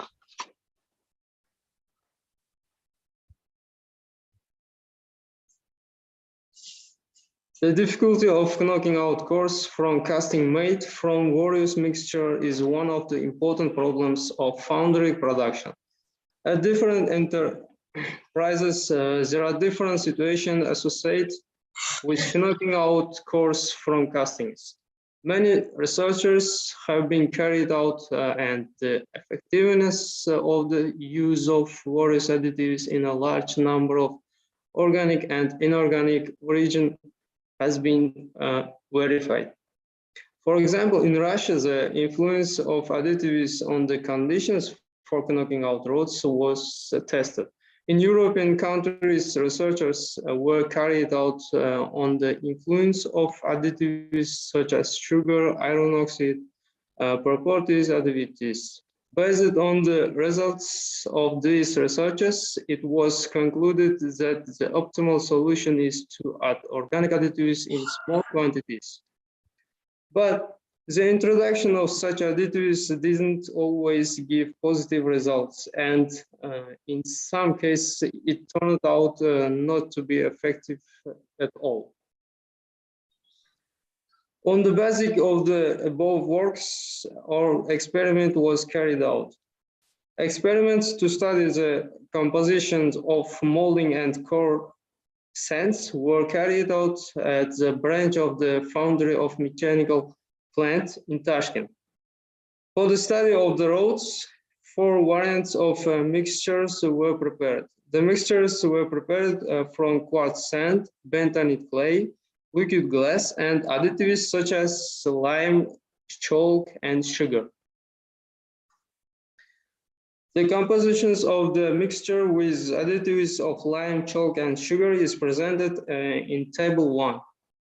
For the knockout tests, specimens 30 millimeter height and 50 millimeter in diameter were made compact by 3 blows on an automatic hammer.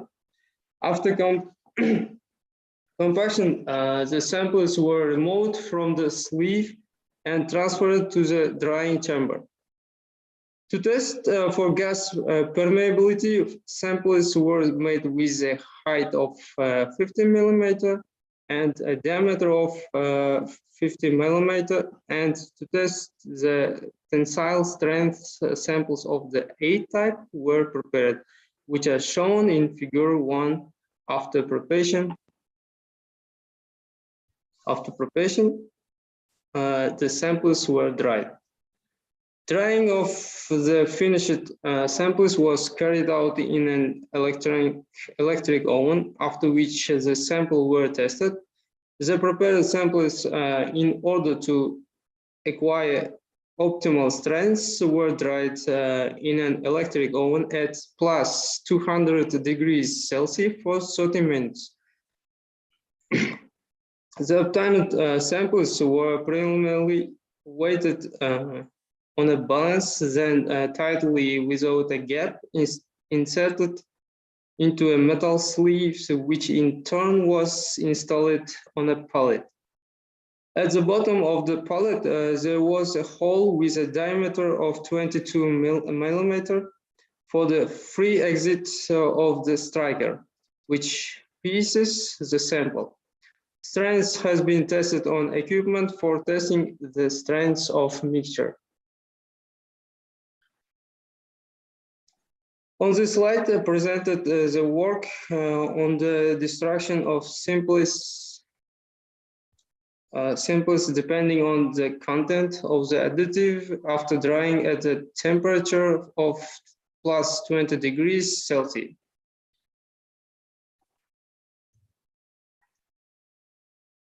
On this slide, we can see the effect of various additives on the gas permeability of the mixture.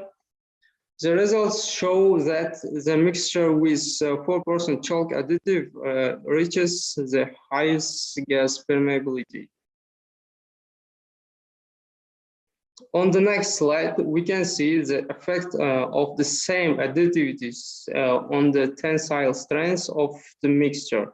From Figure 4, we can see a 2% addition of sugar and lime reduces the strength indicators, and when chalk is added, there is a slight increase in the straight indicators of the mixture, and the 6% addition of lime and chalk reduces the strength indicators, and sugar increases this indicator by almost 1.5 times. In conclusion, we can say a technology with a reduced less than 6% the content of liquid glass, because liquid glass has exceptionally high adhesions to quartz than the cohesive type of destruction of the mixture proceeds. As a result, the strength of the mixture will directly depend on the amount of binder introduced into it. The less liquid glass is introduced into the mixture, the easier it will be to knock out the rods from the castings. The research of the influence of various factors and conditions for the knockout, of course, from castings show the prospect of a direction for the research, for the search for materials and technologies that reduce the work during knockout. That's all I started. I finished.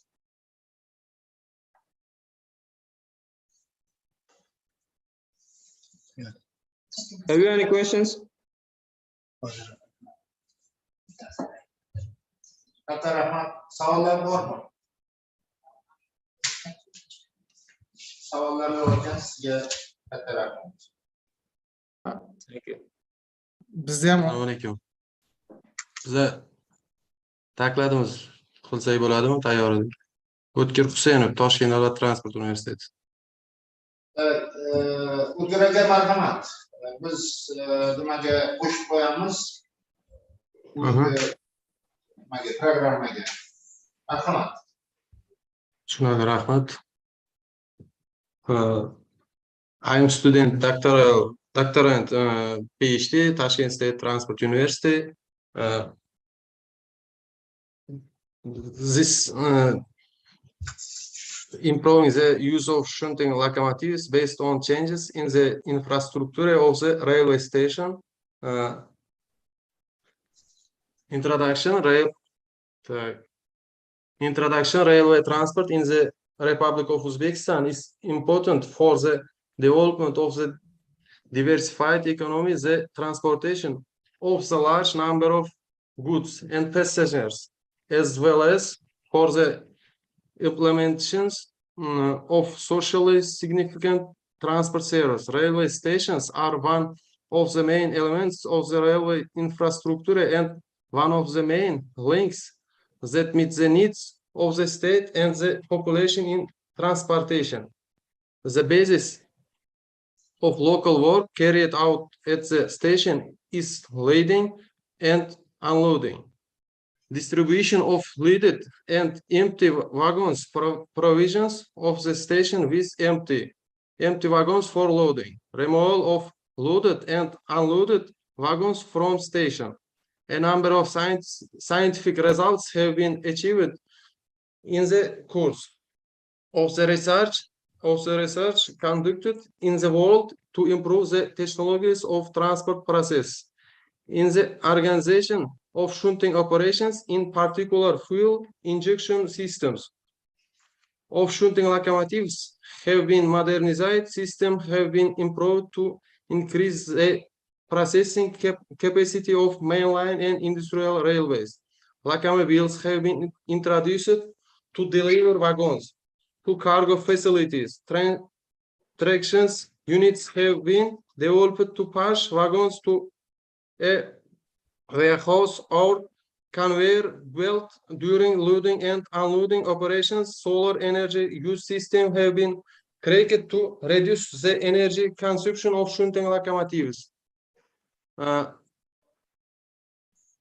One of the main problems at railway stations is the shortage of shunting locomotives. The main reasons leading to the shortage of shunting locomotives are the obsolescence of the technical means of railway stations, the inconsistency of the technical equipment and infrastructure of the station with the shunting process. The need for shunting locomotives is increasing due to the relatively heavy workload of shunting locomotives during shunting operations at railway stations.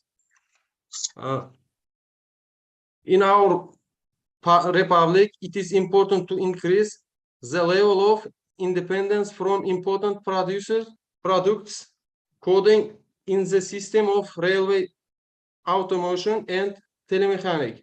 The development of switch control devices based on energy and resource saving technologies. Uzbekistan Railway uses manually operation switches at several main railway stations.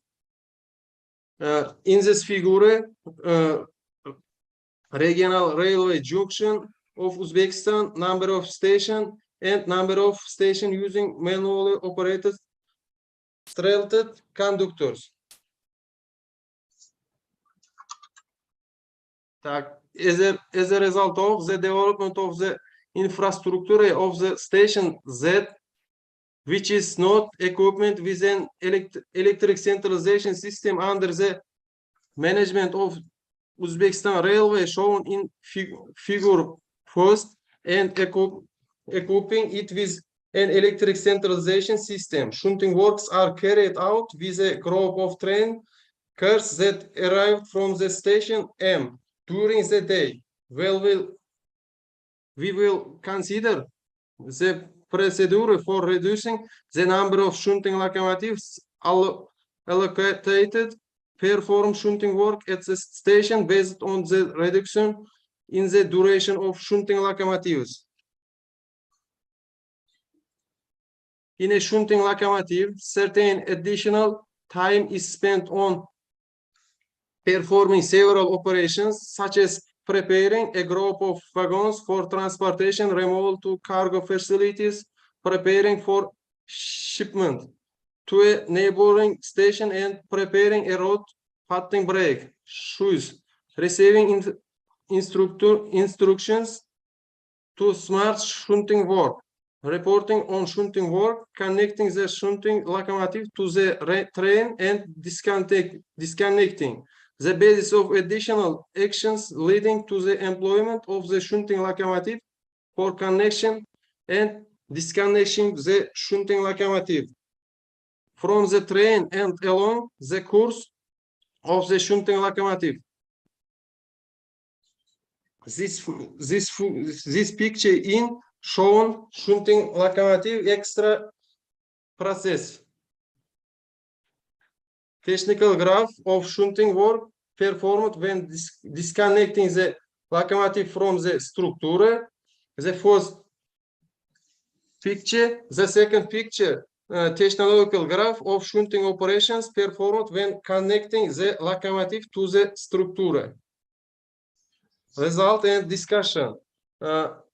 According to the results of calculations, the number of shunting locomotives is taken as an integer. Therefore, it is necessary to provide for their use in various shunting areas. The redistribution of work between these areas, their unification with increased use of locomotives and other measures. Therefore, in the current electric decentralized state of the Z station, 8 shunting locomotives are required for shunting for performed at the station. In the case of centralized power supply, with the development of the infrastructure of the station Z requires 5 shunting locomotives. Calculation, thanks to the development of the infrastructure of the industrial railway station Z, it was possible to reduce the duration of daily employment of shunting locomotives operating at the station from 18 minutes to 27 minutes, reducing it by 91 minutes. As a result of developing the infrastructure of the industrial railway station Z and equipping it with an electric centralization system, the possibility of employment in 5 shunting locomotives increased of 8 shunting locomotives was achieved to fulfill the schedule of the daily work plan to be carried out at the station. At the stations not equipped with the electrical centralization system under the Uzbekistan Railway, the estimated annual expenditure for streams was determined by equipping the stations with an electrical centralization system. It was clarified that such a spending could reduce costs and increase to productivity of manure locomotives. Thank you for your attention.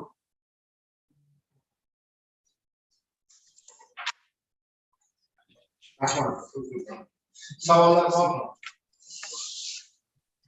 O'tgan sizdan iltimos tashkilotchilarga nakladingizni mavzusini Telegramdan tashlab bersangiz, biz programmaga kiritamiz va nimaga redaksiyaga jo'natamiz. Rahmat, tushunarli. Biz ham onlayn prezentatsiya qilsak bo'ladimi? Kim ekan? Bizniki 75-56 raqam bilan qo'yilgan. Sherzod Rahmonov. 4-betda oxirdan pastda ikkinchisimi shunaqa.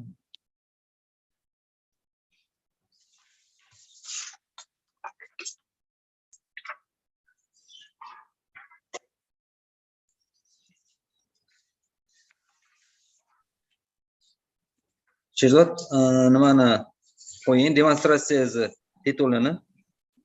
Hozir. So'rovnoma. Ko'rinyaptimi?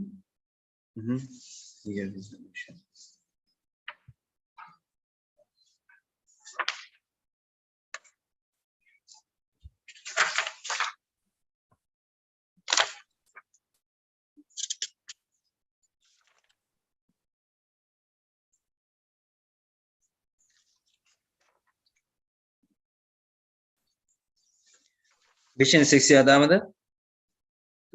Yo'q, 3-seksiya. Birinchi seksiyada. Bu birinchi seksiyaga kirishingiz kerak edi. Bu bir emasmidi hozir? Bu 5-seksiya Sherzod. Yomon.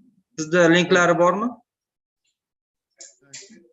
Linki ani nimadan kirdimda shu Sherzod, sizda seksiyalar bo'yicha ma'lumot bormi? Linklar bo'yicha? Aynan o'sha Oybek tashlab bergan bo'yicha kirdimda. Sizga hozir tashlab beraman. Telegramdan tashlab beraman sizga seksiyalar bo'yicha, o'sha seksiyalarning nimasiga kirasiz.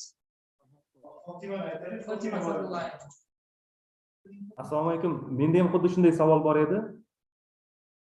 Hop. Bizning seksiyamiz seksiya raqami yozilmagan, lekin 4-mavzu bo'yicha link berilganda aynan bizga agroinspeksiya xonasi deyilgan, lekin biz agroinspeksiya xonasi deb yozilgan linkni bossak, yerda Turon bankka kiryapmiz. Agar to'g'ri kirgan bo'lsak, savolim biz ham onlayn taqdimot qilsak bo'ladimi, qachon? Rahmat. Sizga ma'lumot bermoqchiman. Hozir chatga hamma 5 ta seksiyani ham nimasini tashlayman, linkini. Siz to'g'ridan-to'g'ri shu yerdan nusxa olib, bundan keyin internetdan foydalanib kirishingiz mumkin. Seksiyalarga, administratorlarga murojaat qilasiz unda. Sizga agar agro bo'ladigan bo'lsa, bizda bo'lmasa kerak. Maqolangizni birinchi so'zi qanaqa, nima bilan boshlanadi? Mitigating the impact of risk on economic integration shunaqa. Qanaqa, qaysi familiyada? Sundim Pardayev, Shavkat Hasanov, Muratov. Bor, sizniki bor. Shu seksiyada mana.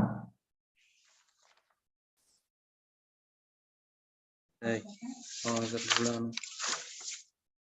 Nima titulda, nima demonstratsiya 0409. Biz nomer. 0409. Nomerli 0409. Titul yoqing. Parday.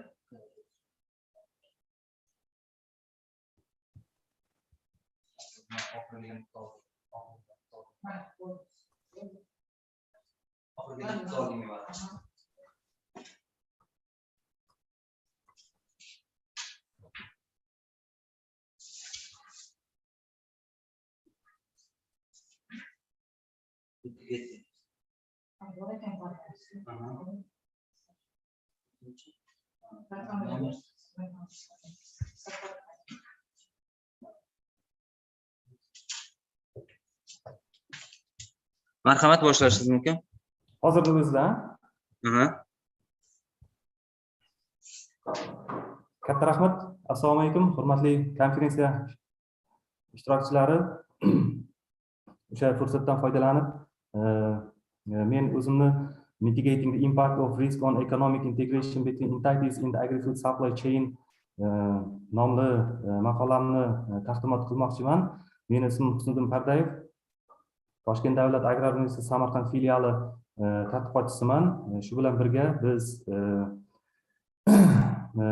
birgalikda doktor Shavkat Hasanov, Shukurullo Muratov, doktor Shavkat Hasanov Toshkent davlat agrar universiteti Samarqand filiali doktori va Shukurullo Muratov hamda Fotima Saidullayeva Toshkent irrigatsiya va milliy tadqiqotlar universitetining doktorantlari sanaladi. Biz birgalikda mana shu mavzuda mana shu maqolani hamkorlikda yozganmiz va sizlarning e'tiborlaringizga belgilangan vaqt ichida taqdimot qilishga ruxsat bersalaringiz.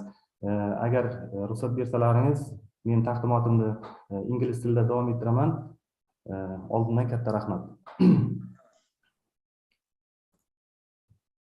This consists of contents of our presentation is an introduction and material and methods, the results, and at the end discussions and conclusions. So the agri-food supply chain is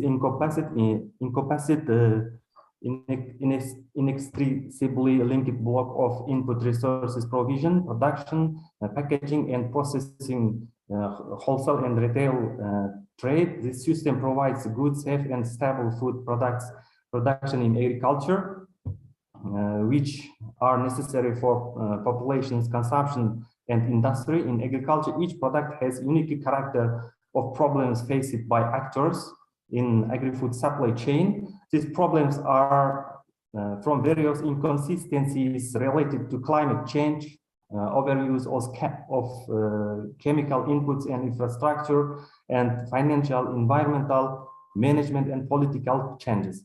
As a result, the risk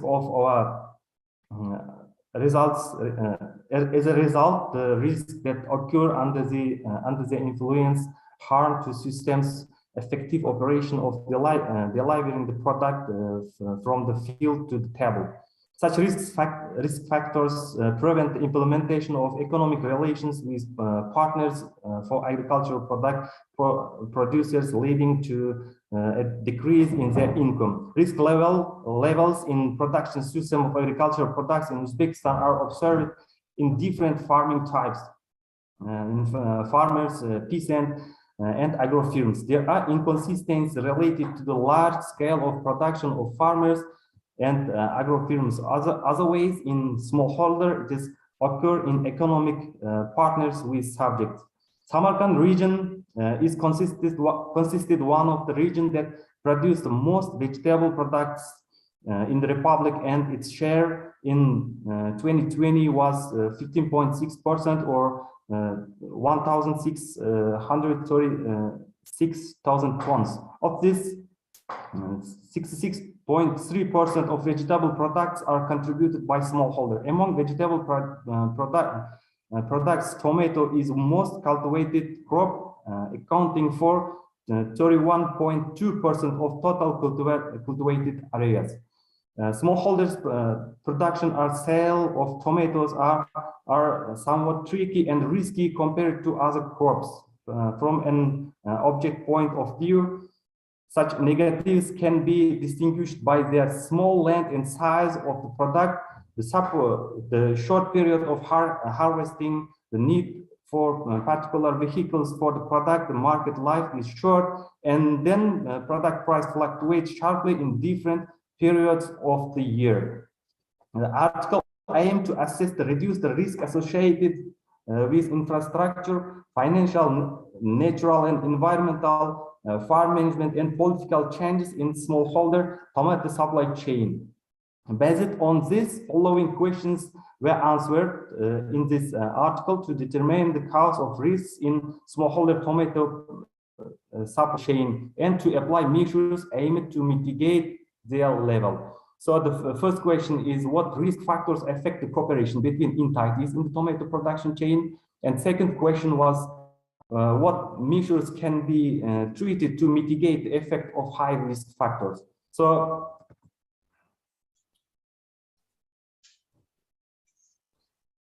smallholder tomato supply chain in Uzbekistan are interconnected in the systematic sequence according to the order of integrated between subjects in smallholder tomato supply chain. It is divided into separate blocks according to the mechanism of participation in the system, and they can be divided into the following sections. So there are the first provision. So it is included into the seed or seedling, minerals, fuel, and lubricants, pets, mechanization. So in this block includes activities to supply raw material for production in the system. And the next block is consisted of the main producers who produce the tomato, and then next block is processing block. This block recycle the products that tomatoes. And next block is consisted of middlemen, suppliers, distributors, and exporters, which is the wholesalers. And then at the end of the chain is retail blocks. They are supermarkets and mini markets are considered branch of the trade service in providing the population with various consumer goods and ready products for consumption.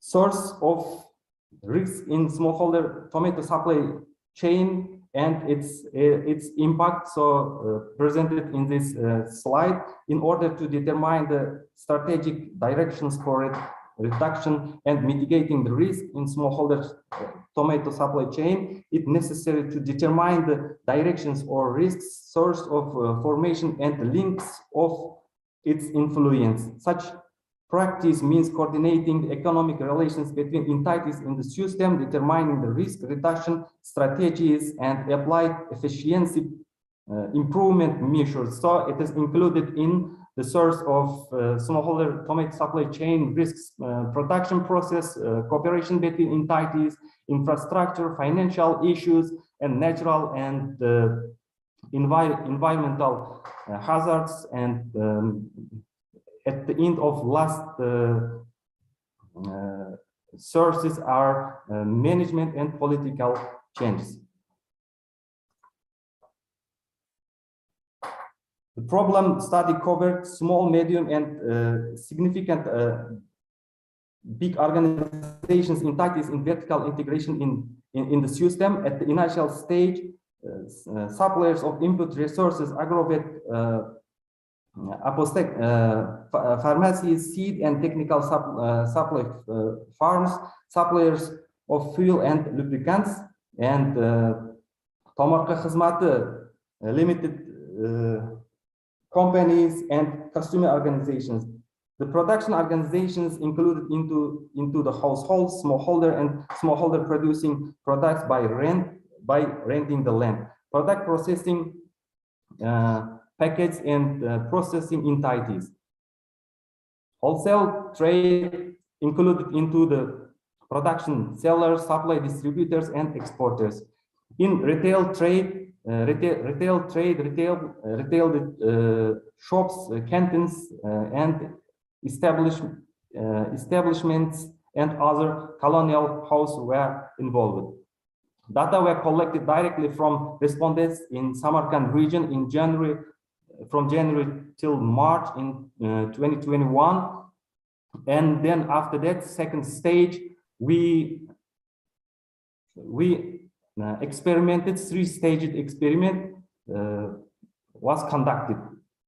In this study, we used a non-traditional method of risk assessment of economic integration relations between entities in smallholder tomato supply chain based on the data collected on a questionnaire from entities listed above. So this method was used for the first time to assess the impact of risk in production chain in Uzbekistan using the fuzzy linguistic quantifier order weighted aggregation model.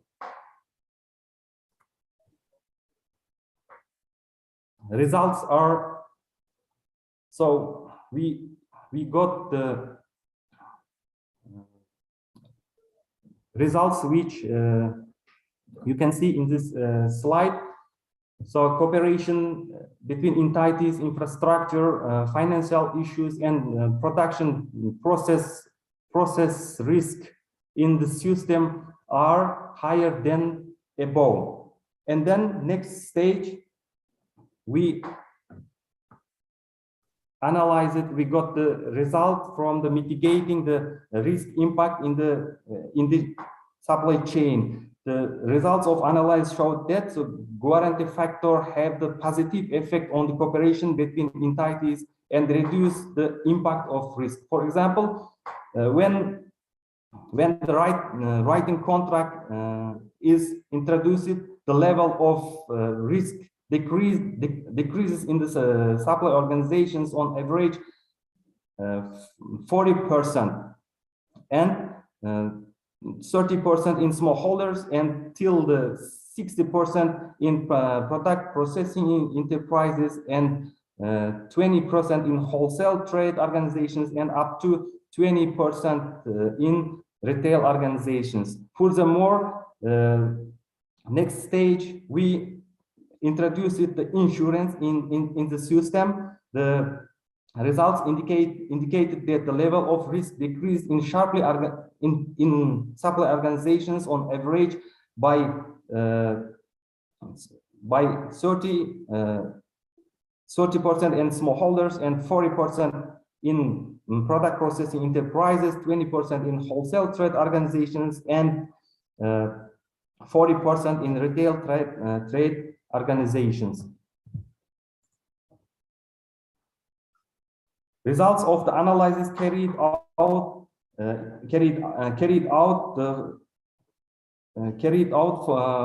following conclusions.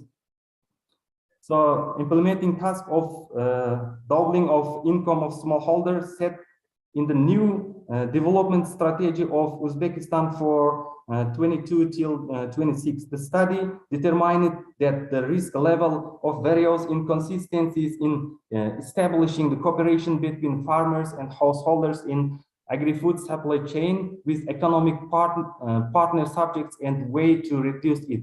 The problem was studied on subject participating in 5 blocks in smallholder tomato supply chain in the Samarkand region. In this study, we found that following answer to the question, for the first question, what risk factor affect cooperation between subject in tomato production chain? The model results demonstrated that the cooperation between subjects and smallholders, the production retail risk levels in product manufacturer and supply organizations are from 0.6 coefficient, it means 60% and 50% respectively. Coefficient in cooperation of suppliers, manufacturers, processing enterprises were until 90% of risks. It means till 0.9 coefficient. Wholesale trade enterprises are also the same results, and 0.8 coefficient of the level of risk supply organization with infrastructure. And it was provided that the level of risk related to financial issues in all blocks is higher than the average by 80%. Therefore, it was concluded that higher than average level of risk lead to disruption of cooperation between entities in this system. For the second question, what measures can be treated to mitigate the effect of the high risk factors? So we found that first, level of risk related to relations between subject subjects, financial issues, infrastructure, and production is above than average. Second, the higher level of risk harms the economic relations between smallholder and partnership in the system. Third, applying the writing contract and infrastructure to collaborate the relations to reduce the risk level has been shown as a result. Results obtained from this investigation will have positive effect if policymakers use the application to increase the economic cooperation between the subjects in the smallholder tomato supply chain. Thank you for your time and attention. Please feel free to ask any question or comments. Thank you.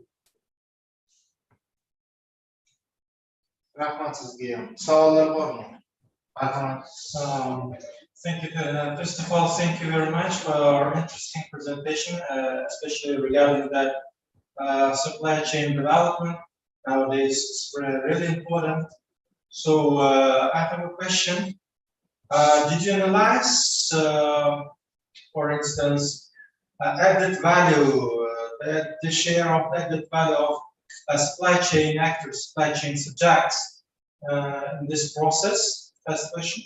And the second one is, if during your study, during your research, you take into account especially losses in all stages of supply chain development. For instance, an example of Uzbek economy sectors, for instance. Thank you, Advance, for answer. Thank you for your question. It is very interesting question.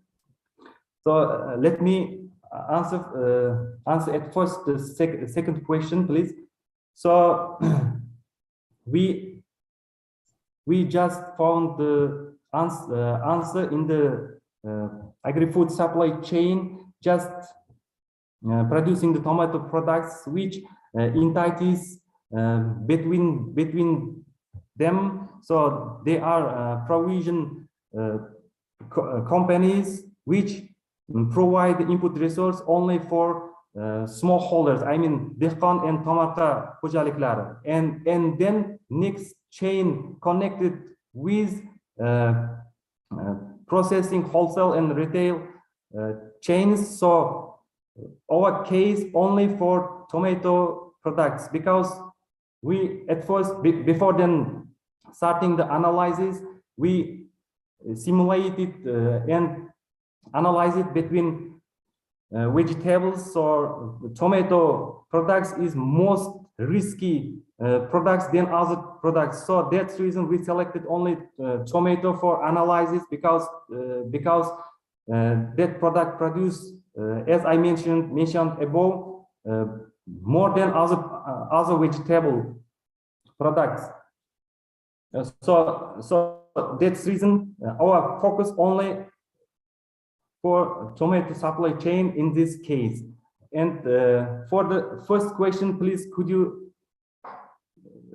repeat, because I couldn't, I missed some contents of your first question. Thank you. If I understand correctly, your research is devoted to the supply chain development, especially from goods from finished goods to the final user. Relations between from goods to final user. Yeah. Final customer. Okay, you used data information about tomato products, so it's really good.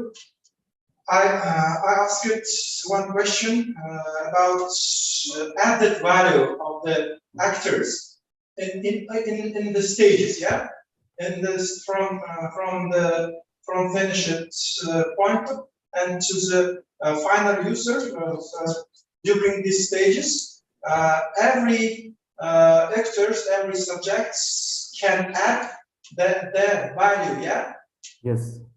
Did you analyze this one using, for instance, do you have such kind of methodology to analyze, to give some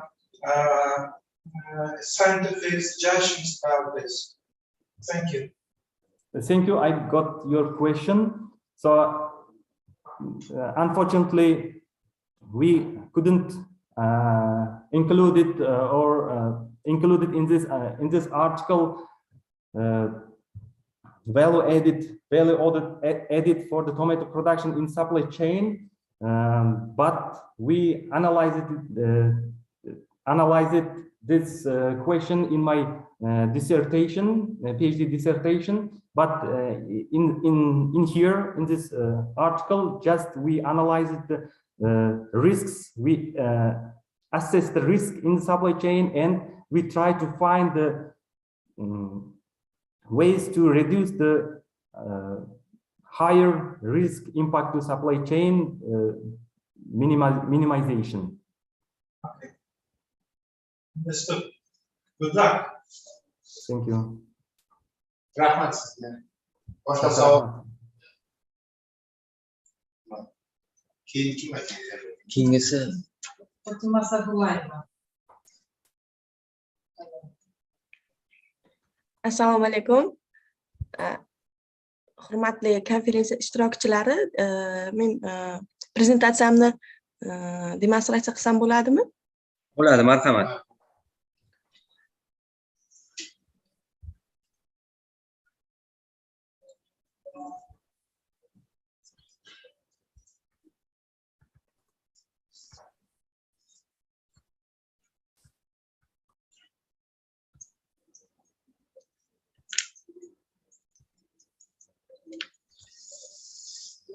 Ko'rinyaptimi?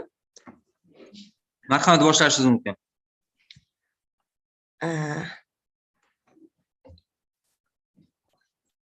Dear participants, I'm Fatima Saidullayeva, PhD student of Tashkent Institute of Irrigation and Agricultural Mechanization Engineers, National Research University. Our paper theme is dietary diversity for ensuring food security. And other co-authors, Dr. Shavkat Hasanov, Husniddin Pardayev, and Shukrullo Muratov. Our paper contains introduction, materials and methods, result and discussion and conclusion. Next slide. In the introduction, we should firstly find what is food security. Food security exists when all people, all times, have physical, social, and economic access to sufficient, safe, and nutritious food that meets their dietary needs and food preference for an active and healthy life. It's FAO definition in 2001. And our problem statement in Uzbekistan, more than 51% of population is overweight, and 28% of population have a higher level of obesity. And another point that 1 in 4 children under the age of 2 is anemic, and 75% of these cases are as a consequence of iron deficiency. And about talking teenager girls was almost 50% iron deficiency, and it was also found that women of reproductive age in Uzbekistan suffer from strong hidden hunger, and 1 in 5 non-pregnant women is also anemic and deficient in vitamin B12, and 50% of women in reproductive age experience folate deficiency.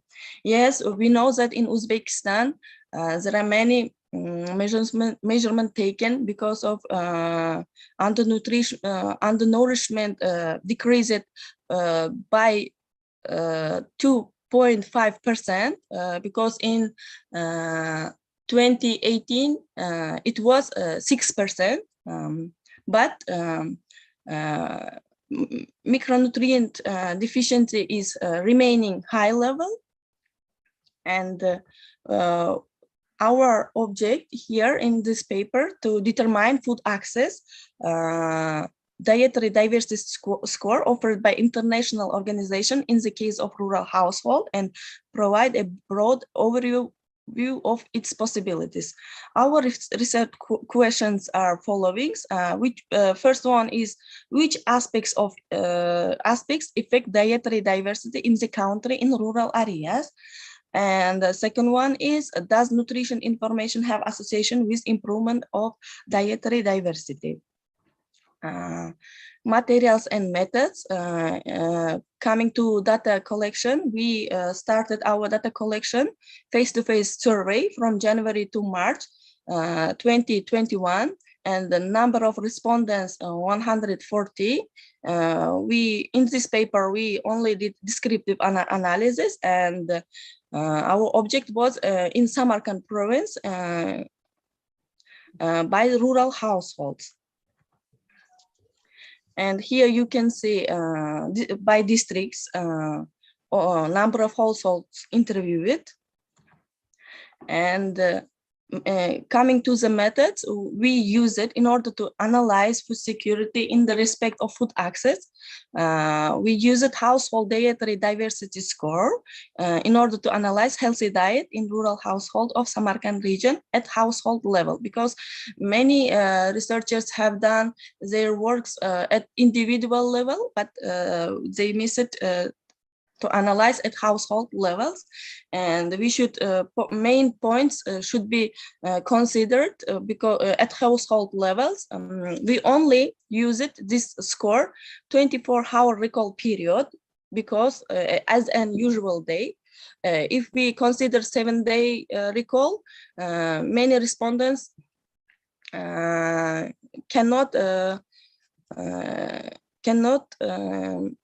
remember all the consumption, and the source of food were specified self-grown and bought from market, because in rural areas households mainly grow vegetables, fruits, and other agricultural products.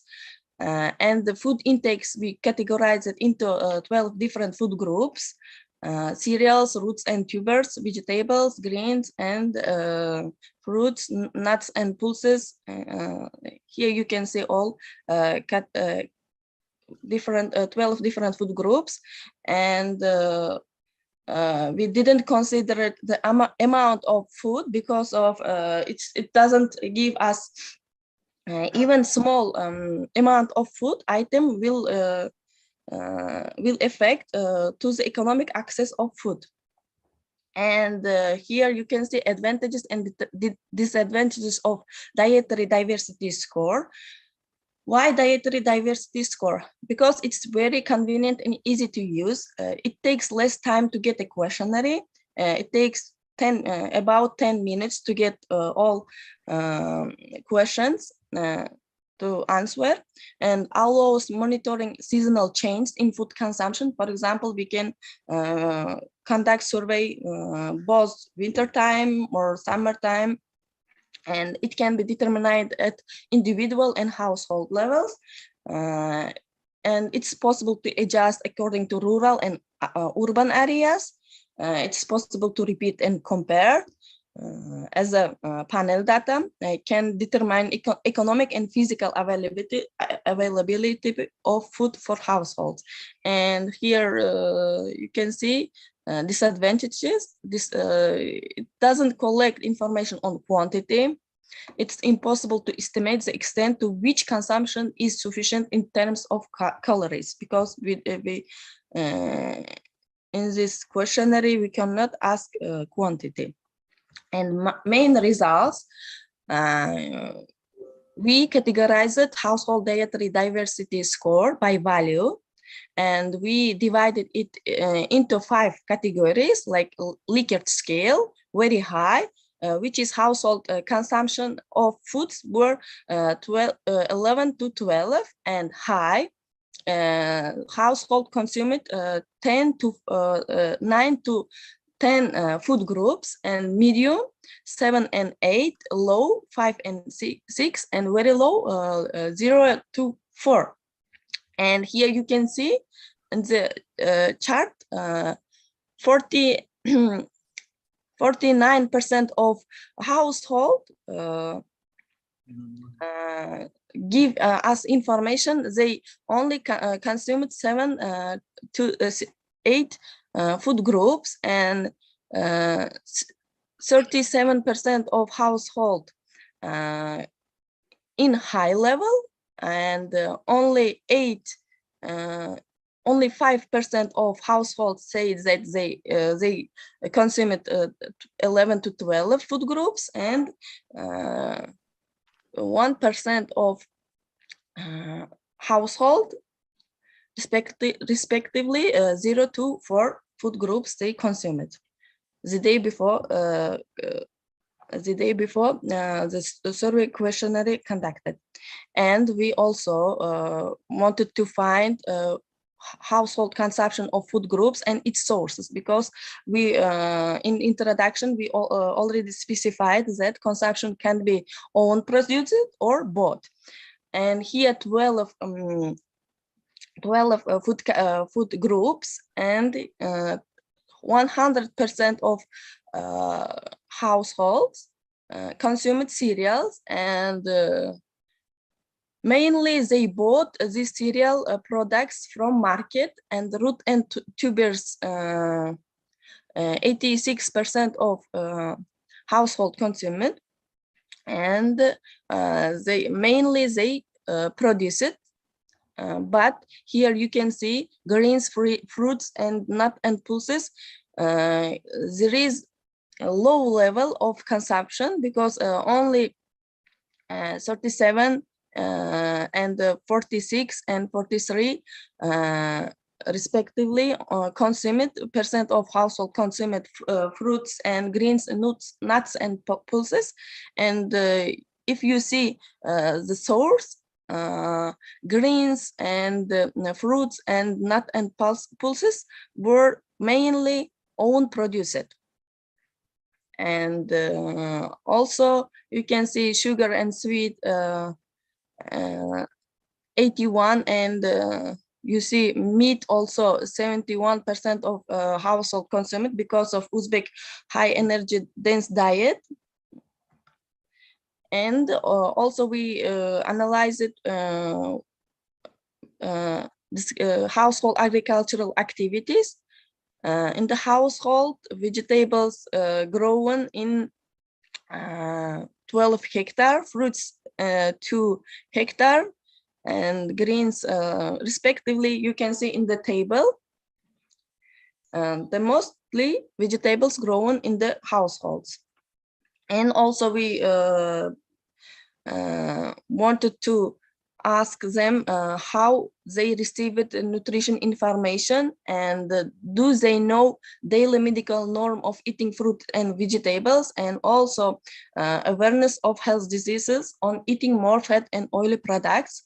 In the table, in the figure 2, you can see that only 28% of household received nutrition information from like Telegram or other sources, and daily medical norm of eating fruits and vegetables, they only 35% of household answered, and because FAO and World Health Organization said that a minimum of 400 grams vegetables and fruit should be eaten daily.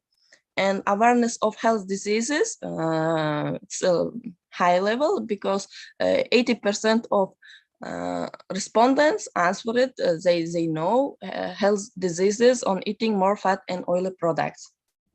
In discussions that more than 50 people of all members living in the household didn't consume any fruits, greens, pulses, and legumes due to lack of food access. who consumed fruit, greens, pulses, and legumes, their main source of consumption of these food groups through own production. It was a higher 70% the day before survey conducted.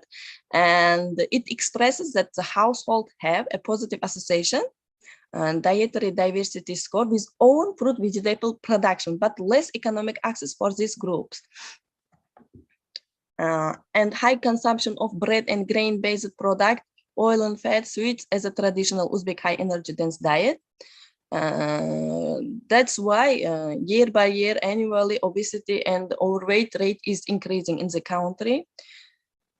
And coming to nutrition education, as well as in the case of Zimbabwe and Ethiopia, nutrition knowledge has considerable improvements in household and individuals' dietary diversity. And we should, in conclusion, we can say that own production associated positively with dietary diversity in some situations, but not in all. Nevertheless, however, appropriate nutrition-sensitive agricultural programs will encourage both food production and consumption. And in order to solve this problem, it suggests to support the cultivation and processing of fruits for year-round harvest on home gardens, as well as mixed farming practices are important in dietary diversity. Own production positively associated with dietary. It leads inherent value of promoting nutrition education via interventions, for example, information on healthy eating or well-balanced diet by the way of mass media, educational institution curriculum, field days to upgrade better nutrition at household and individual levels. Thank you for your attention. If you have any question, please. Rahmat sizga. Savollar bormi? Ular yana bitta dokladi bor. Bo'lmasa ikkinchi dokladingizga o'tib qoling agar prezentatsiyasi tayyor bo'lsa. Men o'zi bitta doklad tayyorlagandim, bitta maqolada to'g'ri ikkita maqola berilgandi. Bu bo'yicha boshqa bir kishini nimalari edi. Prezentator u kishi edilarda. Shuning uchun hozir menda doklad yo'q. Bir narsa aytmoqchi edim sizga. Sizda ikkita dokladingizda ham bir xil mavzu. Ularga nima taklif bergan bo'lardim, sal dokladni statya ma'nosidan kelib chiqib, ular mavzularni har xil qilish kerak, chunki skopsda ko'ringanda bizda ham chiqqanda statya bo'lib qolishi mumkin-da. Yo'q, bir marta yuborilgan boyagi bo'yicha Easy Chair platformasi orqali yuborilgan, faqatgina ismlarimizni oldindan berganimiz uchun menimcha shunaqa muammo bo'lgan bo'lishi mumkin, lekin statya bir marta yuborilgan. Texnik xato ketib qolgan bo'lishi mumkin. Shunday. Bitta bular, chunki bitta maqola bitta yuborilgan. Ha, tushunarli. Ha, rahmat. Xo'p, salomat bo'ling, rahmat. Rahmat, sog' bo'ling. Alisher Ismoilov.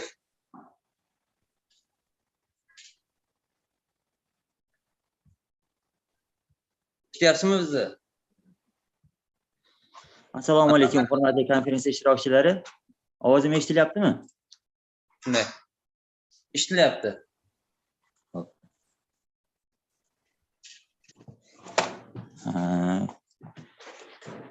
Good evening, dear chairman and participants. Our international scientific conference, construction and mechanization, mechanics, hydraulics, and water resources engineering.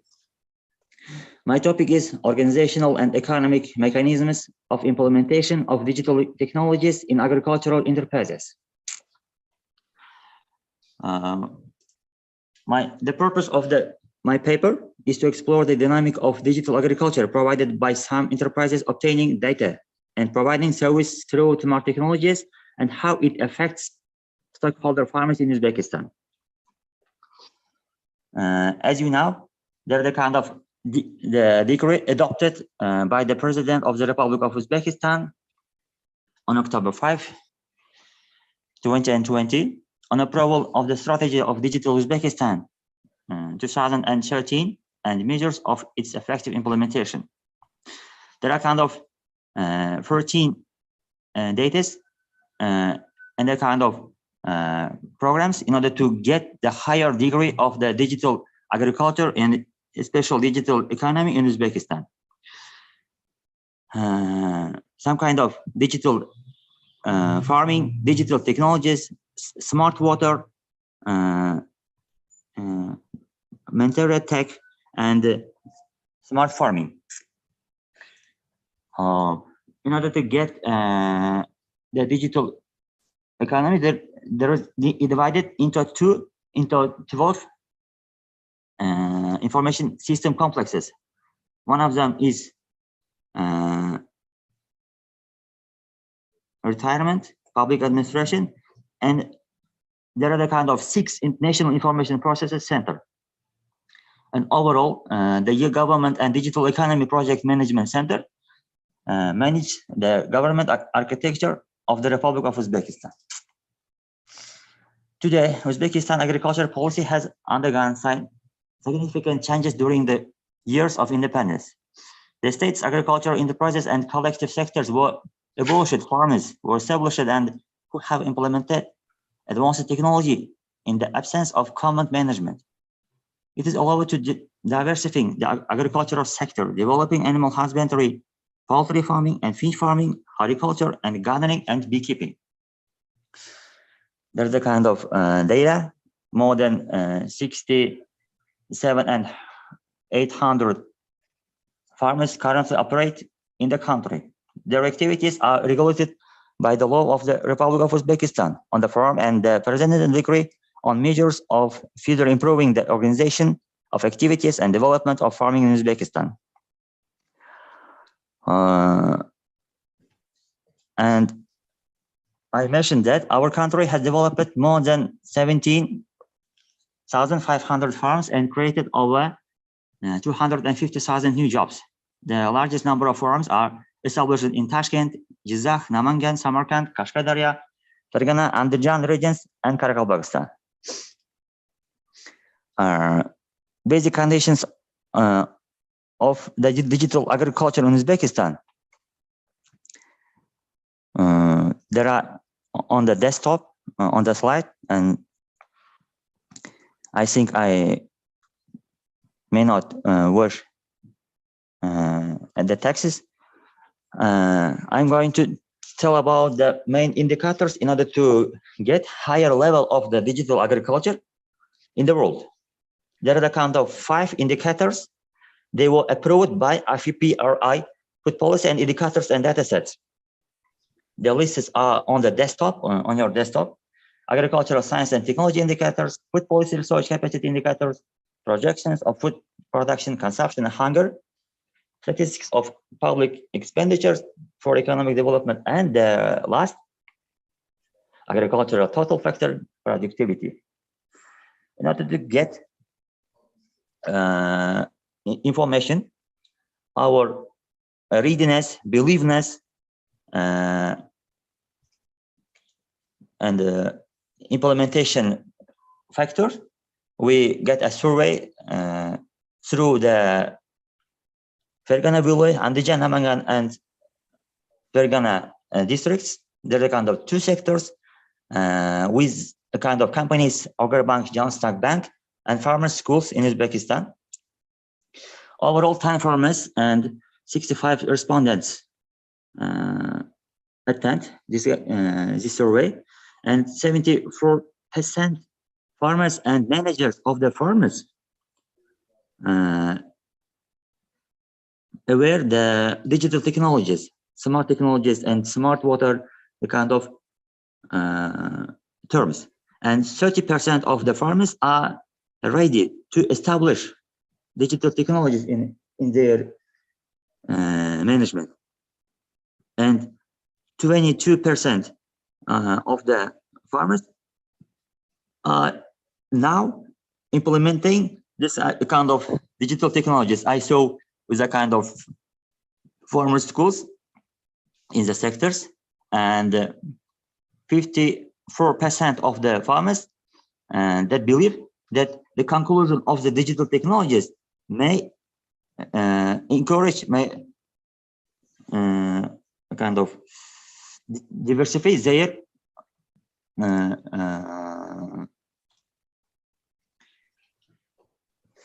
their processes.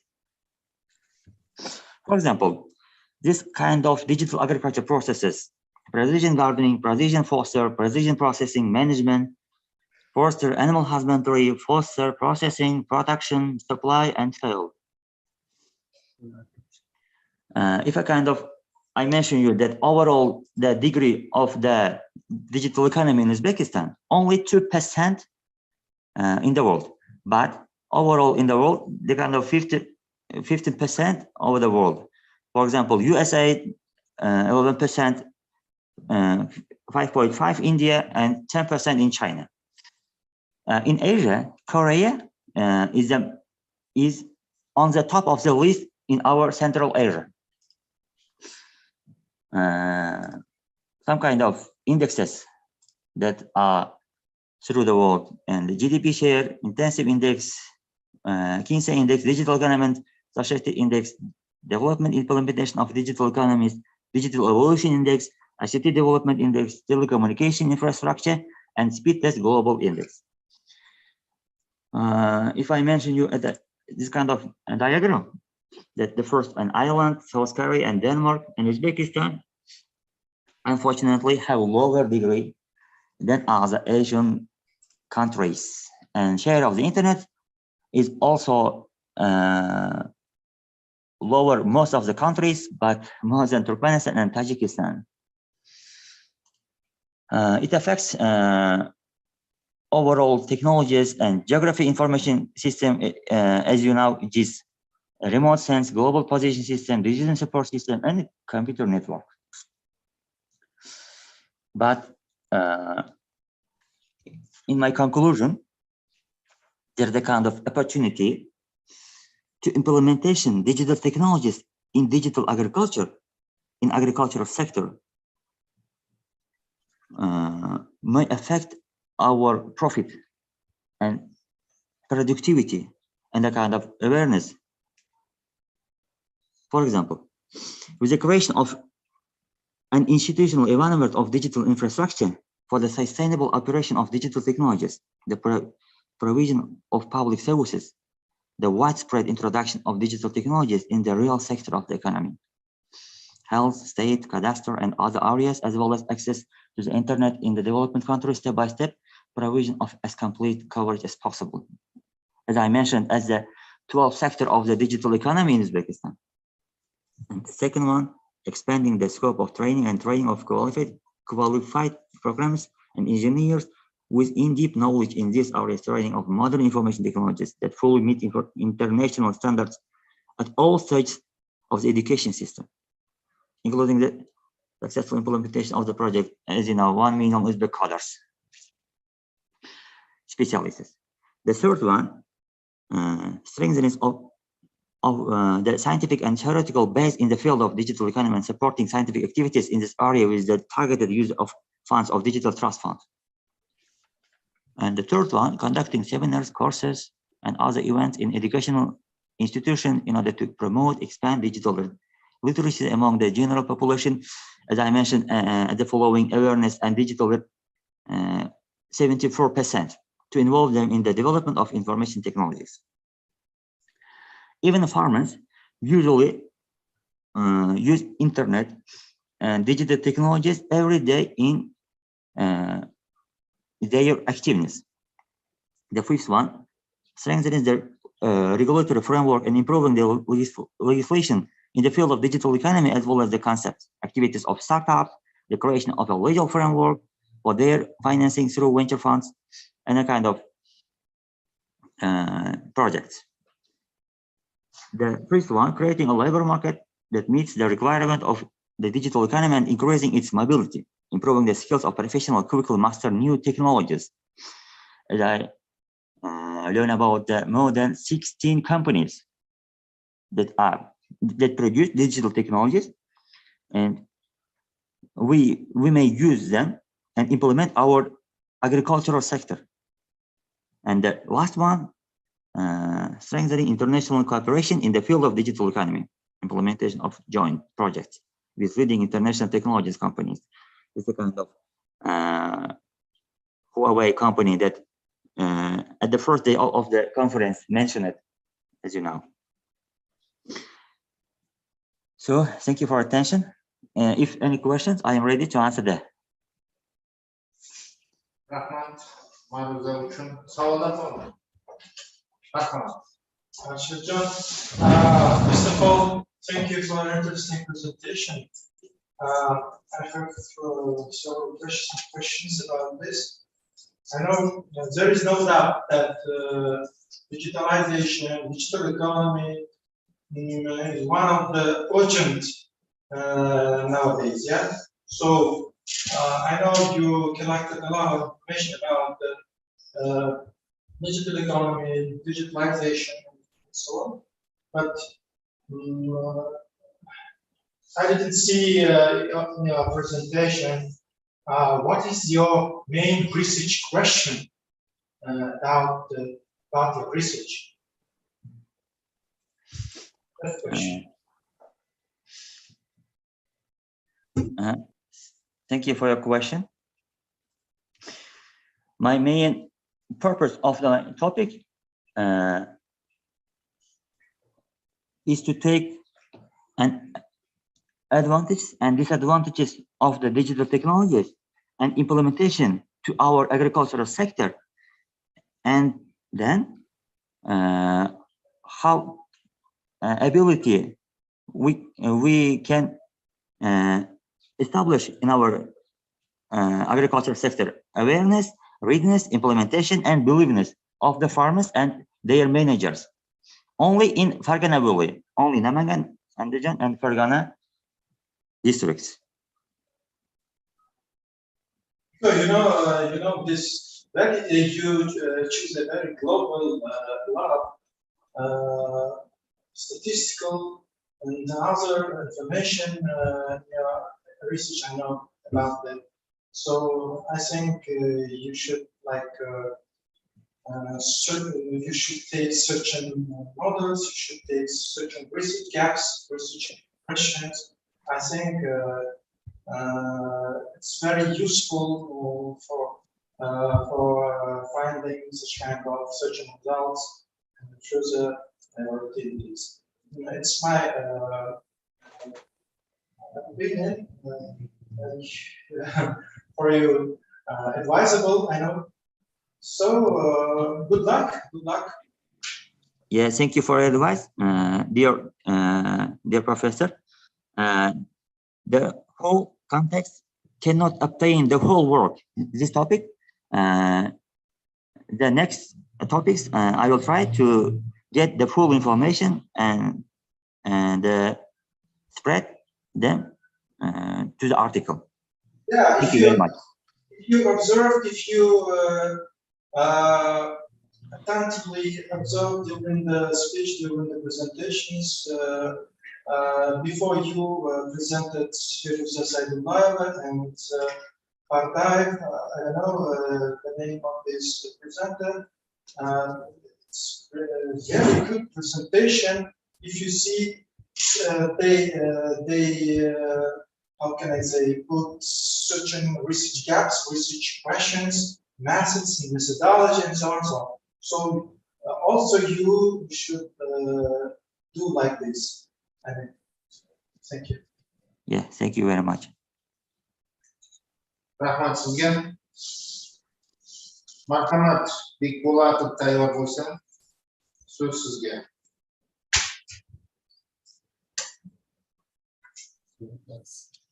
Assalomu alaykum. Hurmatli konferensiya ishtirokchilari.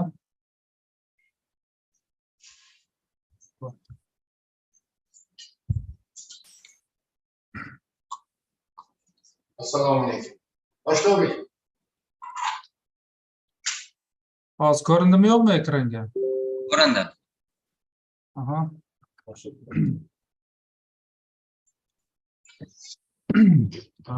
My presentation, theme of obtaining higher margin silicides films with high thermoelectric properties.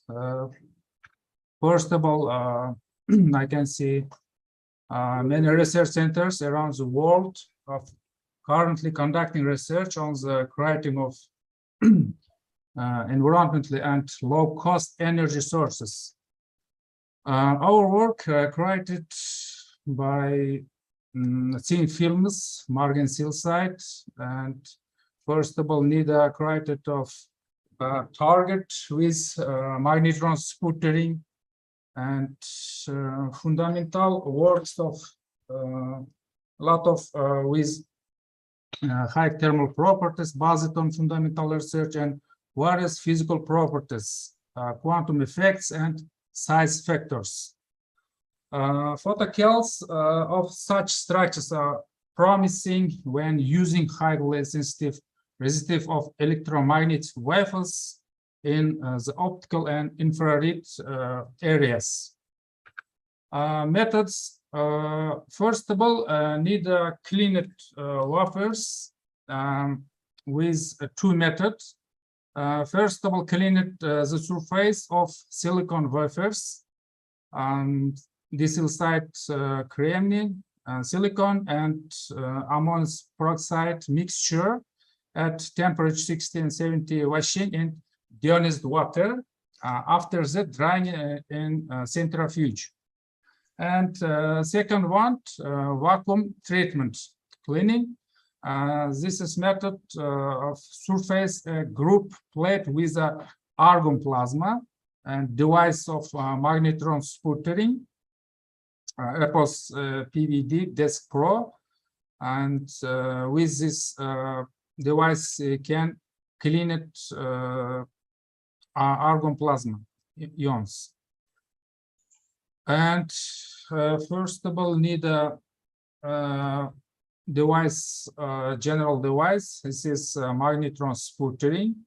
This is take of Karshi State University and Laboratory of Nanotechnology and Electronics.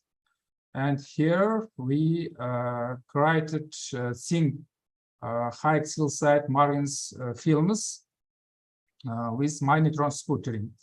This device created two parts. First of all, a part of with general part here created of thin films, and vacuum part. Vacuum part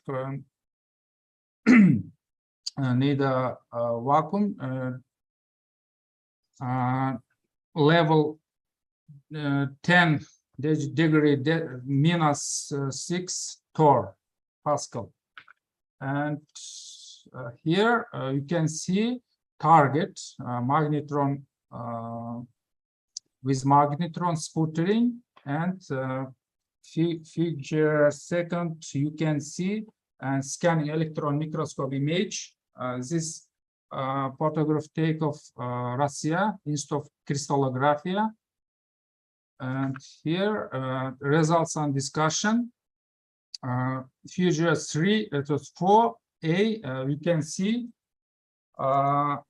amorph thin margin silicide films. You can see here a lot of defects. And second one, and picture B, you can see very well thin films. Because we heighting after creating, we heighting of 900 temperature Kelvin and created new films. And here we can see thermoelectric properties, our thin magnetron films. First of all, you can, when you temperature, room temperature, your resistance of 10 degree minus 6 ohm centimeter. And here you can see when you cool electroconductivity with the temperature. And this two results you can see here created new high magnetron silicide films and we measured and EG, and here you can see 0.67 electron volt. And consolation, it has been found that the thermoelectric power of the high magnetron silicides films increased during the translation from the amorphous state to the non-crystalline state, which are associated with the selective scattering of charge characters at the boundaries of nanosculptures. It's shown that high margin silicide films grows on the creamy silicon substrate has a high condensation coefficient, which is explained by the low specific thermal conductivity. Films of high margin silicide also have high response speed, high sensitivity, and can be used in thermal wave radiation direction and the visible of infrared ranges. Thank you for attention. Agar kimdadir savol bo'lsa, marhamat savol berish mumkin. Savollar bormi? Katta rahmat sizga. Rahmat. Bo'lmasa onlayn usuldagi ma'ruzalarimiz tugadi. Zalda qo'shimcha qiladigan yoki ma'ruzasi qolgan tadqiqotchilar bormi? Zalda onlayn tugadi. Bo'ldi. Bo'lmasa hurmatli ushbu konferensiya qatnashchilari, sizlarga ma'lumki, bu yilgi o'tkazilgan xalqaro konferensiya ustozimiz o'tgan paytda Alloh xotirasiga bag'ishlangan edi. Mana 2 kun konferensiya qatnashchilari ishladi. Bugun 35 ta ma'ruzadan 28 ta ma'ruzani eshitdik. Endi qolganlar bu Rossiya ularni olishmadi. Namanganliklar nimagadir qatnashdi. Qolgan Toshkent va shu atrofdagi universitetimiz tadqiqotchilari faol qatnashdi. Men barchangizga tashkilotchilar nomidan o'zimning minnatdorchiligimni bildiraman. Xudo xohlasa Alloh keyingi yillar, ya'ni xalqaro konferensiya, institutimizda tashkil etilgan xalqaro konferensiyalarda birga o'tkazish, ishtirok etish nasib etsin. Chunki mana bu konferensiya Conmechydro har yilga mo'ljallangan rejali, mana 3-yil, 4-yil o'tyapti. Bundan keyin tuzab davom etsin. Sizdan biz shunda ishtirok etish Alloh nasib etsin. Barchangizga katta rahmat. Sog' bo'ling. Salom. Fikrlar bo'lsa aytishingiz mumkin. Konferensiya to'g'risida. Hattoki inglizchada yozganlarini o'qib berayotganda ham qo'shilish. Masalan, men o'qib bordim, vizual bo'ldi, yoqdi. Jayam Boshlarimizga rahmat. Men bunchalik ingliz tilida qiladi deb o'ylamoqdim. Tadqiqotchilarimiz, doktorantlarimiz asosan harakat qildiki, ingliz tilida ma'ruza qilishga.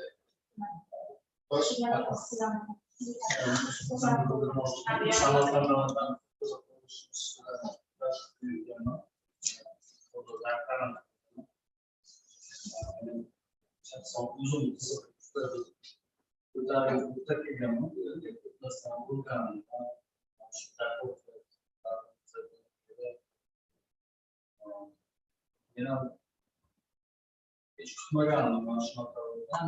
Ingliz tilida ko'zimda shunisi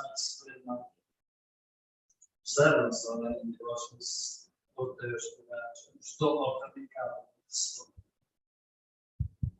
yana birinchi mana ikkinchi ochilish marosimida ishtirok etdim. Rektorlarning ekskursiyasida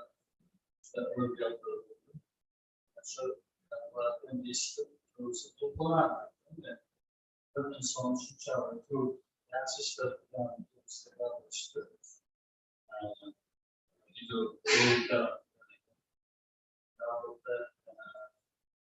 yaxshi inson bo'lish ham qiyin.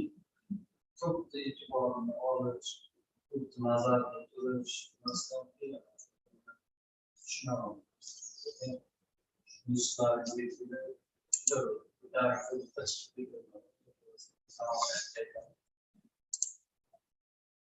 Juda yaxshi. Agar men ham shu Samarqandda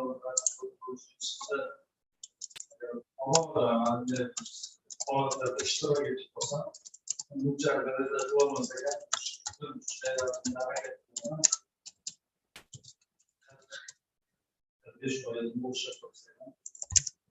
sizlarda imkoniyatlar mana bu binolarni ko'rib bizlarda endi boshlangan bu narsa ishlayapti. Zallarimiz juda chiroyli. Mana bunaqa joylarda odam ishlagan ishlagisi keladi. Rahmat sizlarga, mana shuncha charchamaylar, hammasini diqqatli qilib reading bor menda, lekin yoshlarni bo'lmasa shunaqa pullar bizlarga yetkazsa,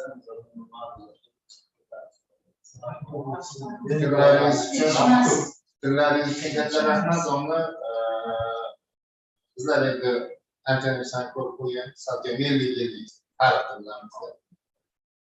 Irrigatsiya instituti Isserga qarardi-yu, lekin respublikadagi o'rnini o'rtacha. Lekin o'sha vaqtida Samarqand arxitektura qurilish instituti Shranpolovdi davrida u Isserda o'rni bor edi.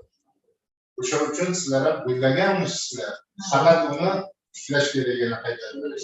Mana biz ko'tarilib tiklab olishga Ishtambardayev rahbarligida erishdik.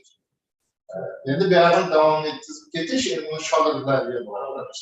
Sizlarda bo'lgan bu narsa, faqat ko'tarilishga. Kafidrasi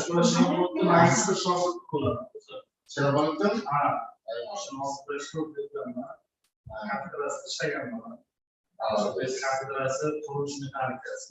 Qurilish mexanikasi materiallar qarashlaydi. O'sha kafidrada ulardan ko'p ishlagan rasm.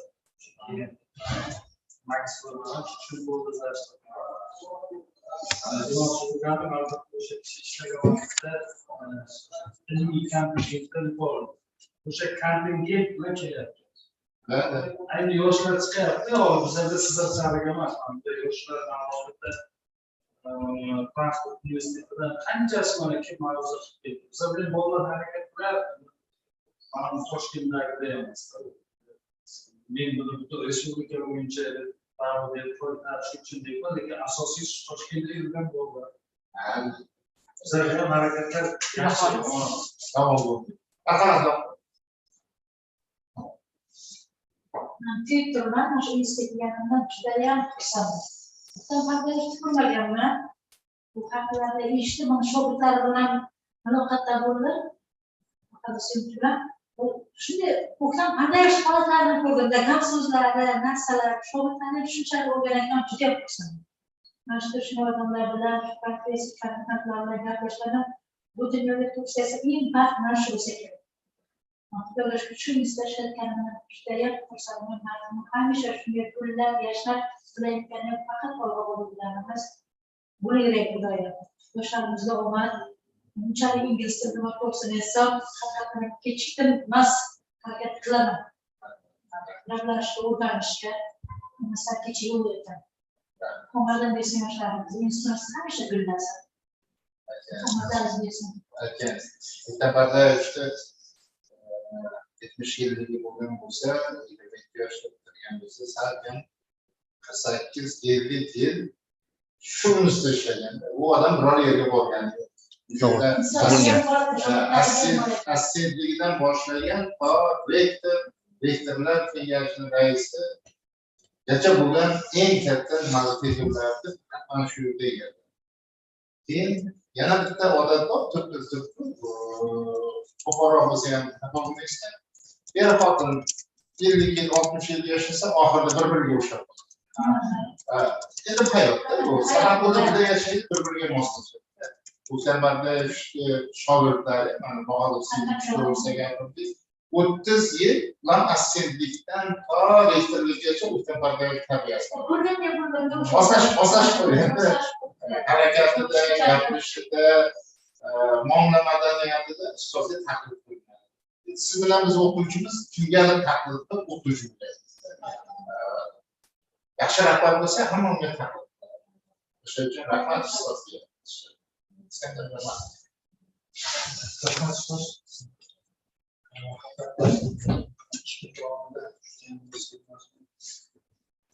To'g'ri ma'noda, tom ma'noda aytganda judayam keng profilda mas'ulli bo'ldi. Konferensiyamiz